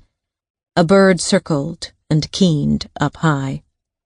Ash handed her another length of police tape he'd cut free. "Thanks." She got down onto her haunches and affixed it to form a cross over the entrance. "You're not still considering bringing Buck in, are you?" he asked, watching her from behind. "I just want to secure the shed in case we need to get a forensics ident crew in later. I collected some viable evidence inside, but in order to hold up in court, we'd need to do this officially. Can you free that piece over there?" His boots crunched as he cut free another length of bright yellow plastic that had been snapping in the breeze. "Thanks." "So you'd go over Buck's head, then?" She gunned the staple into the wood, securing another piece of tape, working clumsily in thick gloves. "Depends if I find enough evidence to bring in a major crimes team. I mean, Buck would have to do that anyway, bring in a team, if this is, in fact, a homicide." It felt bizarre even saying that about her father. It was bizarre just thinking about how she and Ash had come to be here together. She glanced up at him from her crouched position. His breath steamed from his mouth. His eyes appeared even icier blue in this cold. His Nordic heritage. It suited him. Rebecca realized she was stirring awake again. Physically. It bothered her.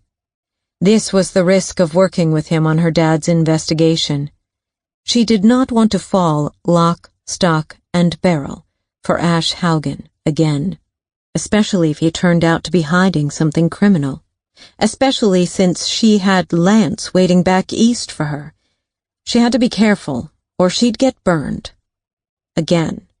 She wiped the back of her glove across her nose. The cold was making it run.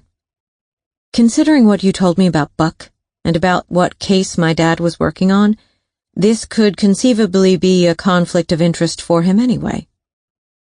"What about a conflict for you? Noah is your father." "I'm not doing this in an official capacity. Yet. And if I do find something, like I said, I'll contact an outside unit." She pushed to her feet, handed him back the staple gun.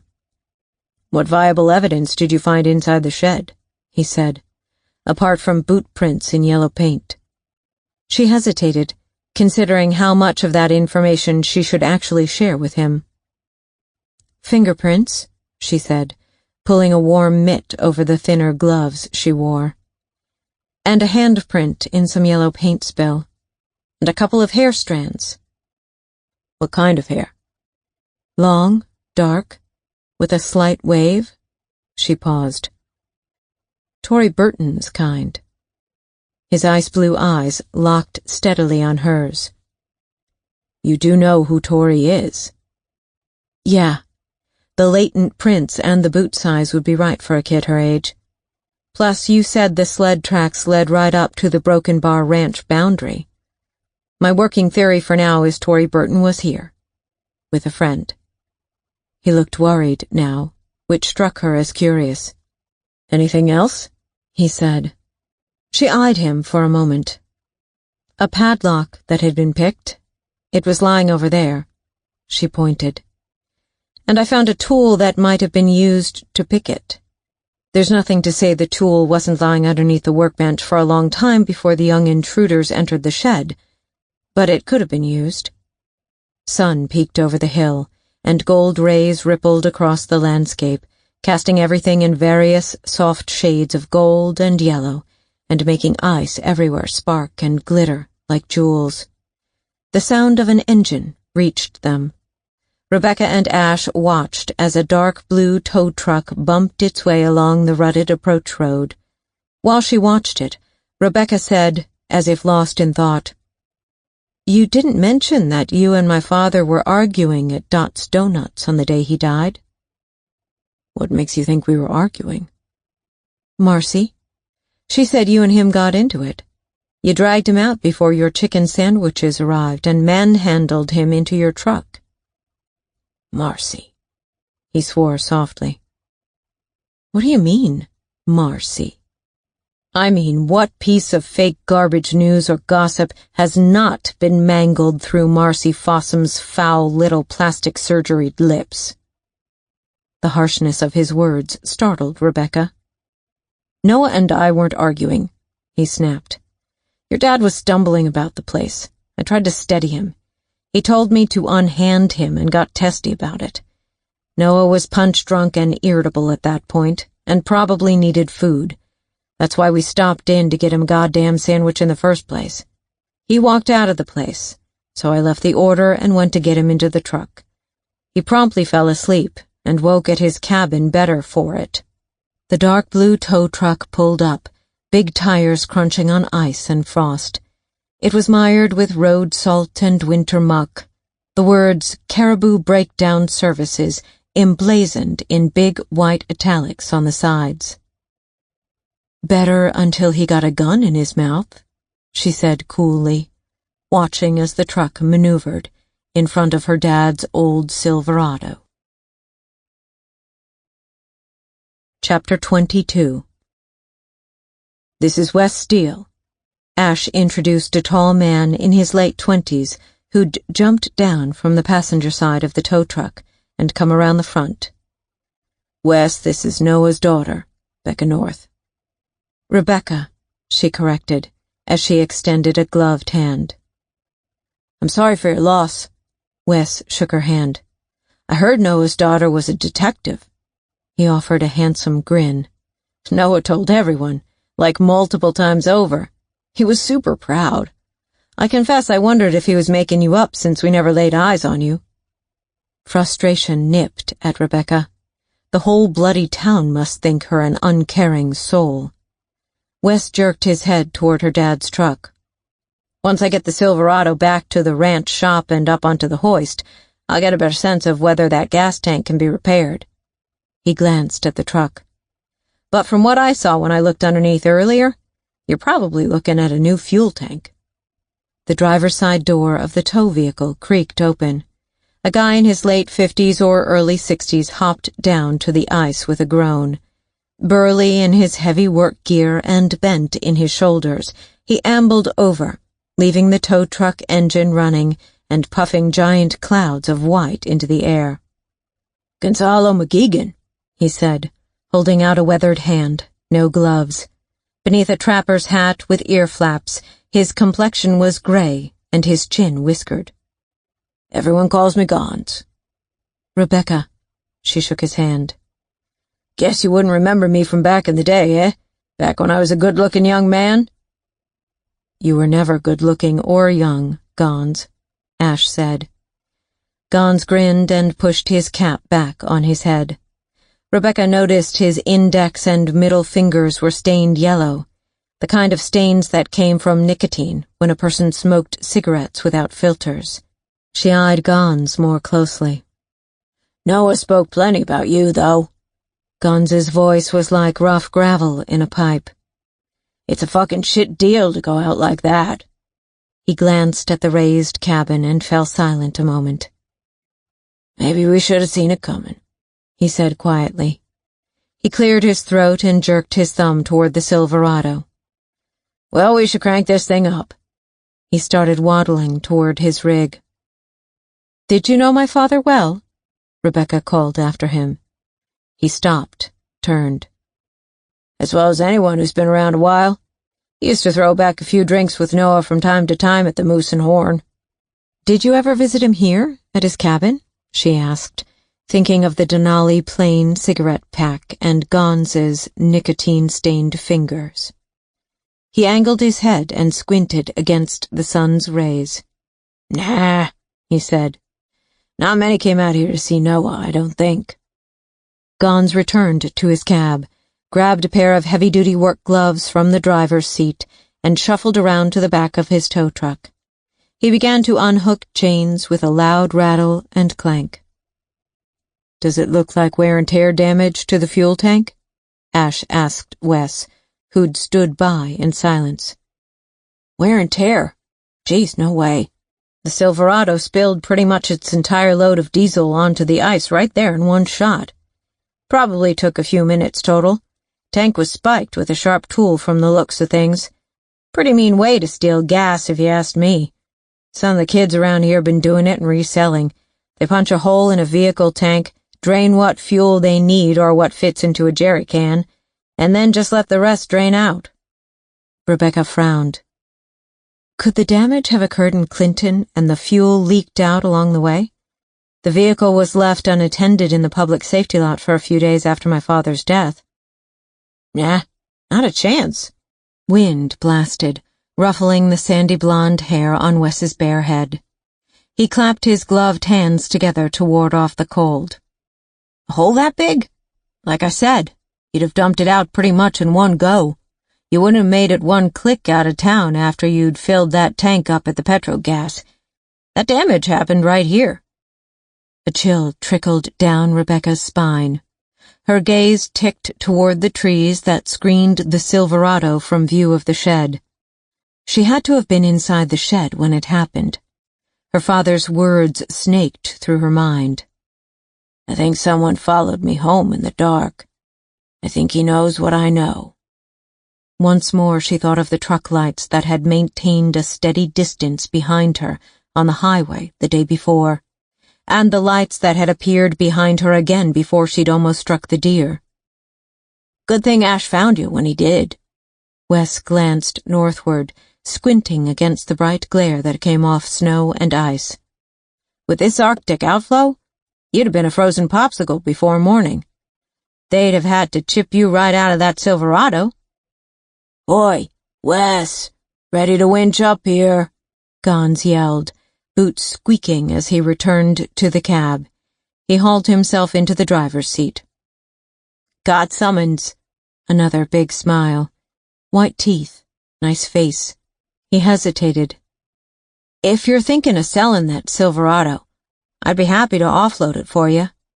I guess you'll be selling the land, too?" "Not making any decisions yet," Rebecca said. Ash glanced at her. "Well, I'll let you guys know what the repair is going to look like after I get it up on that hoist. Might be worth letting that old beater go." Wes jogged back to the truck. They all watched as the old Silverado was winched up and free of the ice with metallic groans and creaks of protest. Wes secured the chains and climbed back into the tow cab. Gonz gave a wave and began to turn the rig around. As it turned, Rebecca noticed a decal on the rear window of the tow cab with the words, "Scott's Motorsports." "What's Scott's Motorsports?" she said. "A specialty auto shop up in Devil's Butte." Ash tilted his chin toward the now departing caravan of tow truck and Silverado.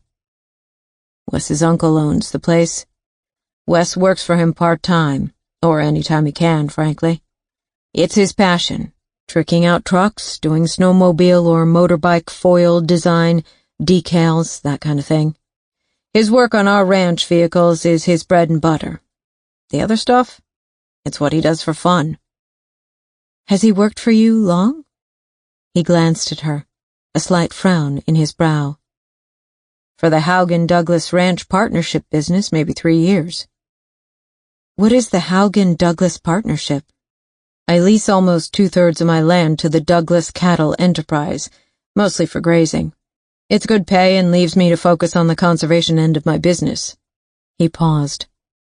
"Wes is a good guy. Why do you ask?" "Did you tell Wes that I filled up at Petrogas before coming out here?" The frown deepened. "No, but he would have guessed, given it's the only station at the north end of town. He also would have had to guess that I'd needed to fill up at all. She shaded her eyes as she watched her dad's crippled old beater being dragged toward the distant bend in the road. It made Rebecca's heart hurt, the finality of it. The tow rounded the bend and disappeared. An explosion of blackbirds burst into the clear sky and started swarming in twisting shapes. A raven, disturbed by their flight, swooped down from a snag high in a tree. It landed atop the stone chimney that pointed out of the frozen ashes into the sky. Crack! Rebecca shivered as the sound of the tow truck died into the distance, and a quiet descended with a sense of menace. Chapter 23. Rebecca tucked in close behind Ash on his snowmobile as they roared across the snowpack, thudding hard against ice. He felt solid. The wind was sharp, clean. The fields sparkled and the sun painted soft oranges and yellows and peaches and pinks across the snow, and deeper blues lurked in shadows. It was like sensory pathways were reawakening in her. She was in touch once more with a young part of herself, her world back east blurring into an alternate reality as a bead of wild freedom built down deep in her belly had gathered density with the G-forces collecting at her core. Ash slowed, still steering alongside the frozen tracks that led from her father's land. They had reached the Broken Bar Ranch fence. The tracks turned here, ran along the fence for a short way, then headed through a gap onto Broken Bar land. Ash brought the snowmobile to a stop at the gap in the fence. Rebecca lifted her visor and shaded her eyes as she scanned the trail onto the neighboring property. She could see where the tracks joined the hard-packed snow of the approach road to the Broken Bar Lodge. He shoved up his own visor and said, "You want to go talk to them? It's Tuesday. Tori will be at school." "Yeah," she said loudly over the purring engine. Might be best to speak with her mom first. They came to a stop in front of a big covered porch. A carved bear statue coated in ice stood guard at the base of the porch stairs. Rebecca pulled off her helmet along with the wool balaclava she was wearing beneath. Static crackled in her hair as it caught the wind coming off the lake. She dismounted, trying to recall the last time she'd visited this lodge. It must have been a party for Cole's birthday when she was in 10th grade. Her father and Myron McDonough, Cole's father, hadn't exactly been on speaking terms. From her dad's account, Myron hadn't exactly been on speaking terms with anyone since his wife died. Ash dismounted, tugged off his helmet. A dog could be heard barking inside in the lodge. Ash had left Kibu at home today since they'd planned on coming to Broken Bar. He'd told Rebecca that Kibu didn't play nice with many other dogs. It was a hallmark of his breed, and something Ash needed to manage. But Ace, in particular, had proved a problem for the young bear dog, he'd said. Ash knocked on the big old wooden door. A swing chair without pillows creaked in the wind on the porch. Several pairs of snow boots lined the wall next to the door. Ash knocked again with the knocker, louder. Rebecca touched Ash's shoulder and pointed to a pair of sorrels near her feet. "Those boots look about the right size," she said quietly. She bent down and lifted the sorrels to examine the tread pattern on the soles. Yellow paint. She held the soles out for Ash to see. "Matching tread," she said quietly. The door swung open. Rebecca came sharply to her feet, the boots still in her hands. Olivia West, the woman from Dot's Donuts and Diner, stared at Rebecca. Then her gaze dropped to the boots in Rebecca's grip. Olivia was dressed in fitted jeans and a fleece jacket. Her hair was thick and lustrous and hung below her shoulders. A ropey scar was visible around her neck. It looked like a terrible, permanent neck choker. Rebecca blinked instinctively at the sight of the scar, the horror of it suddenly vivid against the context of all the news articles she'd read about how Eugene George had used a rope around Olivia's neck to tie her naked in his shed with nothing but animal skins for warmth. Olivia's gaze shot to Ash. "Ash," she said, "what's going on here?" "Liv, this is Rebecca North, Noah's daughter." A dog, the German shepherd Ash had mentioned, came to the door, struggling to move on his hind legs, but obviously eager to see who was visiting. Olivia reached down and touched the German shepherd's head as if grounding herself. She turned to Rebecca. "I saw you at Dot's." Her voice was measured. "This must be hard for you. I'm sorry about Noah. But what's going on here?" Her gaze went back to the paint-marked sorrels, then shifted to Ash's snowmobile parked beyond the porch. A man appeared behind her, and a frisson of recognition coursed through Rebecca. Cole McDonough. She hadn't seen him in decades, but it was unmistakably Cole. Tall, muscular, prominent brow, strong chin, thick brown hair, a virile genetic echo of his father. "Becca?" he said. "Holy, is that you?" "Cole." "Wow, it's been a crazy long time." His gaze ticked to Ash, then Olivia, then to the boots in Rebecca's hands. His features changed as he assessed the situation quickly. And something about his reaction. By the way, neither he nor Olivia mentioned the boots. Told Rebecca they'd expected this, or at least anticipated something. Come inside," Cole said. "We can talk by the fire." They stepped inside. Olivia quietly removed the sorrels from Rebecca's hands and went to put them in a closet. Rebecca and Ash exchanged a glance as they removed their own boots. Cole took their coats and hung them on hooks made from antlers. A massive moose's head peered down at them from an archway that opened into a living room and dining and bar area, clearly designed for lodge guests. Cole led them toward the seats in the living room. Surprise washed through Rebecca, and she stilled momentarily as she saw Tory Burton seated on an ottoman in front of the fire. The child was playing a game of chess with a ruddy-faced man in his 30s. Both the man and Tory glanced up. Tory's face blanched. She shot to her feet, instantly wild-eyed. Olivia hastened up to her daughter, placed a hand gently on her shoulder, and said quietly, "Go upstairs, Tory." "Actually," said Rebecca, coming forward, "I'd really like to ask Tory some questions. We hadn't expected to find her home. I kept her from school today," Olivia said crisply. "She wasn't feeling well. Tory, upstairs." Tory hesitated, a deer caught in bright headlights.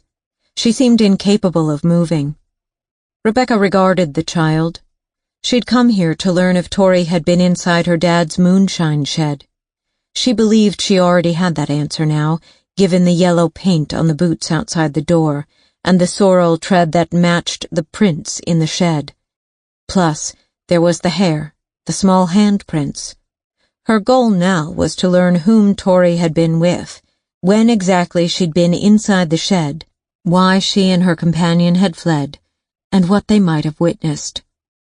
"Take a seat," Cole said smoothly, but his eyes had turned grave. "This is Dave Brannigan, our ranch hand." He motioned to Tory's chess partner. "He's the one who alerted everyone to the blaze and got the volunteers out there." The ranch hand rose and shook Rebecca's hand. "Dave, good to meet you," she said. "And thank you." "Call me Brannigan. Everyone does. I wish there was more we could have done, but the fire was so fully engaged all we could do is wait for the pumper truck to come from Clinton. It's been devastating to us all. I can't imagine your sense of loss." "I really appreciate your efforts, truly," Rebecca said, suddenly sideswiped by emotion again. This grief thing was a roller coaster. Brannigan dug his hands deep into the front pockets of his pants. Was there something suspicious about the fire, then? I thought the investigator said it was accidental, caused by a toppled lantern. But I heard around town you had some concerns. Small towns. I need to be more careful. Just trying to piece it all together, as my own way of coping. Rebecca cleared her throat. Could you give us a moment? Cole said to Brannigan. No worries. I was about to go help Roshan with that load of laundry anyway. He nodded to Rebecca. I really am sorry. If there's anything we can do. Thank you. Please, sit, Cole said again, taking a seat on the sofa near the fire. His was a casual but commanding presence, not unlike Myron McDonough, Rebecca remembered from her youth. Tori, take a seat, Cole said firmly. Olivia's gaze flared to Cole. He gave her a loaded look. She moistened her lips, and she and Tori seated themselves side by side on the large ottoman. Ace was already snoring on the faded Persian rug in front of the hearth. Rebecca and Ash followed suit, taking seats next to each other on a sofa. Tori, Cole said. You know Ash, right? Tori nodded, looked down, fiddled with her fingers. And this is Becca North, Noah's daughter. She's also a cop. Tori went rigor mortis rigid, still looking down, hands clenched now. Becca, what did you want to ask Tori about? Cole prompted. Rebecca leaned forward. She measured her tone, keeping it gentle. Tori, could you tell us about the snowmobile tracks that led from my father's cabin to this lodge? Ash here is an expert tracker, and he can tell from snow and weather conditions that those tracks were made right around the time the blaze broke out. Rebecca paused, watching the child, who seemed as though she might faint. Ash can also tell that 2 small people, kids, came fleeing out of my dad's moonshine shed. They went to my dad's kitchen door, then they ran up the bank behind the cabin. They fell a few times in deep snow while running through the aspens that grow on top of the Esker Ridge behind my dad's cabin, and then they jumped onto a snowmobile that drove right here, to this door. She was fudging it, but only slightly, for reaction. She got none. Tori remained frozen, refusing to meet her eyes. Olivia, however, paled visibly. So you are treating the fire as suspicious now? She said. So far, there's been no evidence to indicate arson, Rebecca said, or anything other than death by a self-inflicted gunshot wound. But I do have some questions, like who was in my dad's shed with Tori around the time of the fire, and why Tori and her friend fled. Rebecca hesitated, feeling bad for the kid. Thing is, Tori, I need to know exactly what happened to my dad, and I believe you or your friend might have seen something that could help me. She paused for several beats. I can prove it was you in that shed, but it would really be much easier if you just told us what you saw. Tori's gaze flared up to Rebecca. I wasn't there. Her cheeks flushed dark red. I was not in there. I didn't see anything. Olivia placed her hand on Tori's knee. Rebecca reached into her pocket and took out her cell phone, followed by 3 brown envelopes. She placed them all on the coffee table in front of her. In this envelope here, Rebecca placed her hand on one. There are some strands of long, dark, wavy hair. It looks like your hair, Tori. And we have technology that can prove these things. Rebecca touched the second envelope, the one with a bulge. And in this envelope is a padlock that was picked to gain access to the moonshine shed. Rebecca picked up the third envelope. She held it open so Tori could see inside. And this in here is a bone pocket knife I believe was used to open the lock. Tori swallowed. Ash leaned forward to see the knife inside the envelope. Rebecca felt him tense beside her at the sight of the translucent handle. Do you recognize this knife, Tori? No. The denial came too fast, without Tori even looking. The kid began to rock slightly, clutching her knees. I wasn't there. Forensic science is good at matching tool marks to metal, so we can probably prove it either way, Rebecca said. I also have these. She picked up her phone and selected from her photo app a clear image of one of the boot prints in the dried yellow paint. She showed it to Tori, then to Olivia. Cole leaned over to see it too. He exchanged a glance with Olivia. The paint matches the paint on your boots that were outside the front door, Tori. And the sorrel tread is also a match. So is the size of the prints. She swiped to the next pic. And this, she showed Tori, then Olivia, an image of the handprints. They're called patent prints when preserved into a medium like this paint and easily visible. Every human has uniquely individual patterns of ridges on their hands and fingers that can be matched to prints like these. Another pause. Thing is, everywhere someone goes, they leave a trace. It might not be immediately visible to the naked eye, but those who are trained know what to look for. Science can prove you were there, Tori. It's called Locard's exchange principle. Tori's gaze shot like a bullet to a set of framed photographs on the wall near the bar. Rebecca followed her gaze. Tori appeared fixated by a large portrait-style image of a Mountie in full regalia. And bang, it hit her. The kid already knew about Locard's principle. Her adoptive father, Sergeant Gage Burton, had worked as a top homicide detective. Tori was no stranger to the basics of forensic science, and that was a portrait of Gage Burton.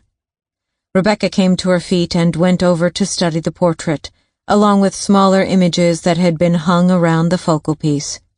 The smaller studies all showed scenes from Sergeant Gage Burton's full regimental funeral, RCMP members in review order dress of traditional red serge with Stetsons and Sam Brown belts, medals and mourning ribbons. The traditional 8 bearers carrying the casket in procession, followed by a sea of officers in red. A firing party discharging 3 rounds of blanks in the classic salute at the graveside, and a haunting image of Tori seated and being presented with a perfectly folded Canadian flag in her adoptive father's honor. Olivia's German shepherd sat alert at Tori's boots. Olivia and Cole were seated on either side of the child. Another image showed a Mountie playing pipes in swirling mist. Emotion balled in Rebecca's throat. She thought of Ash's photo of her own father in his review order uniform, the pride in her dad's expression, in his stance, and it suddenly pained her intensely that he'd died in the ignoble way he had. That he'd never be buried with full military honors like Sergeant Gage Burton had. A ferocity exploded in Rebecca's chest. She was going to prove it, that her dad had not taken his own life.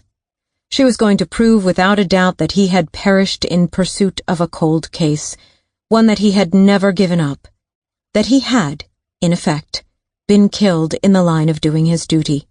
And damned if she wasn't going to give him a memorial ceremony that he would be proud of, a hero's send-off, because he was a hero in her eyes, even if she'd never told him. And bagpipes. She would hire a pipe player. She remembered clearly how the strains of Amazing Grace, played by a solitary piper, had once moved her father to tears.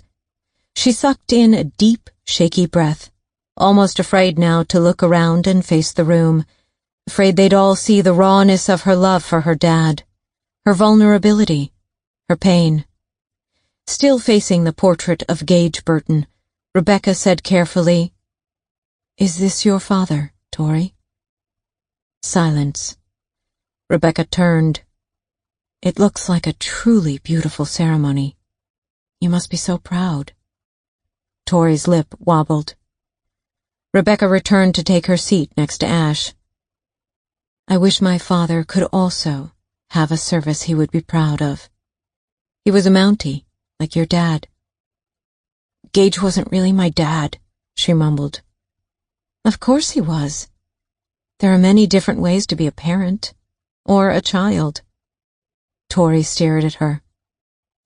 I'd like to know if my father shot himself, or if he died in pursuit of some case that he was working on, sort of like in the line of duty. Rebecca cleared her throat. My father can never have a full regimental funeral like Sergeant Gage Burton did, but I'd like to honor him in a way that he would be proud of, and part of that will be to find out exactly how and why he died. Olivia and Cole exchanged a sharp glance.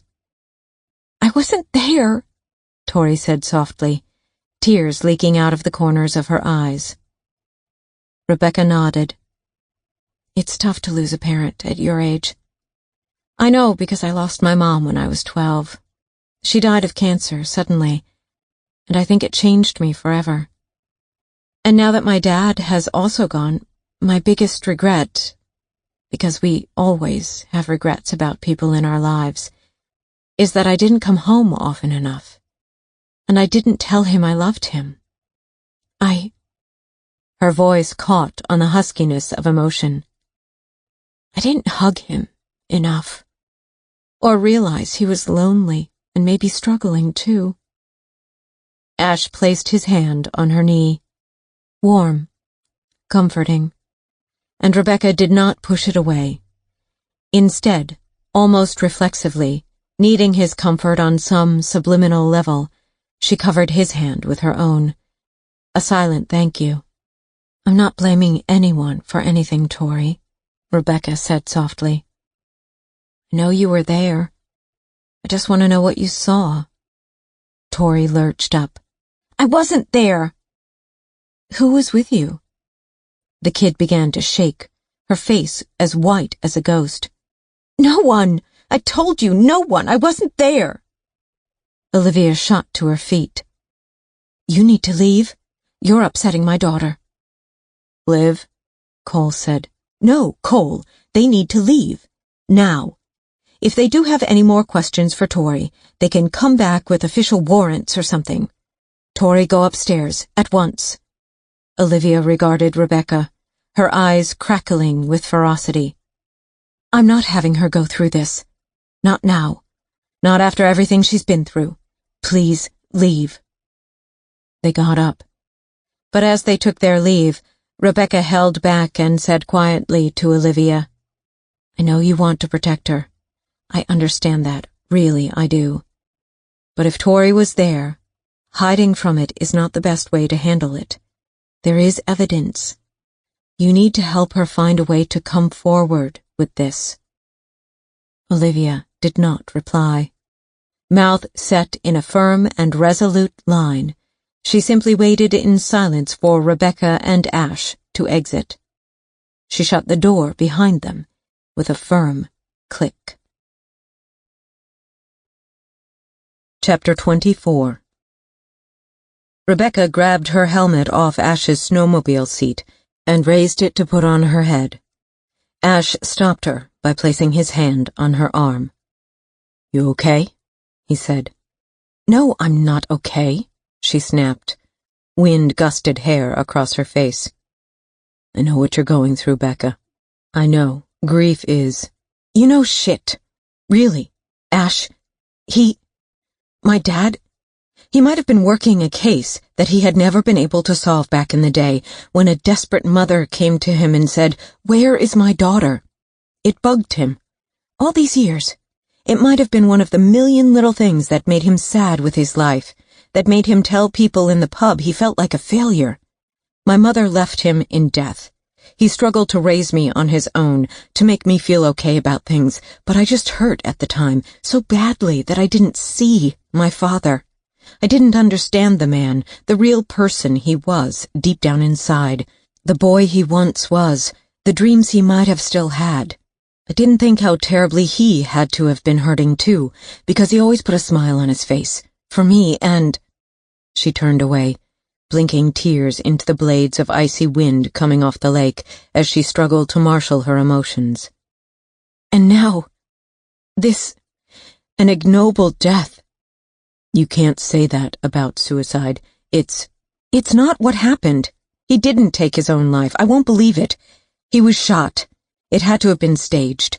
Then he and his case evidence were burned in a fire, all alone in his little cabin, afraid. No military honors, no brotherhood of cops in red serge to bear his casket.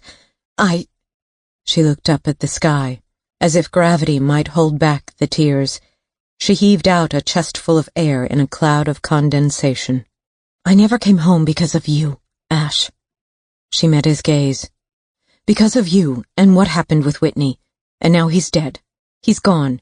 And it still looks like it's all about you and Whitney. And me. And it killed him. Somehow it ended his life. Hey, he took her hand. That's not... Don't. She shook herself free of his hold. Do not tell me I'm not being fair. It's the bottom line. You know it. I know it. Ash grasped hold of her by the shoulders and forcibly pulled her to him. He wrapped his big arms around her and held tight. So tight. Just held as the wind gusted around them. And he did it because he knew that they'd crossed a line already when he'd placed his hand on her knee, and she'd allowed it, and she'd covered it with her own.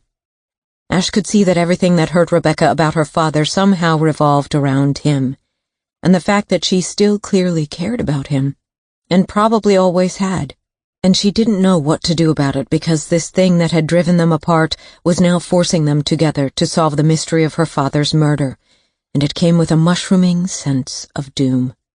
Because Rebecca also knew in her heart that Ash was still keeping something fundamental from her, and when she learned what it was, it would probably break her in two all over again.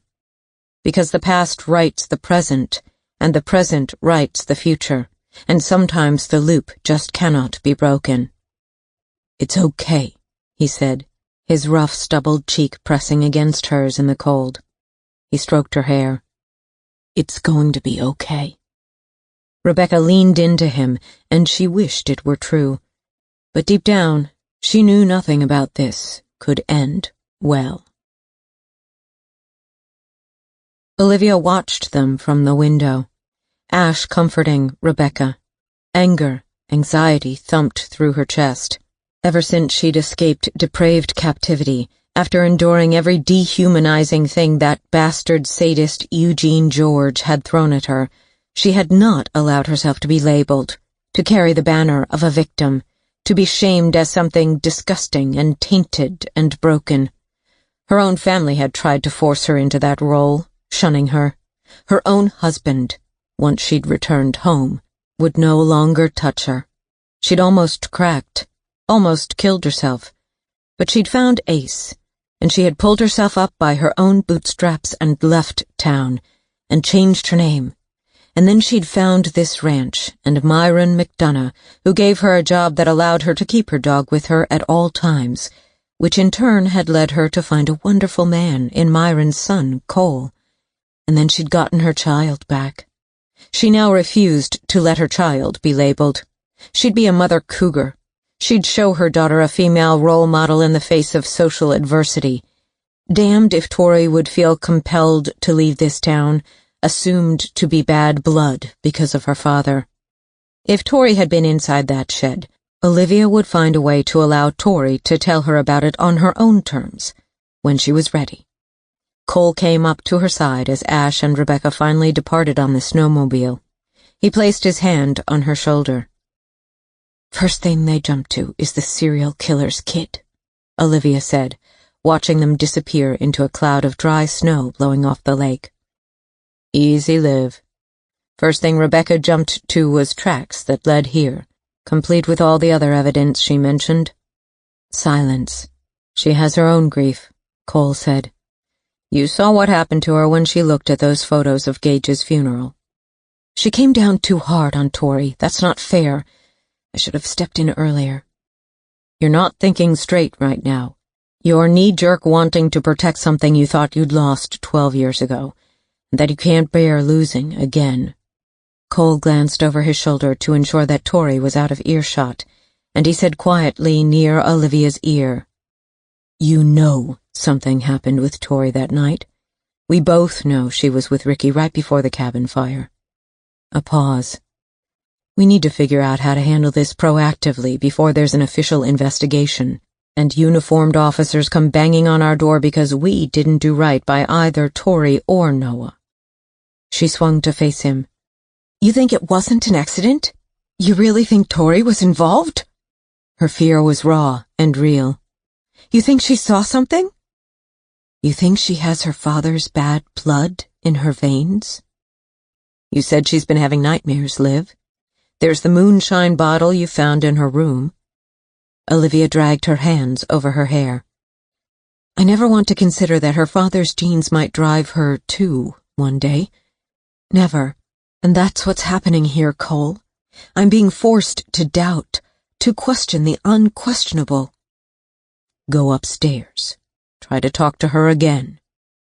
Olivia made her way upstairs. Tori's door was closed. She hesitated outside, then knocked gently. "Tori?" "Go away," came the muffled voice inside. "Tori, I need to speak to you." Silence. She tried the knob. Relief sliced through her. It wasn't locked. Small steps. She sucked in a deep breath and measured her voice. "I'm coming in, okay?" Silence. She entered. Tori was on the carpet at the foot of her bed, balled up around Ace. She looked up, and Olivia saw that she'd been crying into Ace's fur. Her heart clutched. She knew exactly what that felt like, what solace a dog could offer. She sat on the floor next to them, stroked Ace. "They have evidence you were there, Tori." A sniffle. "And I do know you had a bottle of Noah's moonshine." Tori's body stiffened. "And we know you were with Ricky on his snowmobile, and that you came home just after the fire had broken out, and that ever since you've been deeply upset and worried about something, and not sleeping well." Silence. "Talk to me, Tori. Let me help you before this goes too wrong. But in order to help, I do need to know the whole story. Why did you flee? What did you and Ricky see that night?" I wasn't there. I wasn't." Her voice was thick with emotion. "It's all lies." Tears sheened down her cheeks. She stuck her face back into Ace's fur. "It's not true," she mumbled into the dog. "It can't be true. It's all lies." After Olivia had left her bedroom, Tori sat there holding Ace for a long time. She was going to throw up. She was certain of it. She didn't know what to do. Ricky would be taken away, forever. And if she confessed that she'd been the one inside Noah's shed stealing from him, and that she'd gone into his house and started that fire, and then had run away without helping, would she also have to go into some system like Ricky? Would they take her away too? She was scared, really scared. She was not a bad kid. She wanted to confide in Olivia. She felt terrible for the cop woman, Becca, losing her own dad. She hadn't thought of the old man having a daughter, or being a proper RCMP officer like Gage, or that he should also have some honor at his memorial service with Mounties in red serge, and maybe Becca should also get a folded flag. Tori knew exactly what it felt like to lose a father she loved with all her heart, and she'd grown up with other detectives and beat cops around the house. Tori's default was to trust law enforcement officers, because cops put away bad guys, like her dad had, like he'd hunted down Eugene George even when no one believed he was still out there. But she also loved Ricky. He was everything. Was Ricky a bad guy? She rocked, hugging her knees. It wasn't so simple, was it? Good and bad. She'd always thought it was so simple. She missed Melody, her adoptive mom, missed her like a hole was in the place of her heart, because Melody would have answers for things like this. Melody always did. The Guardian. Caribou Country, 18 months ago. Ash sits side by side with Running Wild Simon atop a mesa. The valley and lakes below have been carved smooth by glaciers. From this vantage point, Ash can sense the curvature of the earth, the endlessness of space. But it's the sense of time that Ash always feels most acutely up here. Time and timelessness. How men are like little ants on the crust of the earth, busying themselves with all that is so important, but their lives and industry are just a blink in geological time, really. Borrowed time at that. Mother Earth has only to shrug a shoulder in her sleep, and all the little men and houses go tumbling and scattering, and the men go fleeing for safer sanctuary. As he and Running Wind contemplate the vista below, there is a sense of utter peace. Not a word passes between them. Running Wind whittles a piece of silver birch. The rhythmic movement of the blade is meditative. He uses a pocket knife crafted of translucent bone inlaid with a tiny gold horse's head. The knife has several fold-out tools, including a hoof pick. Ash watches his hands. His skin is walnut brown. His black hair is long and shot through with strands of silver. His nose is patrician, like an eagle's beak. The ledge of his brow is prominent over deep-set eyes. Despite his age, the man shows few wrinkles, yet his years of knowledge and sorrows and joys show in his eyes. And the whites of the old man's eyes are yellow these days. Ash feels time slipping away. The sun starts to set, and the change in temperature stirs a breeze. "Snow will fly soon," Running Wind says without looking at Ash. Ash nods. He's growing impatient, waiting for the reason Running Wind has invited him to climb up here this evening. But he's learned not to rush the old man, or get hung up on his methods of delivering information. Ash and Running Wind have shared a bond ever since Ash encountered the First Nations trapper working one of his lines in the forest. Ash was 11 that day. He'd stuffed his little duffel bag full with clothes, some comics, sandwiches, and he was off to live alone in the wild, he told Running Wind. The trapper just nodded. He didn't stop him, or try to turn Ash around, or even ask where he was going. Feeling scared and a bit lost at that point, Ash followed the trapper as he worked his line and field-dressed and skinned his catches. At night, the trapper slept under the trees without shelter, but he did not allow Ash to sleep too close by, nor did he offer the young Ash any of his food. And when Ash's sandwiches ran out and his clothes grew wet and the weather turned colder, Ash asked for some food.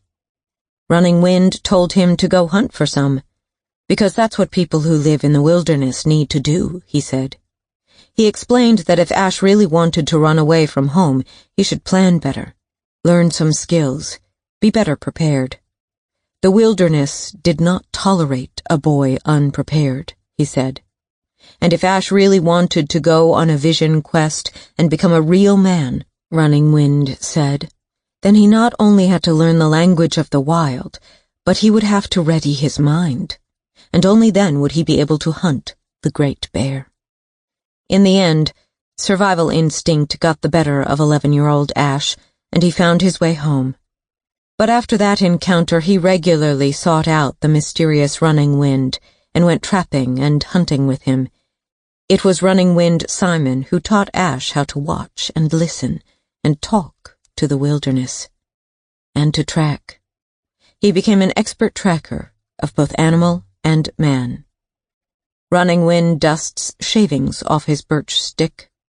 "That scar, Asbjorn."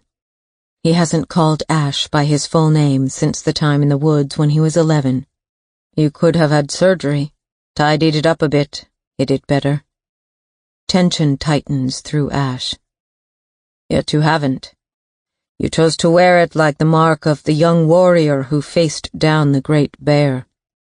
Like you face bears for a living now." Ash laughs, but it sounds hollow. Anxiety whispers. He picks up a small pebble, throws it down the ridge.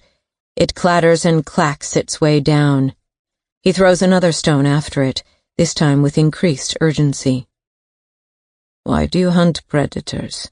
The bears and big cats and wolves. Why do you need to keep the ranchers' calves and lambs safe at night, Haugen? Silence. Tension winds tighter. Ash feels as if black ink is leaking between the separate boxes in his mind. Running Wind looks at him. Why do you wear that scar? He throws one more stone. Hard. It clicks and clacks and sets a small avalanche of stones and gravel skittering below. To remember? Like a brand of punishment? A label? Like a brand of ownership on a cow? Showing you're owned by a deed of your past? Or because it proves you can conquer the bear? God damn him and his riddles, his metaphors.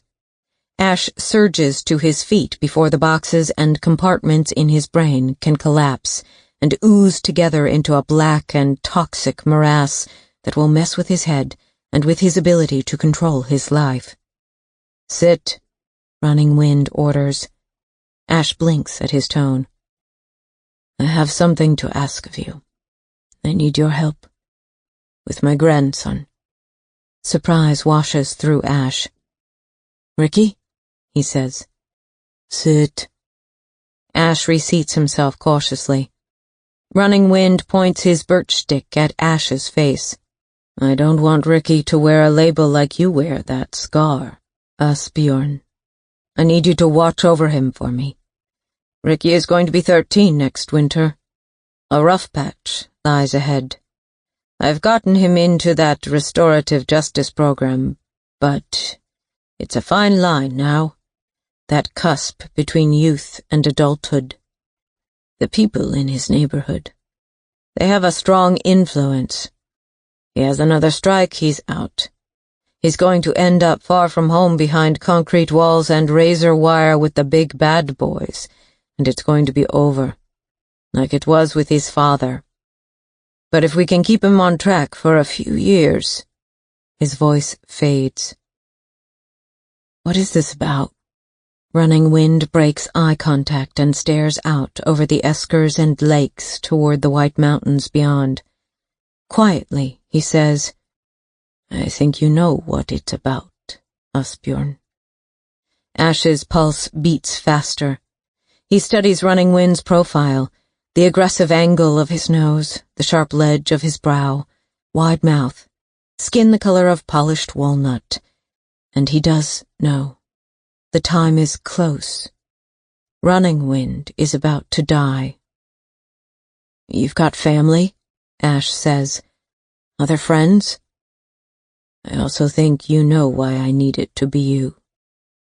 Because Running Wind once looked into the eyes of an 11-year-old boy and saw a truth no one else had seen, or one they'd refused to see because it was too uncomfortable. Because if they acknowledged the truth, they might then have to confront their own dark faces in the mirror and see monsters looking back into their eyes. A sick, bitter taste fills his mouth at these thoughts. All he can say to Running Wind is, Yeah. Yeah? I'll look out for him. Running Wind studies his eyes.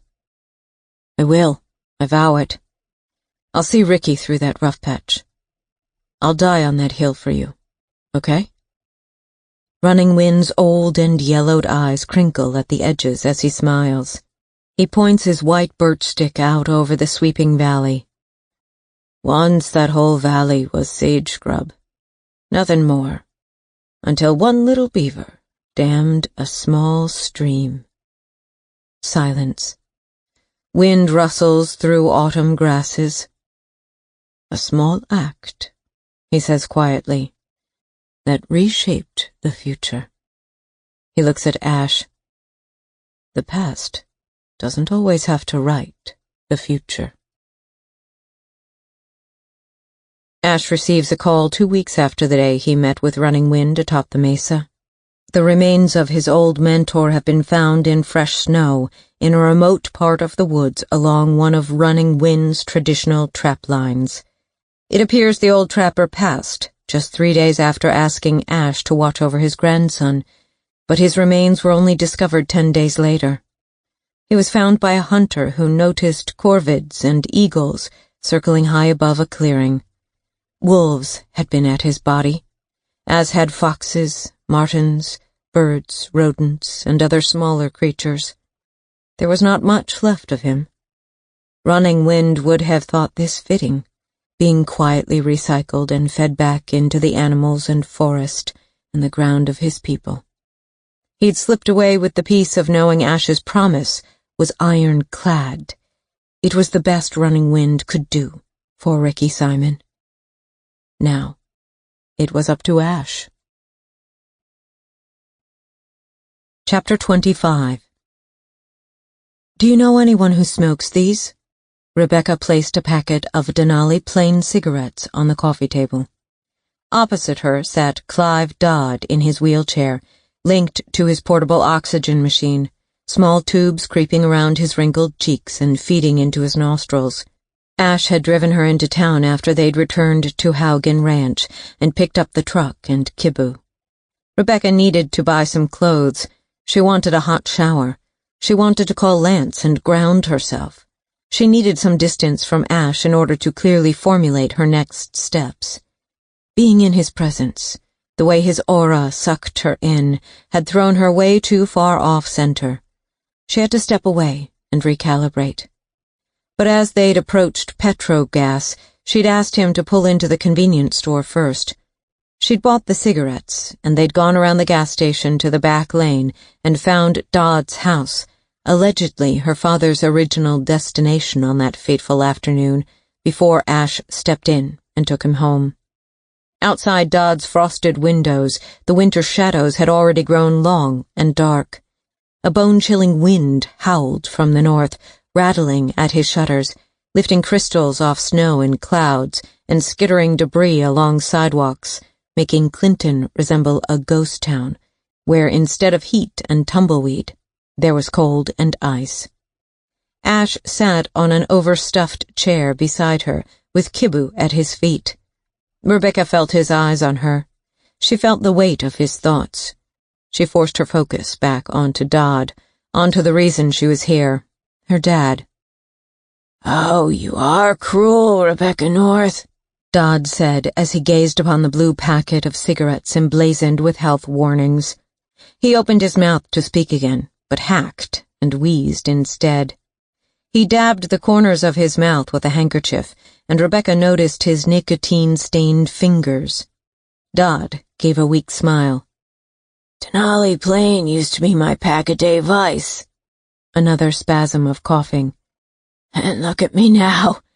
Emphysema. Lungs are shot. You really are awful tempting me like that." "But you still sneak one, right? I mean, maybe once in a while?" she prompted. "Maybe my dad occasionally bought them for you when he came over?"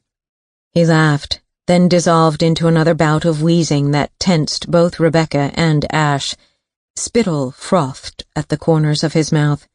He wadded his handkerchief to his lips, while a spark of mirth still fought its way into his rheumy eyes. For a brief moment, Rebecca glimpsed an echo of the man Clive Dodd had once been. "Maybe." He raised an index finger and wagged it at her. "But if you tell Thora, I shall have to kill you." "Who is Thora?" "Thoraline Battersby? My home care nurse, bloody tyrant. You know the movie One Flew Over the Cuckoo's Nest? Well, she's Nurse Ratchet. Used to work at the Clinton Healthcare Center before retiring. Then, like most of us, had to return to work part-time in order to make the ends of her pension meet. Works for a home care outfit now. In her late 60s, and she's still cracking the whip on us old men. You don't remember her?" Maybe. Rebecca racked her brain but couldn't place the woman. She glanced at Ash. "Do you?" "I know who she is," he said, with a suddenly shuttered look that gave Rebecca a moment's pause. She filed it and made a mental note to circle back later. "Yeah, well," Dodd said. I always maintained you were one of the lucky ones, Becky. You got out of Dodge. Place is getting smaller, going downhill faster than ever now. People selling land out to the Germans, foreign investors, the Chinese, numbered companies from the lower mainland. That's who's buying up the place. And you think they come and spend their money in town? Not a snowball's chance. Small businesses are dying. Even got refugees running the old store over at the gas station now. Next thing there'll be ranchers wearing bloody turbans. Not the same. Us old folks are being displaced before we've got one toe in the grave, I tell you. Every time your dad bemoaned your absence, I told him you were smart, one of the lucky ones. It was good that you got away. He fell silent a moment, apart from his wheezing. But he missed you, Bex. He sure as hell missed you. He faded into his own mind, a sadness taking hold and shaping his body. He nodded his head as if agreeing with something he'd thought or remembered. You know, if Noah had one big regret in life, it was not earning your love. He has my love, Rebecca said crisply, with a flick of a glance to Ash. That's why I'm here now, and I'm not leaving until I'm done. Clive Dodd dissolved into a paroxysm of coughing. Ash hurriedly poured him water from a jug on the table and handed him the glass. He drank with a trembling hand, then set his glass carefully down. God, I'm gonna miss Noah like all hell. Who else is going to come by here now apart from Ratchet? He reached for his water again, sipped. Maybe I'll meet him down there soon enough, because I sure ain't going up to heaven. He stilled. I'm sorry, Becky. I'm so sorry. I really did believe I'd check out before he did. She breathed in slowly. When did you last see him, Clive? Maybe 2 weeks ago. How did he seem? You mean, did he seem like he was gonna go off and eat his gun? No bloody way. No. Were you expecting to see him the day he died? That's the thing. I was. He'd called from the Moose and Horn. Sounded ramped up and right fussed about some case. He did that. Picked an old case, or it picked him, and it bored away at his old gray cells. And we'd brainstorm. Noah said he wanted to do that again. He needed input, he said, and I was pleased because his attention had been elsewhere of late. And I don't get out much, especially in the winter. So I waited, and he never came. I waited some more, then thought, okay, maybe he's passed out drunk somewhere again. But then I heard the news. So he was going to bring you cigarettes? Nah. Moonshine, yeah, but he didn't bring smokes. He eyed the packet. You gonna leave me those? I can't do that, can I? He shrugged, opened his hands, palms up, trembling. Dying anyway, right? Figure I got maybe a few days or weeks or months left. If I had my druthers, I'd check out now. Like, where are my pleasures? He went out doing what he loved. I always liked hearing that when someone kicked the bucket. Bloody robs your dignity when you can't get around yourself. She glanced at Ash. He shrugged. Rebecca hesitated, then slid the Denali plane across the coffee table toward him. Oh, you are an angel. He leaned forward and reached out his shaking hand like an arthritic claw. He clasped the blue packet with government death warnings printed all over the packaging. I'll have to hide them from her, he said, clutching them close. She confiscates them if she finds them. Bloody hypocrite. Probably confiscates mine so she doesn't have to buy her own. A laugh that degenerated into a cough. Don't know what your father saw in her, honestly. My father? Thora? A look of surprise, then a nod, as if it made perfect sense that she knew nothing about her own dad. Noah was dating her. Thoraline Ratchet. Rebecca's heart kicked. She shot a look at Ash. He looked just as surprised. "Just to be clear," she said, "you're saying that my father was seeing Thora Battersby? As in—" Dating. Yep. Your dad and her had a thing going for maybe 4 weeks now. He met her right here in my house. Noah had known her from way back when, of course, but at that time she was married. Then she and her husband left town for some years on contract work. But Thora returned after she was widowed. Lord knows why. Some places have a grip on people for no sensible reason." The shocker zinged through Rebecca's brain, tilting everything she thought she knew sideways. Her dad was dating again? She'd never thought of him in that context, a man in need of a woman's love, a woman apart from her mother. Chastised, sad for her father, she said quietly, "How long had my father been excited about his new case, Clive?" He pursed his lips while lovingly fingering his blue packet of Denali Plain. "Couple of weeks, 3 or 4. "And he told you what case it was?" That missing kids case from over 20 years ago. He'd learned something new about it." "Did he say what?" "Not a word. That's what he was coming to talk about that day." Chapter 26. Ricky's little sister yelled to him from the small living room. "Ricky, phone!" He got off his bed and padded into the living room on socked feet. "Your girlfriend," she teased, dangling the receiver just out of his reach. He snatched the receiver from her. "Yeah?" he said into the receiver. "It's Tori," came a whisper so soft that he leaned forward as if it might help him hear better. "Tori? You okay?" "I need to see you. I really need to see you. I don't know what to do. They know." Worry sparked through Ricky. He glanced at his sister. She was supposedly concentrating on a giant puzzle in front of the TV, but Ricky knew she was listening intently to his side of the conversation. Because she was his little sister.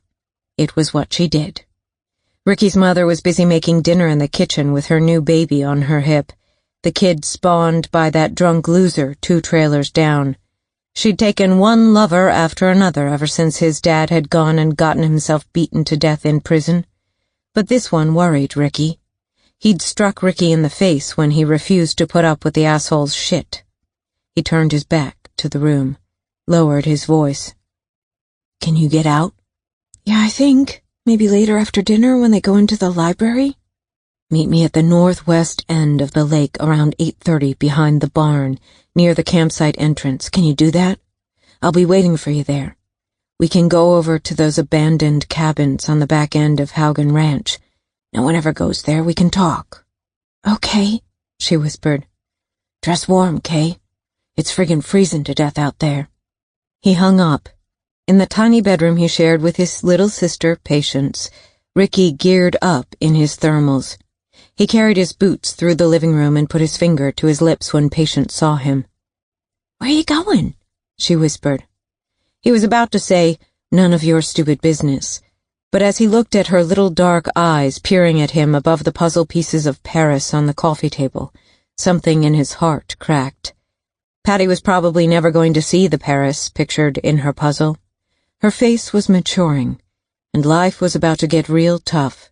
He was realizing that shit took care of you unless you took care of the shit and yourself in this world. And Patty, she needed someone too. Maybe being Tori's friend and seeing into the girl world from a different angle was making him soft, or hard, depending on how you looked at it. "I'm going to see a friend. Shh, be good." "What friend? Tori?" "Yeah." He sat on the edge of the sofa and pulled on his boots. "I like Tori." "Me too," he whispered. She smiled. He and his little sister shared a dad. Their father had been arrested for drug trafficking 2 days after Patience was born. Ricky never saw him again. But he could see the echoes of himself in Patty's face, in her dark and slanted eyes, her high cheekbones and dusky smooth skin. Something surged inside Ricky. It was more a physical reaction than a thought, like an urge to protect her. "You going to the old summer camp buildings?" He frowned and gave her a fake stern look. "Our secret, right?" She nodded. As he shrugged into his jacket and pulled on his balaclava, she whispered, "When you coming back?" He grabbed his gloves. "None of your business. Be good." Outside it was fully dark. It had been so for a while. Darkness usually fell around 4 p.m. this time of year, but tonight, because of the clear sky, the moon and stars painted everything with a blue-white glow. Bare tree fingers wagged in the wind. He smelled dope in the air. Probably that loser fuck of his mom's. All freaking losers here. Except Ricky didn't know how to get out, and he was scared about what Tori had said. In the carport, he climbed into his old sled, put on his helmet. Tense, he checked the shadows. He saw no one. He fired his engine, and it coughed and choked, then roared loud into the night with a cloud of fumes. His heart kicked with adrenaline. He shot a last glance at his little broken-down mobile home with its peeling siding and insulation paper sticking out, and one window plasticked over because the pane had cracked. And he saw Patty's little face watching him. He roared off into the night, bumping over ice and coughing blue smoke in white clouds into the dark. He made for the back trails that would take him through the woods, up into the higher elevation and ranches of Broken Bar country. News traveled on the wind in places like these. News like there'd been 2 witnesses in Noah North's shed when the fire broke out. Kids. And that they'd fled on a snowmobile. One of the kids was Tori Burton, who did not have a sled. The other, it was figured by those doing figuring, was Ricky Simon, because everyone who knew Ricky knew he had a crush on Tori.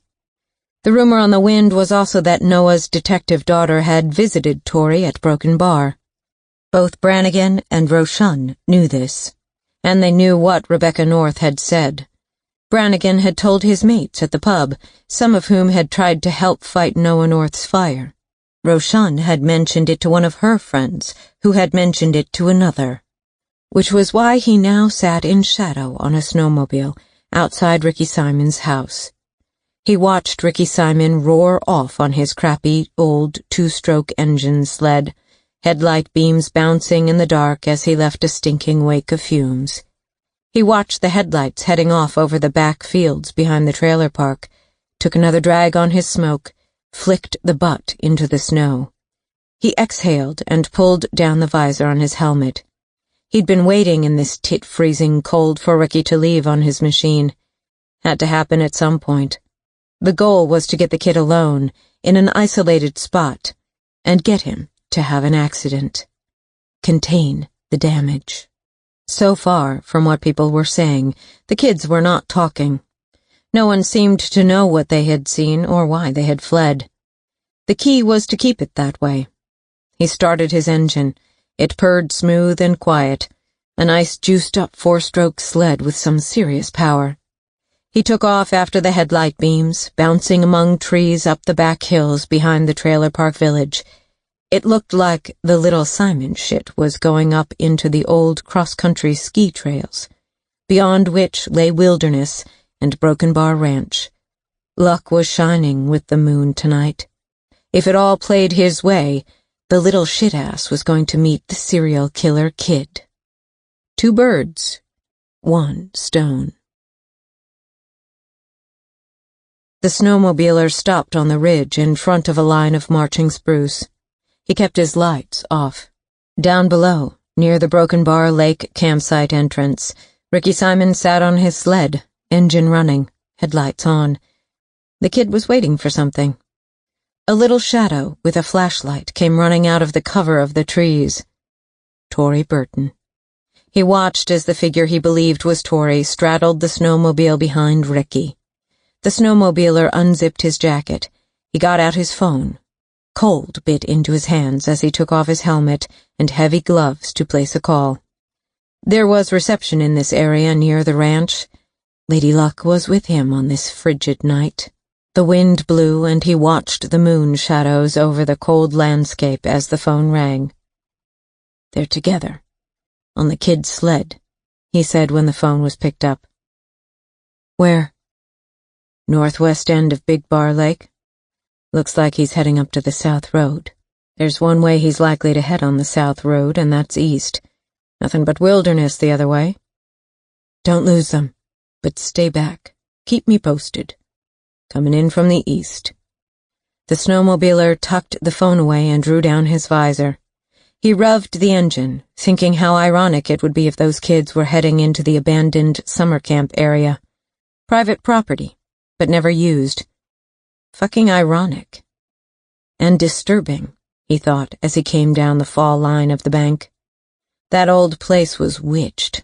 She'd just fucking vanished there. Into clean air. Or she'd morphed into a fucking deer. That's what it had seemed like. He'd always harbored a secret fear that she still lay there, her dark bones in wait, to rise, to get them. So it was with a tiny beating fear, a whisper of foreboding building in his chest, that he followed Ricky Simon, carefully holding back a steady distance, his headlights off, driving down the faintly moonlit track through the frozen white forest, trees like guardians closing in and growing taller on either side. It was like she was calling them all to her. He shook the feeling. It was this weird shit forest at night. It gave him the creeps. Chapter 27. Ash pulled up outside the Caribou Lodge. It was early afternoon and already the sky was sulky and dark. A torn banner flapped in the wind, and a small group of men huddled outside on the patio smoking under a heat lamp. Lights glowed yellow in the general store next door. Clyde Dodd had given them Thora Battersby's address. Ash and Becca had gone in search of Thora, but there'd been no one home at her apartment above the hardware store. Becca sat for a moment staring at the general store windows. It was warm inside his GMC cab, and she appeared to be bracing herself to step out into the cold once more. She looked tired. His heart swelled. Grief was a tricky demon. Ash figured she was only just beginning to absorb the reality of her father's death. Trying to solve the mystery around it was serving as a way of escaping the pain, he reckoned, keeping her busy. But her guilt over not being there for Noah was compounding things. The worst was probably yet to come. She reached into the back, gathered up her things, and clasped the door handle. "I'll let you know about the Silverado when Wes calls," he said. "Whether he can fix it or not. Either way, I'll pick you up here tomorrow morning." "There's no need, Ash. I still have the Prius rental parked out back." "Those rentals don't come with proper snow tires." "I'll get something else if and when I need to head onto unpaved roads." His pulse quickened. He could feel her slipping away from him. They'd crossed a Rubicon back at Broken Bar Ranch. They'd touched each other.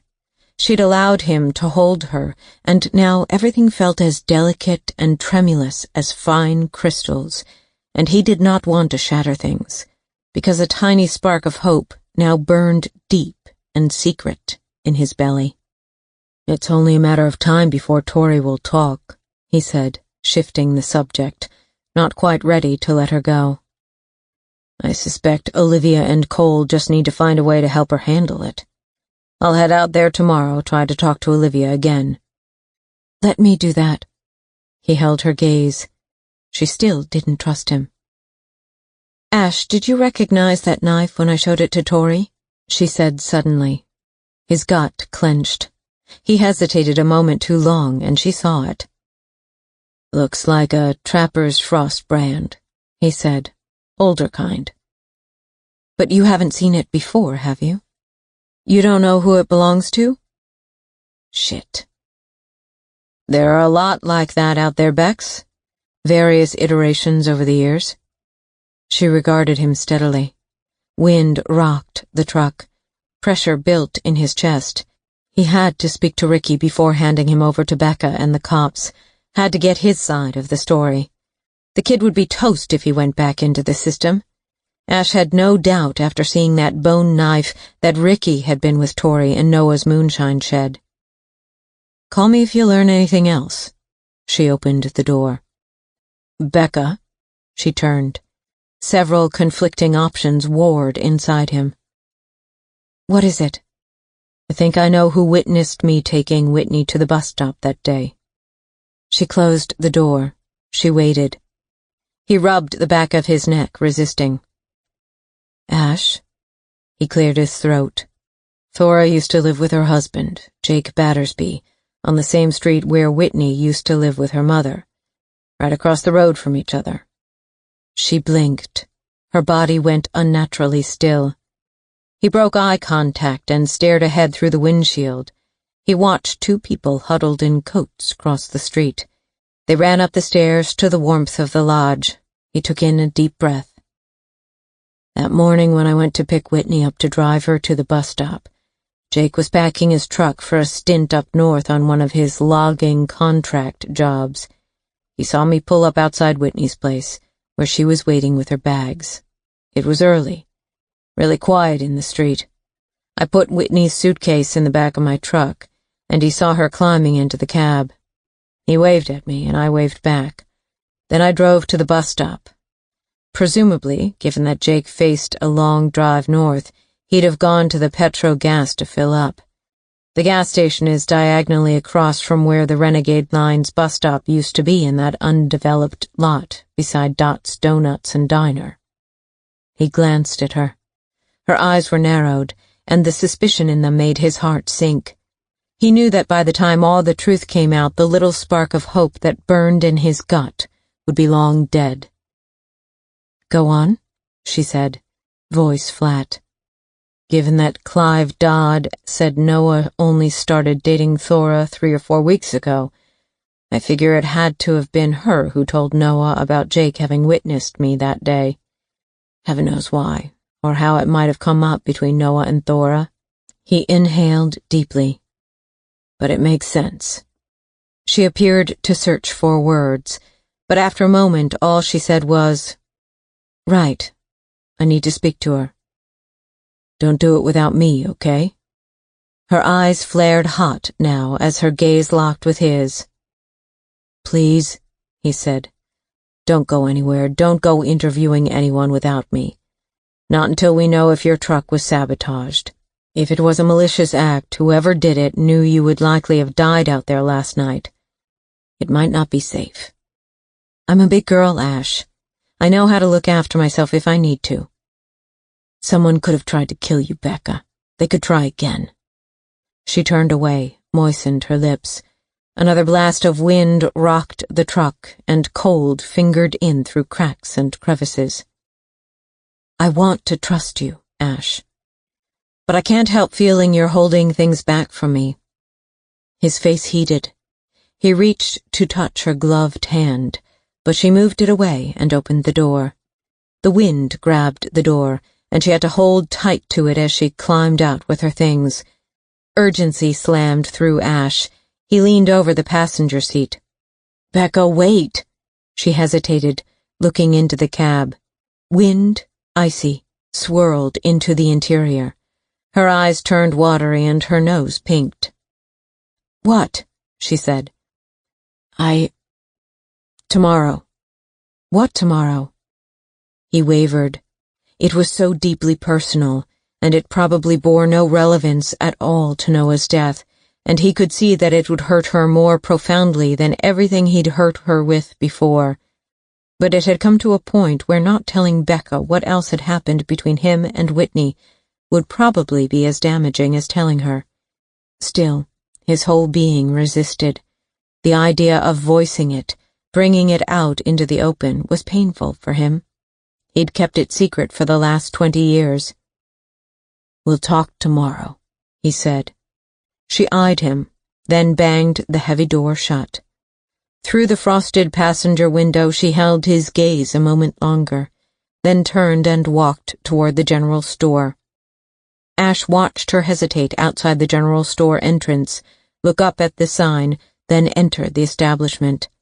The glass door swung shut behind her. He could see her inside, moving toward the clothing section. Fuck. He dragged his hands over his hair. This was not going to end well, no matter how he looked at it. Chapter 28. Rebecca toweled off her hair as she stood in a lodge robe in front of her motel room window. Frost feathered the panes, crystals multiplying upon crystals as she watched. A similar pattern of chill grew and spread through her chest as she looked down into the darkening main street. The new gear she'd bought at the general store lay across the bed. She hadn't expected to find much in the way of fashion in the all-purpose outfitters that had stood on that street corner since she could remember. And she hadn't. But what she had bought would suffice. Thermal underwear, neck tube, mitts, gloves, socks, fleece, hat, down jacket, and boots. She was after function and warmth at this point. She tossed the towel over the back of the chair, cranked up the room heat, and began cutting the tags off the new garments. She pulled on a pair of woolen socks that were thick and gray and trimmed at the top with a stripe of red, followed by a pair of lined Carhartt pants that felt stiff and clunky. Over a long-sleeved thermal top, she donned a fleece jacket. She blow-dried her hair, then packaged her dirty clothes in the bag provided for motel laundry. As she moved, she caught sight of herself in the mirror and did a sharp double-take. The old Becca looked back at her, an echo of the kid she had once been. No makeup, ranch clothes designed for outdoor work. It shook her. Feeling cast adrift suddenly, she reached for her phone and called Lance. Hearing his voice would serve as a touchstone.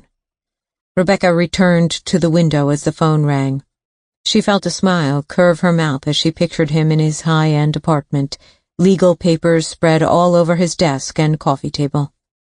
He answered. "Rebecca?" Noise drowned out his voice. He was in a crowded public space. He spoke louder. "Rebecca! Hey, hang on a sec. It's loud in here. I'm going to find somewhere I can talk." She waited while he went in search of a quieter location. Then she heard a single voice talking to him in the background. Female, distinct. She recognized it. Heather Whitehall, a junior associate at his law firm. He came back on. "Sorry about that. Got a bit of a celebration going. Firm won the case today." She heard the woman again. "I'll be right in," she heard him say quietly through what she presumed was his hand over his phone. A sort of sinking, distancing feeling unspooled inside her. She felt her link across the country thinning like a thread about to break. "Was that Heather?" she asked.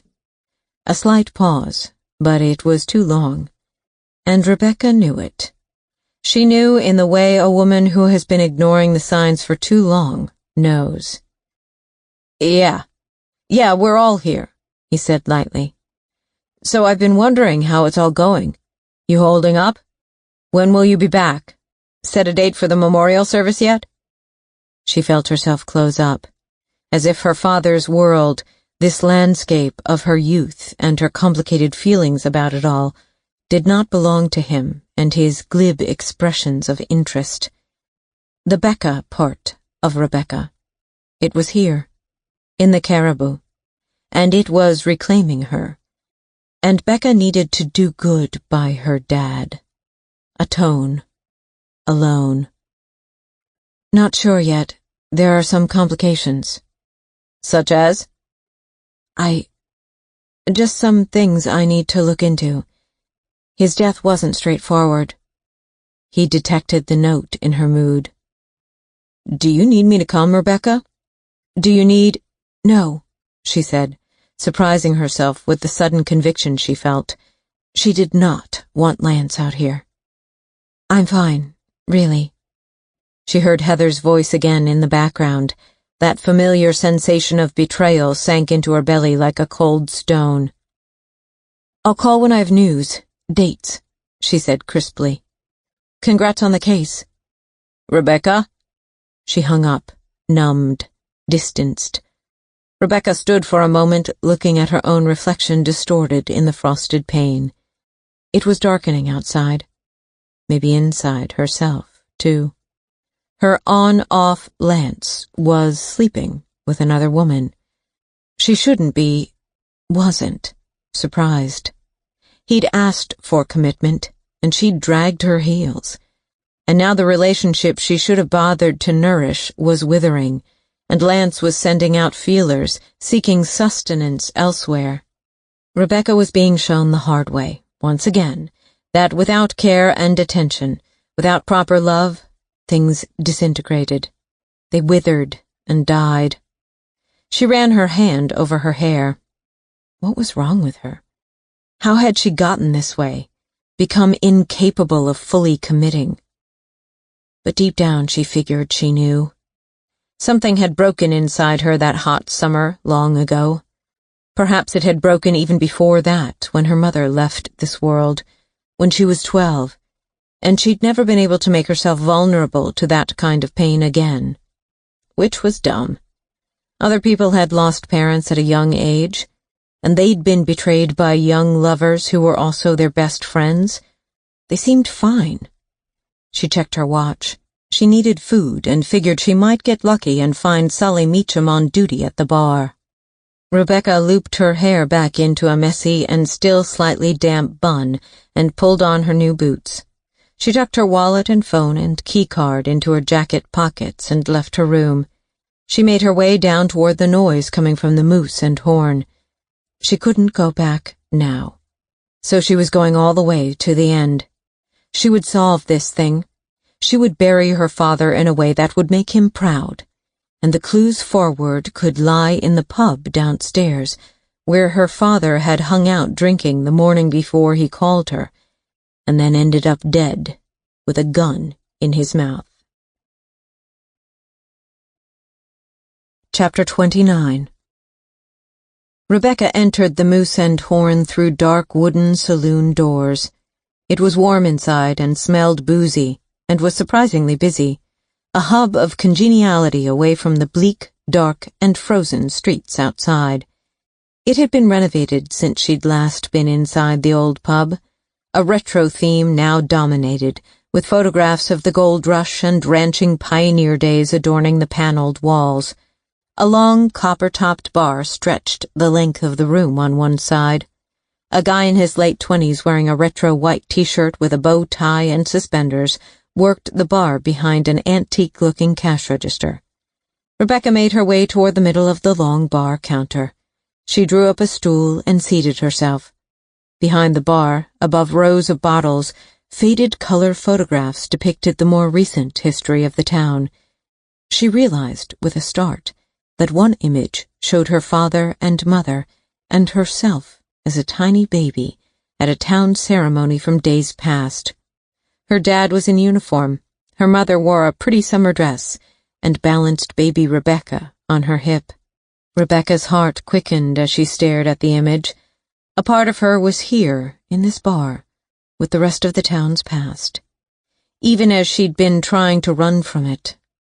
The bartender came over and handed her a pub menu and list of drink specials. "I'll be right with you," he said.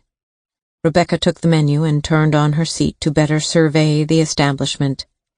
From her vantage point, she could see the entrance of the adjacent Red Steer Steakhouse.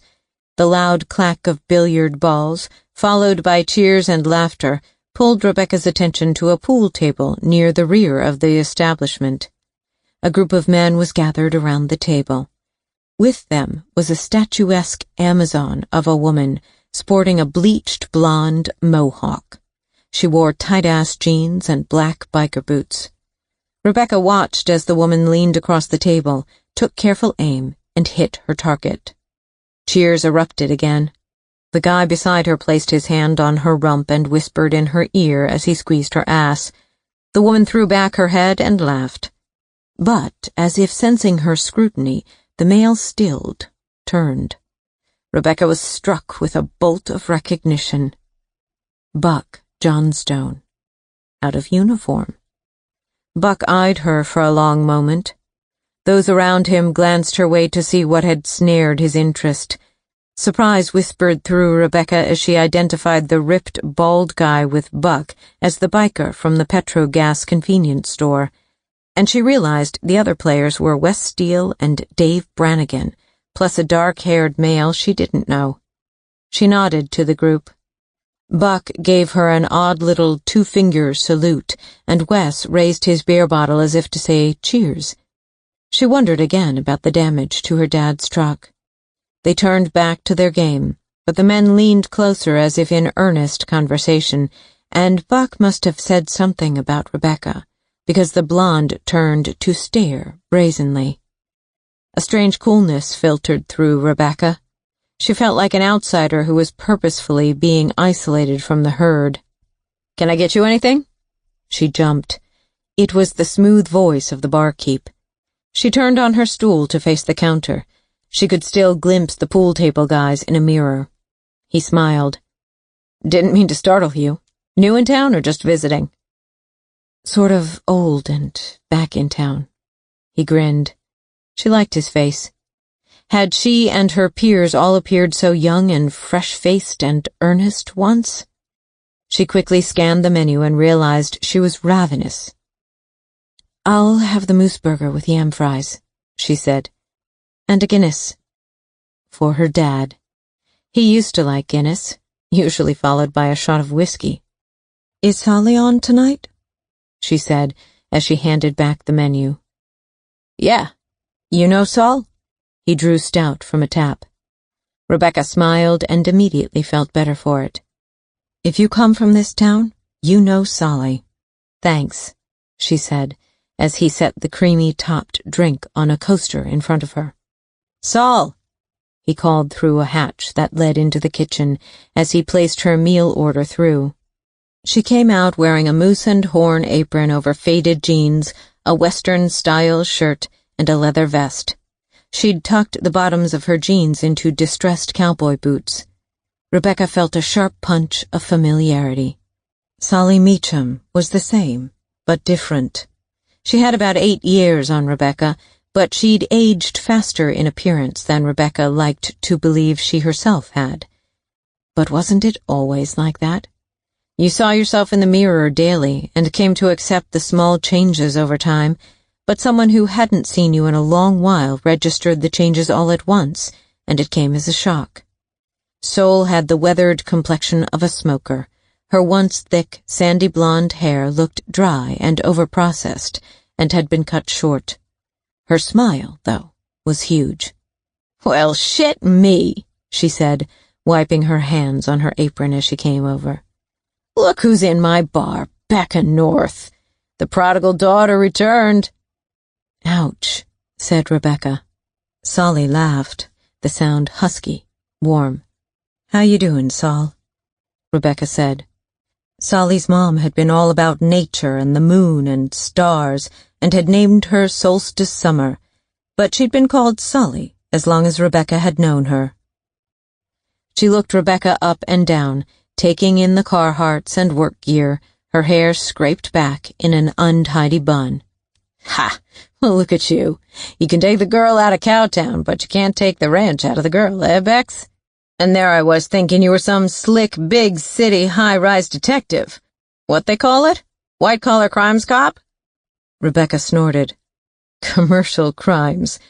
But I guess this place has a way of reminding someone what they came from." Solly's smile faded as the reason for Rebecca's return rose between them. "I am so sad about Noah, Bex. We all are. Shit, what a thing. You okay? Will you be organizing a memorial now? Because a couple of us were talking about doing something if you didn't." Her face changed as she realized what she was saying. God, I'm sorry. It's just that Ash had told some folks you were involved in some big trial that was in the national media and really busy testifying, and maybe you couldn't come, like, legally, technically, I mean, if you'd been subpoenaed. At least not right away." Ash told you this? Saul looked like she'd stepped on a landmine. I guess he kept up on you. I mean, he visited Noah a lot, and obviously Noah always spoke about what you were up to. The barkeep brought her food. Sally looked relieved. Rebecca had lost her appetite. Another clack of scattering billiards balls sounded, and a cheer rose from the back. The musician ended his song, and a few patrons clapped. He started a K.D. Lang number. I will be organizing a memorial once my dad's body is released. Problem? Just tying things up. Sally frowned. Great photos, Rebecca said, taking a bite of her burger followed by a sip of stout to wash it down. I see you even have one of me and my mom and dad up there. Sally turned to look. Oh, yeah, from that old July 1st parade. She nodded toward the photograph. Can't believe how much more like your mom you're looking these days. The notion blindsided Rebecca. Faded memories of her mother crowded suddenly into her mind, gaining life, color. She'd had never thought of herself as resembling her mom. It imbued her with a warmth and a sudden odd sense of belonging, of place. But yeah, I got prints made from the Museum and Archives Society. Lewis's idea. He's been wanting to do it for years. Renovate with a history theme. And that there is still the poster from the movie Hunt for the Wild, based on Cole McDonough's book. That was some day. Myron sprang for beers and moose burgers, and he brought a DVD for us to watch and copies of the book for door prizes. We all watched on a big screen here in the bar. She met Rebecca's gaze. Myron even invited your dad. Can you picture it? She laughed. Lasted maybe 30 minutes before the two of them had a spat. A record, if there was one. Rebecca couldn't help but smile. How is Louis doing? She asked about Solly's husband. Is he still so hands-on with the hotel, or has he stepped back a bit? Louis used to manage the Caribou Lodge Motel for his father, and Solstice Summer Hobson had been a waitress at the Red Steer back when Rebecca was in high school. It was how the two had met. At the time, Louis Meacham was considered a damn fine catch for easygoing soul, who had been raised by her divorced mom in a rundown apartment in Devil's Butte. The Meacham family were huge cattle ranchers in the region and had been big money since the 1800s, when a Meacham forebear had struck gold on the Horsefly River. Louis Meacham's dad had at one point owned half the businesses on Main Street, and he'd built the Caribou Lodge. A micromanager and notoriously tight-fisted even with his own kids, he'd finally passed it all on to Louis and his younger brother, Mikey, when he died. Oh yeah, we both still like the dig-in face-to-face management gig. Hell, look at me. She held her hands out to display her apron and gave a throaty chuckle. Rebecca noticed the packet of cigarettes in the apron pocket. Louis pretty much leaves Mikey to run the ranching side of the Meacham enterprise, but it's all in the family one way or another. Your burger okay? Yeah, just not very hungry. She picked at a yam fry. The Guinness was going to her head on an empty stomach and days of inadequate sleep, plus shock, grief, stress, and plenty of burgeoning feelings of guilt and inadequacy. Feeling slightly ill suddenly, Rebecca pushed aside her plate. Tell me about my dad, Sol. Buck said he was in here the morning of his death. Sally reached for a cloth and wiped a spot she'd noticed on the counter. Yeah. Noah never passed through town without stopping in here. On that day, he was at the door from opening. That was unusual, I presume? With the back of her wrist, Sally wiped a stray strand of hair from her brow and nodded to some patrons who'd come in rubbing their hands from the cold. Kinda. She hesitated. Why don't we go sit in that booth over there? Quieter. Hey, Hank, bring me a coffee, will you? Rebecca took her beer and plate, and they moved into a small booth. A mug of coffee was placed in front of Sally. She sipped as Rebecca asked her questions. Did you speak to him that day? Sure, yeah. I was doing inventory at the bar. He sat at the counter watching TV. We chatted some. Did he say why he'd come into town that morning? He said he'd driven super early to Cache Creek to see someone about a cold case he was investigating. He didn't say who, though, or what the case was. But word around town was that he was looking into that old Whitney Gagnon and Trevor Beauchamp missing persons thing. And I got a sense it was a woman he'd gone to see. But he was rattled, I think. The person he went to see had had a terrible accident the evening before. Hit black ice, it seems, on a bad stretch of that highway. Went over the canyon into the river. Rebecca's pulse quickened. Is this person all right? Did my dad say? She died at the scene, apparently. Single vehicle accident, no witnesses. Notoriously bad spot, that. Noah didn't know that she was dead until he got out there. So he came back and stopped in here, probably to calm his nerves or something, and then just got too far into his cups, as he usually did. Energy coursed hot through Rebecca's veins. She recalled Dixie's words at the morgue. Noah had publicly expressed dissatisfaction with his life at the Moose and Horn pub over the last few months. This was revealed by police interviews. Patrons and friends reported him saying that he felt he'd been a failure as both a cop and a father. Did he seem depressed by what had happened? On the contrary, he seemed agitated, jumpy. Or it could have just been a hangover, because he settled a bit after a couple of drinks. A pause. He was a good guy, Becca. He just drank a hell of a lot, and it was messing with his head, you know? Full of these weird theories and worries, and always obsessed with some case that probably wasn't even a case to begin with. Rebecca frowned, her mind racing as she watched Solly's face intently. Who might her father have gone to see in Cache Creek, and what did it have to do with his case? And why had he needed to drive out so early to speak to this person?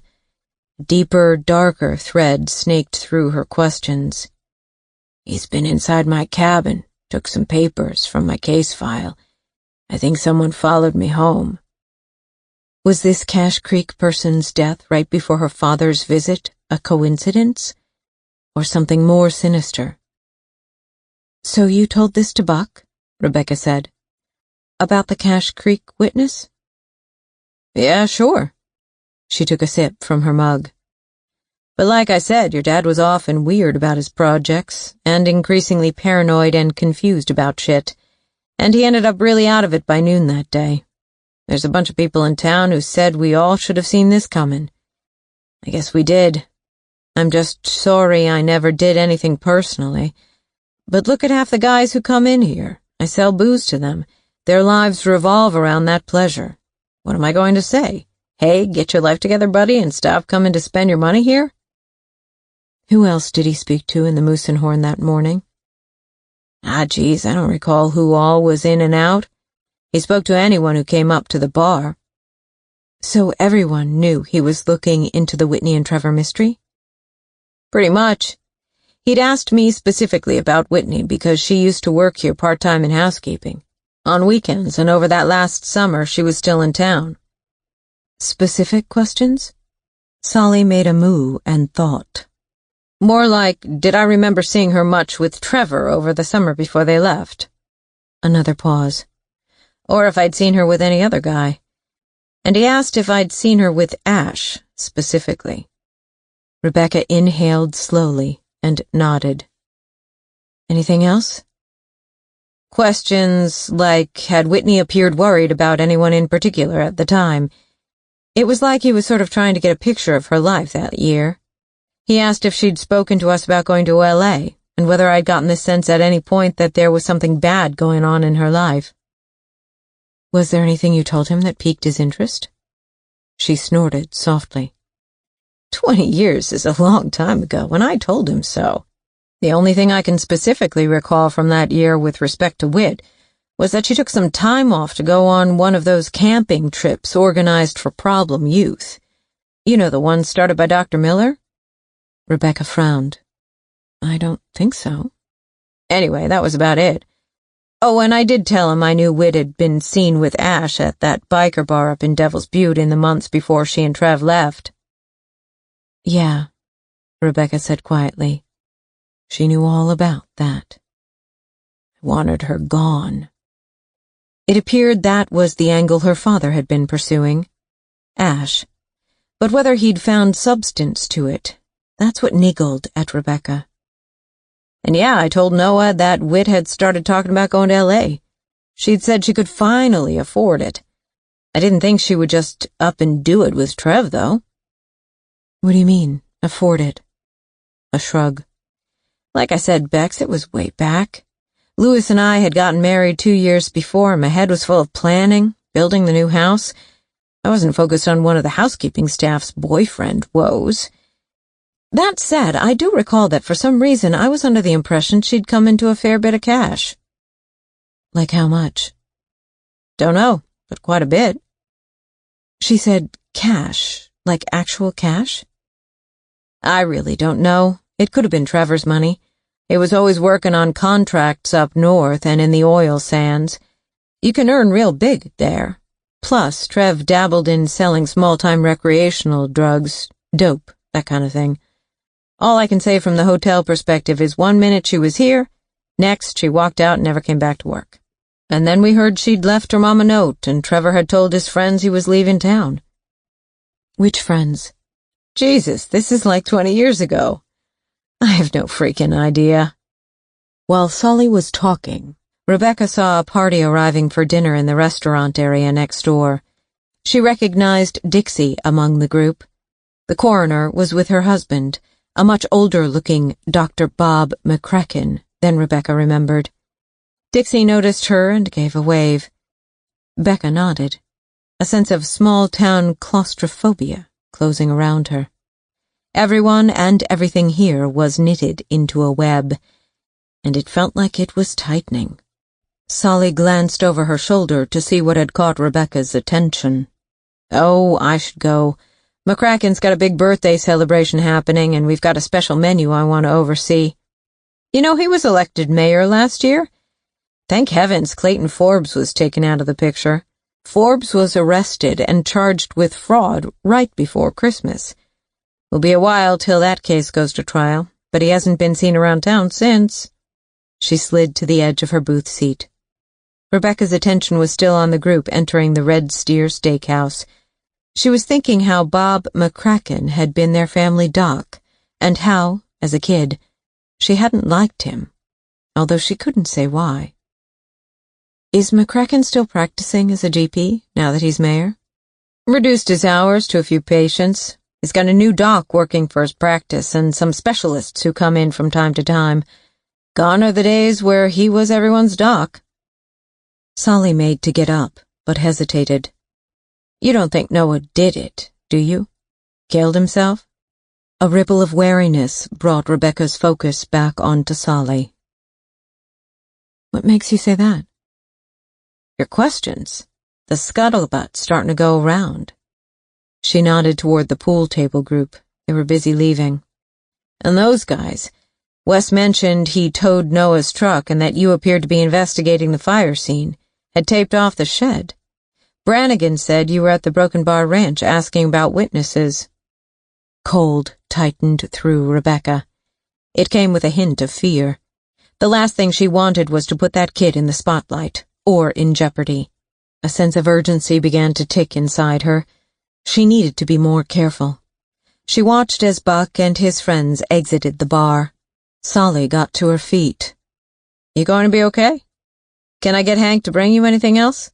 Wait, Sol, one more question, please, quick. Did you know my father was in a relationship? With Thora Battersby? Yeah. She's down at the end of the bar there with Don Barton and Jerry Phibbs. Rebecca shot a look across the room. A woman in her late 60s sat drinking wine with two men around the same age. The television screen in front of them was tuned to an ice hockey game. They all looked up and cheered as a player scored. That's Thora? Solly made a wry face. A good drunk needs a good drinking buddy, she said gently. Thora was Noah's. Chapter 30. Ash drew up outside Ricky Simon's house, studded tires crunching on glinting ice. He killed the engine.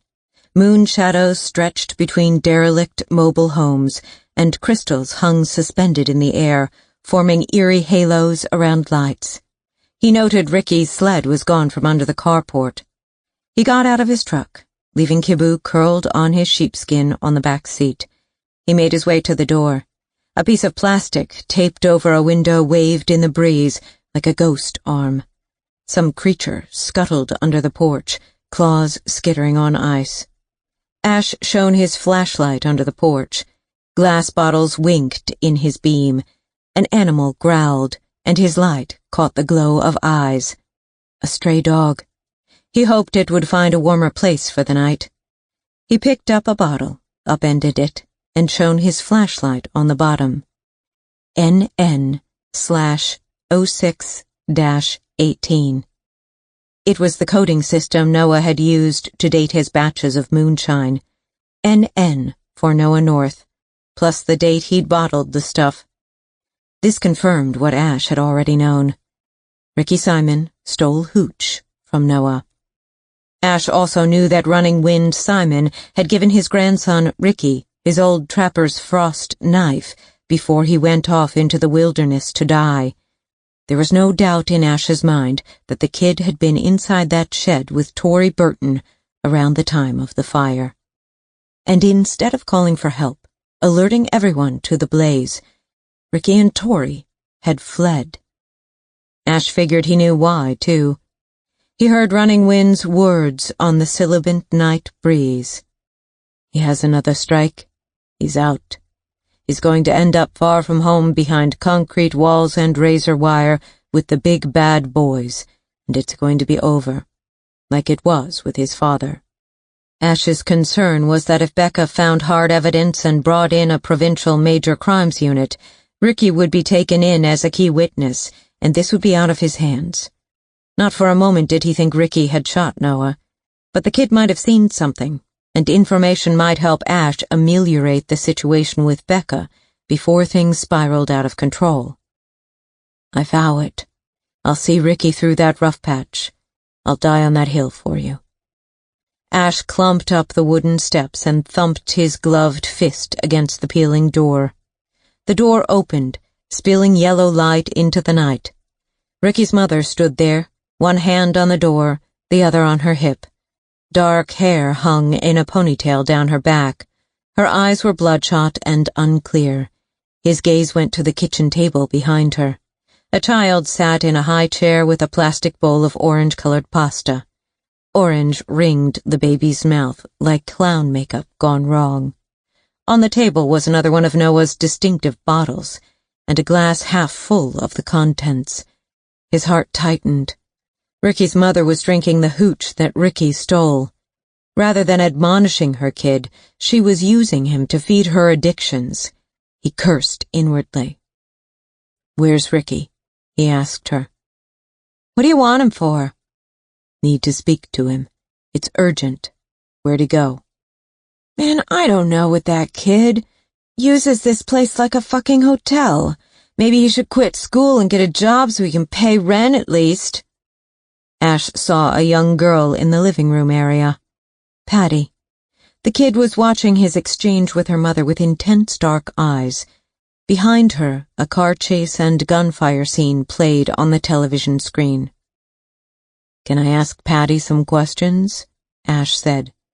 Ricky was close to his little sister. Maybe Patty knew something her drunk mother had failed to notice in her addled state. "Hey, fill your snow boots, ranch man. Come inside and close that door behind you before we all go dying of cold on your account." She sauntered back into the kitchen, grabbed her glass, took a swig, and went to stir a pot of something bubbling on the stove. Ash entered and shut the door. He took off his boots and went through to the tiny living room. "Hey, Patty." He crouched down next to her. "Cool puzzle." "Thanks." "Is that the Eiffel Tower?" "Uh-huh." "You must have been busy on that for weeks." A shy smile. "Just a few days, after school and stuff." A pot banged in the kitchen, and Patty shot a nervous glance in that direction. "You know where Ricky went, don't you?" He was fishing, but he had a gut sense she at least knew more than her mother. "He got a phone call," she said quietly. "From who?" Ash asked. "I don't know." She stared at her puzzle. "Patty, I know that you know. I can tell. It's okay. Ricky is not in trouble, never from me. You got that? I just need to tell him something." She glanced toward the kitchen. He reached out, moved a puzzle piece into place. "Bingo," he said. She grinned. He waited until her mother moved behind the partial wall dividing the living room and the kitchen, out of view, and he said quietly, while moving another puzzle piece, "Do you know if he went to meet a friend? Like Tori, maybe?" Her eyes flickered and her mouth firmed into a tight line, as if she were afraid the answer would pop right out without her bidding. "I'll tell you something, Patty. You know your granddad asked me to watch over Ricky, right? Kinda like a big guardian angel out there." She glanced up. Dark liquid eyes met Ash's gaze. She had Ricky's chiseled cheekbones and smooth skin. She was a beautiful little thing. What chance did she stand in a place like this? He thought of Whitney and felt remorse. Whitney's upbringing had not been dissimilar, and every young, testosterone-charged male in want of an easy fuck had fed right into her silent cry for attention. Whit had obliged and opened her legs because she'd been needy, and then she'd been labeled a slut, and she'd had to wear that label because the past wrote the present and the future. And Ash hated himself for feeding into that, too. It had lost him Becca. If there had been anything he could do to turn it around, atone fully, he would have done it a long, long time ago. He lowered his voice. "And to tell you the truth, I think your big brother could be getting himself into trouble tonight. I need to make sure that doesn't happen," he said softly, moving another piece. Her gaze followed his fingers as he slotted a corner into the base of the Eiffel Tower. He had her attention. "But I need to know where he went in order to keep my promise to Running Wind, and to keep Ricky out of trouble with the police, okay?" Her eyes flared to his. She examined him, searching for sincerity, then nodded quickly. "He took the sled." Another sharp glance to the kitchen. He noticed bruises on the side of her neck. Anger rose hot in him. He told himself he'd come back here, keep an eye on this situation, too, before she ended up a Whitney, bearing a label she would never shake. "Is there a special place he likes to go meet Tori?" "Patience!" came a screech from the kitchen. "Supper!" Patty spoke quickly. There's some abandoned summer camp buildings. They go there sometimes." Ash felt a black chill. He swallowed. The back end of his own ranch? What sick, twisted irony was this? He never went there. He'd mentally fenced that section right off his acreage, and he'd allowed the ruins to be swallowed by forest. "Thanks, Patty. You're a good kid." He dug out his wallet and extracted a $20 note. He placed it on the table next to the puzzle. "Go get yourself something nice, okay?" "Shh." He put his finger to his lips. "This is between you and me." Heart-wrenched, he took his leave. Ash and Kibu drove back up into ranch country. He guessed Ricky had headed up into the hills behind the trailer park, but he had to go the long way around in the truck. As he drove, he felt a dark sentience closing in, like a suffocating, cold black smoke, as if a force outside of them all, some evil, were sucking them all back to one point in that hot, wildfire summer where they would be forced to face it all again, because it hadn't been done right the first time, and the wrong was festering. Chapter 31. "Thora Battersby?" Rebecca said. The woman looked around in surprise. Her complexion was flushed, eyes bright and slightly unfocused. The two men with her, Don Barton and Jerry Phibbs, fell silent. Thora looked Rebecca up and down. She was clearly tipsy, a full glass of white wine in front of her. A pack of Denali plain lay on the counter between her wine glass and the men's beers. A Zippo lighter had been set atop the pack. Jerry Phibbs's fingers showed the yellowed stain of a heavy smoker. The cop in Rebecca quickly registered details. She wondered who in this rural town did not smoke. "I'm Rebecca North, Noah's daughter." "Oh, my goodness, love! I should have recognized you from photos he had." Definitely tipsy. This is Jerry and Don. They knew your father, too. We're all old friends." Rebecca nodded. This woman did not come across as grieving a lost loved one. "Could we have a word in private? Maybe at that booth over there?" Rebecca motioned to where she'd left her beer and uneaten food, and where Solly's coffee mug still sat. Thora exchanged a quick and unreadable glance with the men. "Sure, of course." She came down off her stool and swayed almost imperceptibly on her feet. She wore jeans, cowboy boots, sweater. Thora grabbed her wine, but left the cigarettes with the men. She followed Rebecca to the booth. They seated themselves, and Rebecca pushed the plate of food to one side. "I'm sorry for your loss, Rebecca," Thora said as she got comfortable and took a quick gulp of wine. "Likewise, Thora. I didn't know my father was seeing anyone." Thora flicked a glance at the men. Nervous? Or perhaps just discomfited in the presence of her dead lover's daughter? "Must have been an awful shock," Rebecca said. "Killing himself like that, God, yes. But then, maybe I should have seen it. I do ask myself over and over if there were signs." She hesitated, as if deciding where to start, or just a little slow on too much wine. "But I didn't know him that well. We hadn't been together long," she said. "Just a month, really. And I have to confess, Rebecca, it was usually in a social, drinking environment. Never anything too personal. It was just nice to have a friend, you know? Someone to cuddle with in front of a fire on cold nights. Life gets lonely. We filled a need for each other." So a drinking buddy with extras on the side, thought Rebecca. She glanced at the two men. Replacement auditions, possibly? "Was my father any more depressed than usual? I mean, were there any signs, in retrospect?" "Not really, no. He was actually kind of excited by his new case. But these things can be deceptive. I've worked years as a nurse, some of that time in ER. And often it's the ones you least expect, the ones who don't talk about taking their lives, the dark horses. Those are the ones who surprise you." She lifted her glass, held it up as if making a toast. "Alcohol doesn't help." She took a sip, set her glass down. "But Lord, one needs it every now and then." "Was my dad perhaps expecting you for dinner the night he died, Thora?" Emotion suddenly reddened her nose. She stilled, glanced down.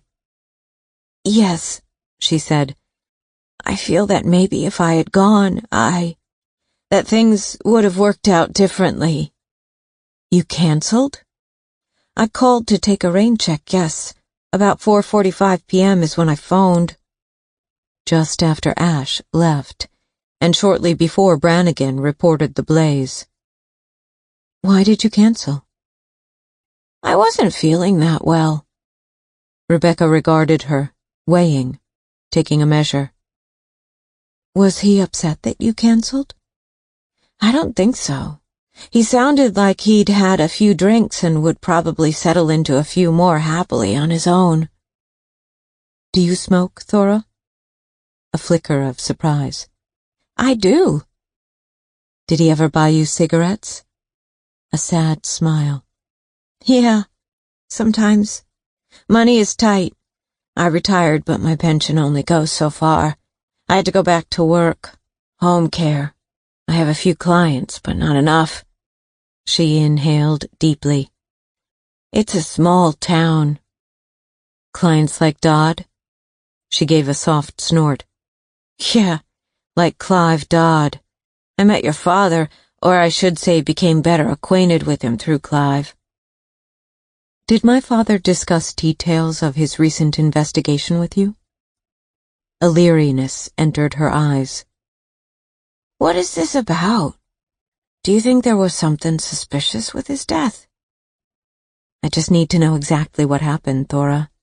Otherwise I'll never rest. You know what I mean?" She nodded.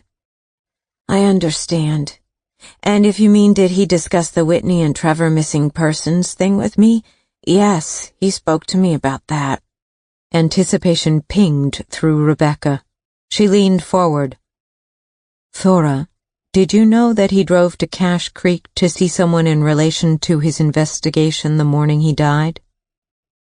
"I knew he was going to. I didn't see him that day. As I said, we were going to catch up over dinner and I was going to stay over, but I canceled."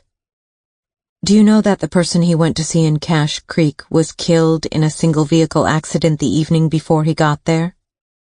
She paled, an inscrutable look reshaping her features. "You're not serious," she said quietly. "Who was he going to see?"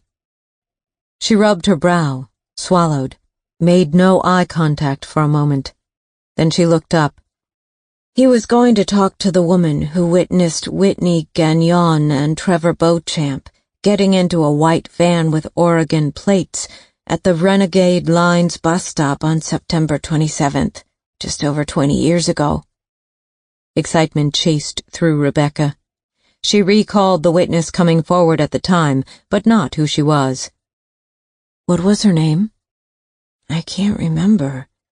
I'm not sure he actually mentioned the name," Thora said. "It was in the papers at the time, though.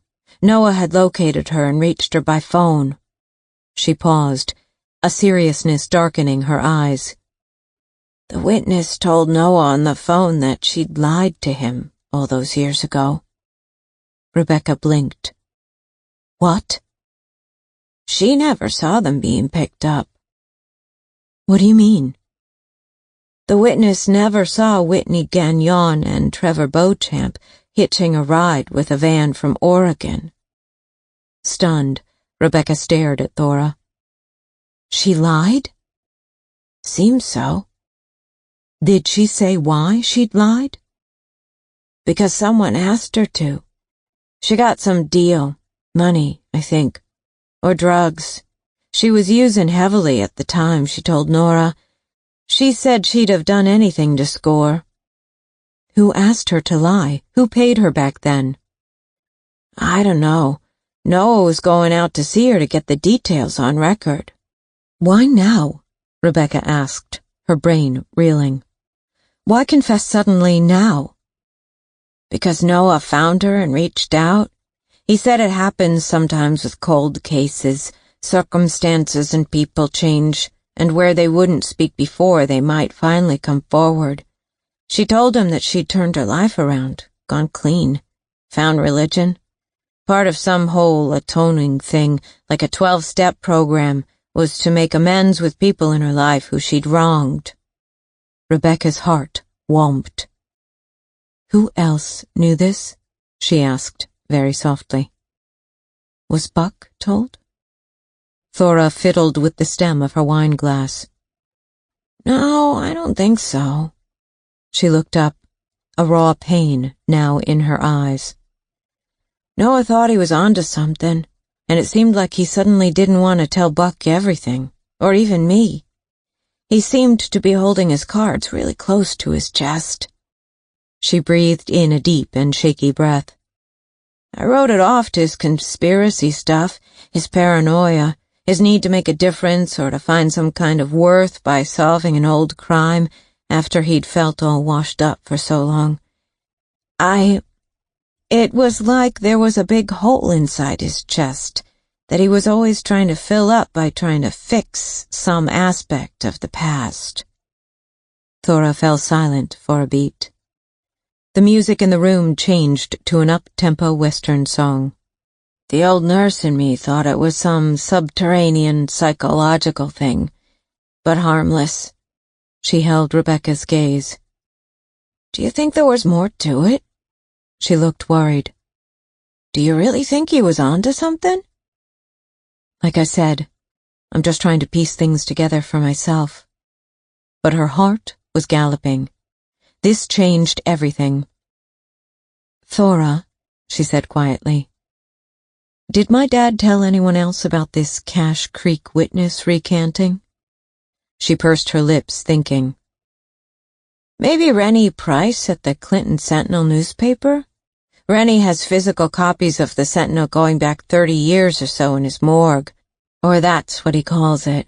Your dad got the witness's name from the newspapers in the morgue, since the old missing persons files were long gone. I mean, it wasn't considered a crime when those teens left town. Whitney had left a note for her mother, and she'd told her friend she was catching the bus that day.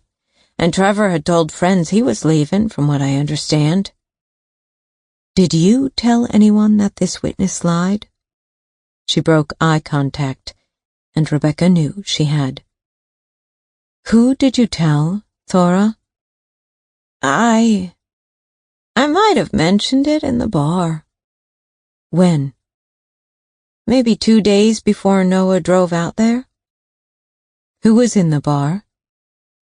The usual.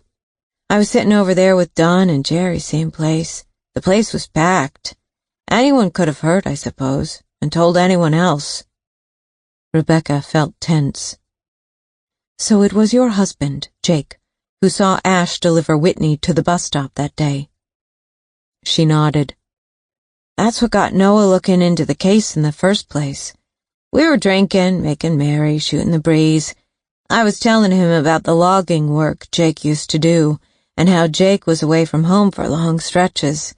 And it came up, our old neighborhood, Whit and her mom living across the road from us. And it was Jake who saw Ash and Trevor fighting at the bus stop? Yes, Jake was filling up at the Petro gas when he saw the two getting into it. He could see them down the street. Trevor had a knife out, but by the time Jake was done gassing up, Ash had driven off already, and Whitney and Trevor looked fine, just standing there, waiting for the bus with their bags. So he drove on. Rebecca's blood beat hotter, tension torquing as she was thrust emotionally back to that time. Thora broke eye contact and twirled her glass of wine in a wet circle it had made on the table. Rebecca could feel something else coming. What is it, Thora? What are you not telling me? I know it was not my place to tell your father. She looked up and met Rebecca's gaze. But I was tipsy, and in the context of what we were talking about, Ash, Whitney, Trevor, the fight at the bus stop, I mentioned that I had been working at the healthcare center at the time. And a few weeks earlier, Whitney had come in for an ultrasound. Blood drained from Rebecca's head. Sound turned tinny in her ears. You mean? Whitney was pregnant. Nausea washed through Rebecca's stomach. How far along? It came out, a whisper. I don't remember exactly. I only recall thinking that Trevor had been away on the oil sands for 6 months prior, so it couldn't have been his. I didn't ask Whitney, of course, and she didn't offer. But when Ash picked her up across the road that morning 20 years ago, I'd been saying goodbye to Jake, and I saw them through the kitchen window. And I wondered. There be monsters among us. Caribou Country, Sunday, September 27th, just over 20 years ago. Ash doubles over and barrels like an enraged bull at Trevor. Asshole! Whitney flings open the truck door and comes running after Ash, but Trevor is streetwise and steps aside fast, sending Ash spinning and flailing wildly forward through the force of his own momentum. As Ash staggers sideways in the dust, Trying to keep upright, Whitney latches onto his shirt with both hands. "Stop it!" she screams, trying to pull him back from Trevor. But Ash's focus remains on Trevor. The guy has a knife out. Trevor flicks the blade open. Metal glints in the early morning sun. He drops into a crouch. Holding his flick life forward, blade tilted upward, he sways his body from side to side, ready for another lunge from Ash. Ash shakes Whitney off him and barrels at Trevor again. Trevor swipes the knife. Ash ducks sideways, comes up, and lands a crack of knuckles against cheekbone. Trevor grunts. He tries to spin and stab at Ash again, but he appears dazed from the blow to his face. Ash lands another punch. His fist meets bone and gristle with a crunch. Trevor's head is flung sideways, blood spurts from his nose, his knife clatters to the dirt and sends up a small puff of dust. "Ash, stop it, now!" Whitney's voice is hysterical. She leaps onto Ash's back, wrapping her arms around his neck and her legs around his hips. It handicaps Ash. Trevor uses the gap to deliver a punch to Ash's sternum. Ash crumples, winded, and he goes down hard under the weight of Whitney. She lands beside him with a thud in the dust. The three are stunned into a lull. A car goes by. "Jesus, Ash!" Tears streak down the dirt on Whitney's face. Ash fears she might be hurt. He holds up his palm to halt Trevor. Trevor stumbles backward, wiping blood from his face and cursing. "You okay, Whit?" Ash gets onto his hands and knees. He comes up to his feet, wobbling a bit from dizziness. He holds out a hand to help her up. "Fuck you!" She refuses his offer of assistance and clambers to her feet. "What in the hell? You fucking loser!" "What's he doing here?" Ash says again, jerking his chin at Trevor. "He's coming with me to LA, that's what he's doing here." She marches around to the back of his truck and struggles by herself to haul her suitcase out. Red dirt stains the side of her t-shirt. Her jeans are covered in dust. Her hair is a mess. She manages to maneuver her suitcase up over the edge of the truck bed, and it thuds hard to the ground. "And I'm serious, what's it to you? Nothing. So fucking get real, Ash Haugen." She fetches her purse and her CD player from the passenger seat of the cab. She opens her purse and hands Trevor a wad of Kleenex. He dabs at his bloody nose, his gaze shooting daggers at Ash, but he holds off. Whit is now in control of the boys. "Who's paying for his ticket?" Ash demands. "Me? How I spend my money is not your worry." "It's my money, Whitney. It's all of my fucking money. Everything I've worked for to save for college. Did you know that? My paying you to get out of town means I get stuck here for the rest of my fucking life, running my father's ranch just like he wanted." His emotions run high. He's shaking. "Every penny I earned on jobs ever since I was 12 is what you got, and you got it for one goddamn reason, to take care of things."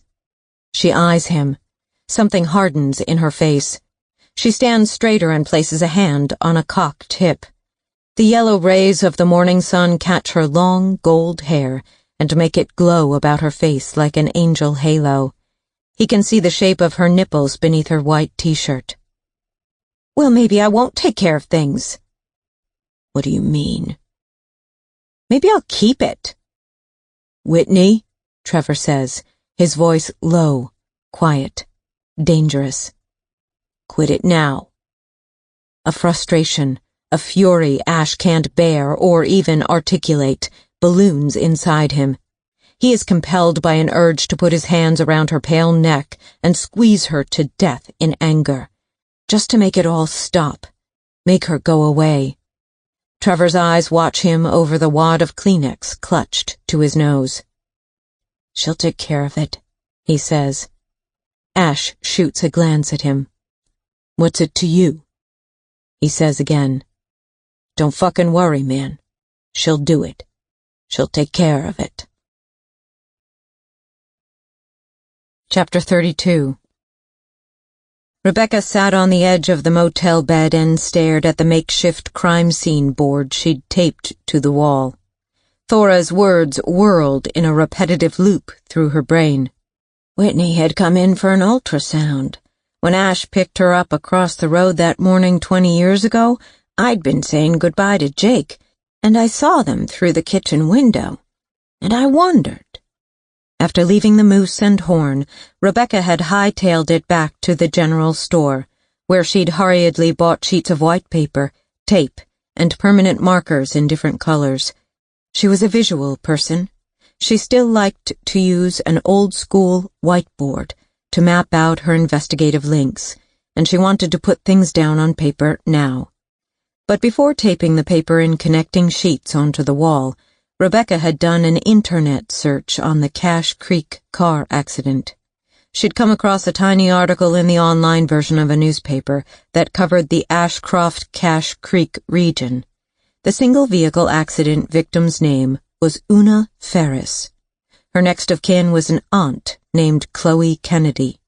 The aunt was quoted in the article as saying she didn't know how she would live without her niece, and that it was her niece who'd supported her financially since she was disabled.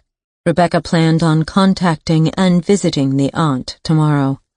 She replayed her conversation with Thora again in her mind. Did my dad tell anyone else about this Cache Creek witness recanting? Maybe Rennie Price at the Clinton Sentinel newspaper? Rennie has physical copies of the Sentinel going back 30 years or so in his morgue. Your dad got the witness's name from the newspapers in the morgue. Rebecca wondered if there'd been something else in those old newspapers that might have caught her father's attention in connection with Una Ferris and her statement 20 years ago. She'd visit Rennie Price and the offices of the Clinton Sentinel tomorrow as well. At the top of her chart, in black marker, Rebecca had written and underlined the names of the victims. Whitney Gagnon, Trevor Beauchamp, Sergeant Noah North. Beneath Whitney's name she'd listed, pregnant, had come into substantial amount of cash before vanishing. How? Where from? Why? She'd made another column headed, Persons of Interest. Under that heading she'd listed several names. Ash Haugen. Slept with Whitney, July 11th. Clinton Rodeo Fair, always held on second Saturday of July. Father of Whitney's baby? Seen with Whitney several times after July 11th in Devil's Butte Bar until the day she vanished, September 27th. Ash took Whitney to bus stop early on September 27th. Ash confessed he wanted her gone. Ash fought with Trevor. Trevor pulled knife. Ash found later that day barefoot on a logging road in a storm, dazed state, covered in blood, plus other injuries. Rebecca reached for the motel room coffee cup and sipped the brew she'd made earlier. She didn't want to dwell on her feelings. She was focusing on the questions now.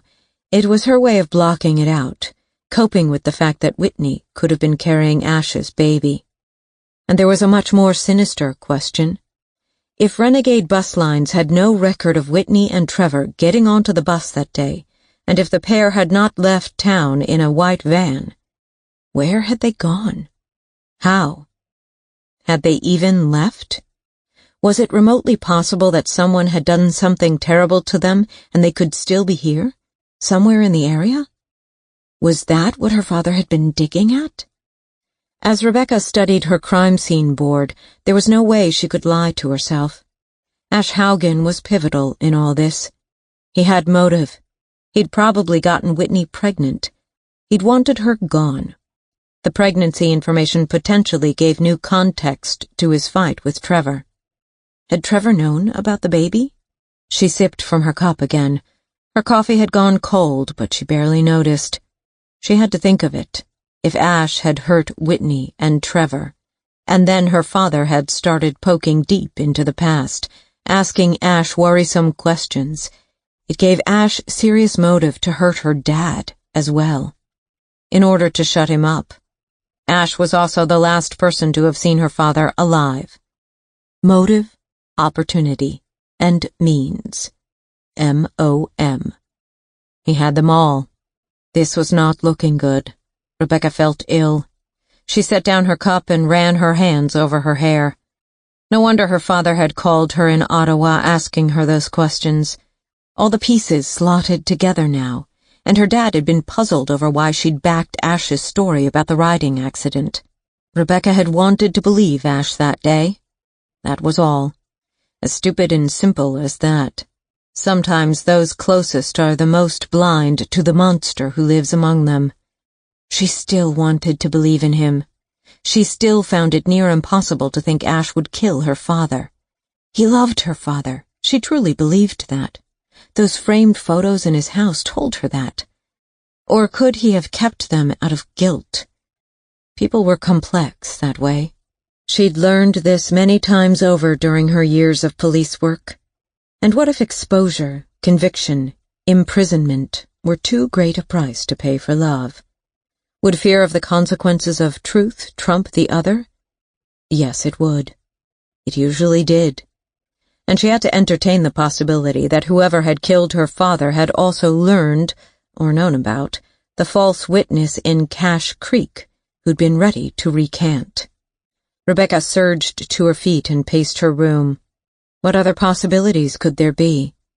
She spun, grabbed her black marker, and scrawled another name on her sheet in the Persons of Interest column. Corporal Buck Johnstone. Peeping Tom. Stalked Whitney Gagnon. Stalked others.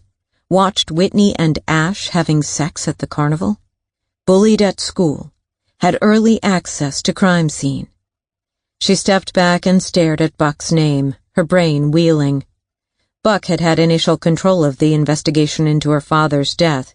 He could easily have staged a suicide. He was a cop. He knew how. And he knew what a coroner and pathologist might look for. He could have passed the investigation quickly over to the coroner's office without presenting certain incriminating or circumstantial evidence to Dixie, which would, in turn, have hampered Dixie's investigation. For example, had Buck followed up on Ash's statement that there'd been 2 plates and a pack of cigarettes on her dad's table? Why had Buck not mentioned an anticipated dinner guest to Rebecca?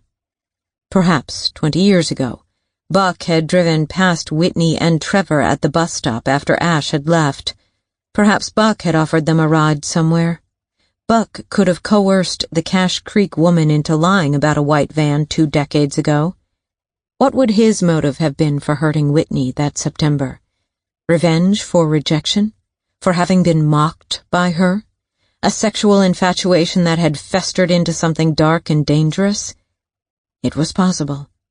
And Buck's life, the way he knew it, would have been seriously threatened if Rebecca's father, his mentor, had told him he was reopening that cold case with new leads. Buck, too, had motive, opportunity, and means, both in Whitney and Trevor's disappearance and in her father's death. On her chart she wrote, Tory Burton was in moonshine shed around time of fire. Who with? Why did she flee? Did she witness something? She chewed the back of her Sharpie. Tory was pivotal. Rebecca could no longer play nice in trying to unlock the kid. She needed to know who she had been with and what she had seen. She'd pay Broken Bar another visit and play harder ball with Olivia and Cole tomorrow. As she focused her thinking via her chart, something Solly Meacham had said filtered to the top of her mind. The only thing I can specifically recall from that year with respect to Whit was that she took some time off to go on one of those camping trips organized for problem youth. You know, the one started by Dr. Miller? Dr. Miller. Why did that name sound familiar? It hit her. Dixie had mentioned a Dr. Miller when talking about her father's depression. Bob had referred him to a therapist, yes, Dr. Rio Miller in Clinton. Additionally, he'd recently publicly expressed dissatisfaction with his life at the Moose and Horn pub. He felt he'd been a failure as both a cop and a father. Could there be a connection between Dr. Rio Miller, who'd accompanied a troubled Whitney on a camping trip 20 years ago, and her father, a patient who might have told Dr. Miller what was going on in his life, including details of his investigation? It was a stretch. Rebecca didn't know enough, But she added Dr. Rio Miller to her list as a person who knew and had interacted with Whitney, and who was still present in the area now, and who was also linked in some way to her father. Rebecca leaned forward and wrote a question under Dr. Miller's name. Why had Whitney needed to go camping with Dr. Rio Miller? If Rebecca questioned this therapist, it was unlikely the doc would divulge privileged patient information, but she could try. She tapped the Sharpie against the palm of her hand. Who all had known that her father had found the false witness? And who had known he was going out to see her that morning? Thora Battersby, for one, had known her dad was driving out to Cache Creek. Thora also knew a lot of other things about the case. Thora was the trigger that had caused her dad to reopen his old investigation into the vanished teens. Rebecca added her name to the board. Thora Battersby. The trigger for Noah to reopen old investigation by mentioning she and her husband, Jake, had witnessed Ash taking Whitney to the bus stop the day she disappeared. New witness in Cache Creek lied and had been paid to do so. Knew Noah was going to meet with witness. Knew Whitney was pregnant. Lived with husband, Jake, across the road from Whitney. Was expected for dinner on the night Noah died. Claimed she called to cancel. Could she have been to the cabin and lied about canceling? There would be phone records. Rebecca could always try to obtain those to determine whether Thora had called the cabin to cancel. But what motive might Thora have to kill her dad? Rebecca stilled as a dark tendril of thought threaded into her brain. A nurse, like Thora, would have access to drugs, like benzodiazepines. Ash had also said her dad appeared focused, fairly sharp in mind when he'd left the cabin.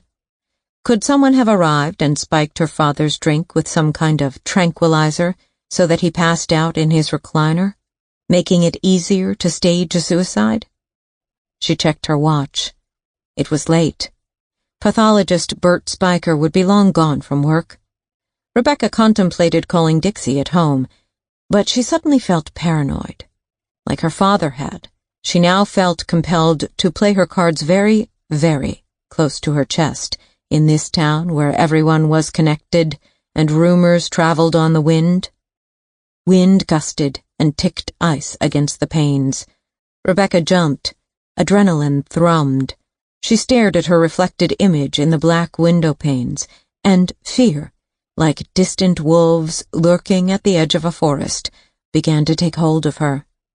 If her father really had been murdered, if the Cache Creek witness had also been murdered, it placed the punctured gas tank of her dad's Silverado into chilling context. Someone really had tried to kill her. Maybe because she was picking up where her father had left off. Ash was correct. She might not be safe. They might try again. Could she even trust Dr. Bert Spiker? Rebecca paced, rubbing her arms, feeling a chill deep in her bones. Or was she simply falling victim to neuroses, like her father had, in this frozen place, trapped under a Stephen King-like Arctic dome of pressure that was locking in the frigid cold and isolating her from her grounded sense of self back east? She had to ask Bert about the toxicology panel he'd run. From what she understood, he was newer in the area. He had not been around back in the Whitney days. She reached for her phone. She had his cell number, and maybe he'd pick up at home.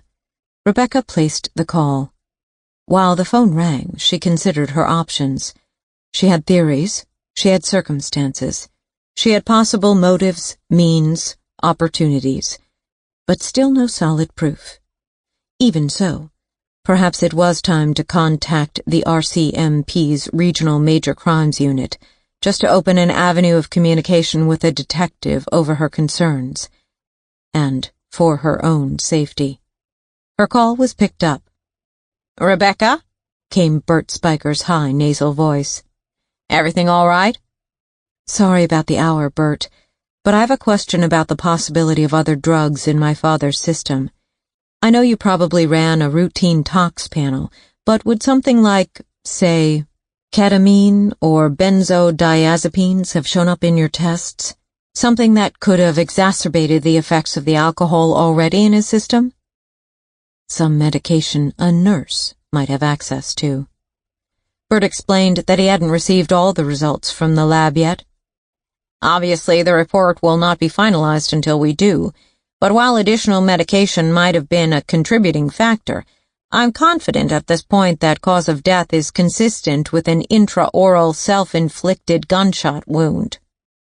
Can you expedite those tox results?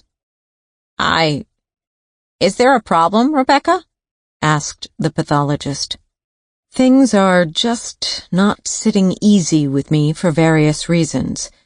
I know it's asking a lot, but if you wouldn't mind, could you give me the results as soon as possible?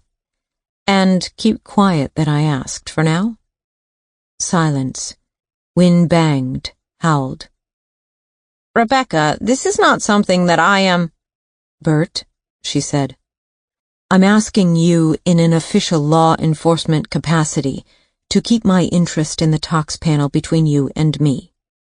Look, it's not my jurisdiction or purview, but I am making contact with Major Crimes tomorrow for reasons I can't divulge yet. I need those test results, and if you don't have to mention them to anyone until we have conclusive results, it'll make things easier for the investigative team that takes over. I'm sure the Major Crimes guys would appreciate that, she said, in an attempt to strong-arm him. He cleared his throat, then said in his strange voice, Not a problem. I will do my best. She killed the call. Outside, a moon hung over the distant, snow-covered hills, tinting the landscape a haunting, eerie silver. Wind dervishes twisted down the now deserted Main Street, swinging signs and the hanging traffic lights. Somewhere out there, perhaps, the remains of 2 teens lay buried, and possibly, with them, a baby. Ash's baby. Rebecca hugged her arms over her chest, heartbroken, angry, and more fiercely determined than ever to fix this in the name of her father.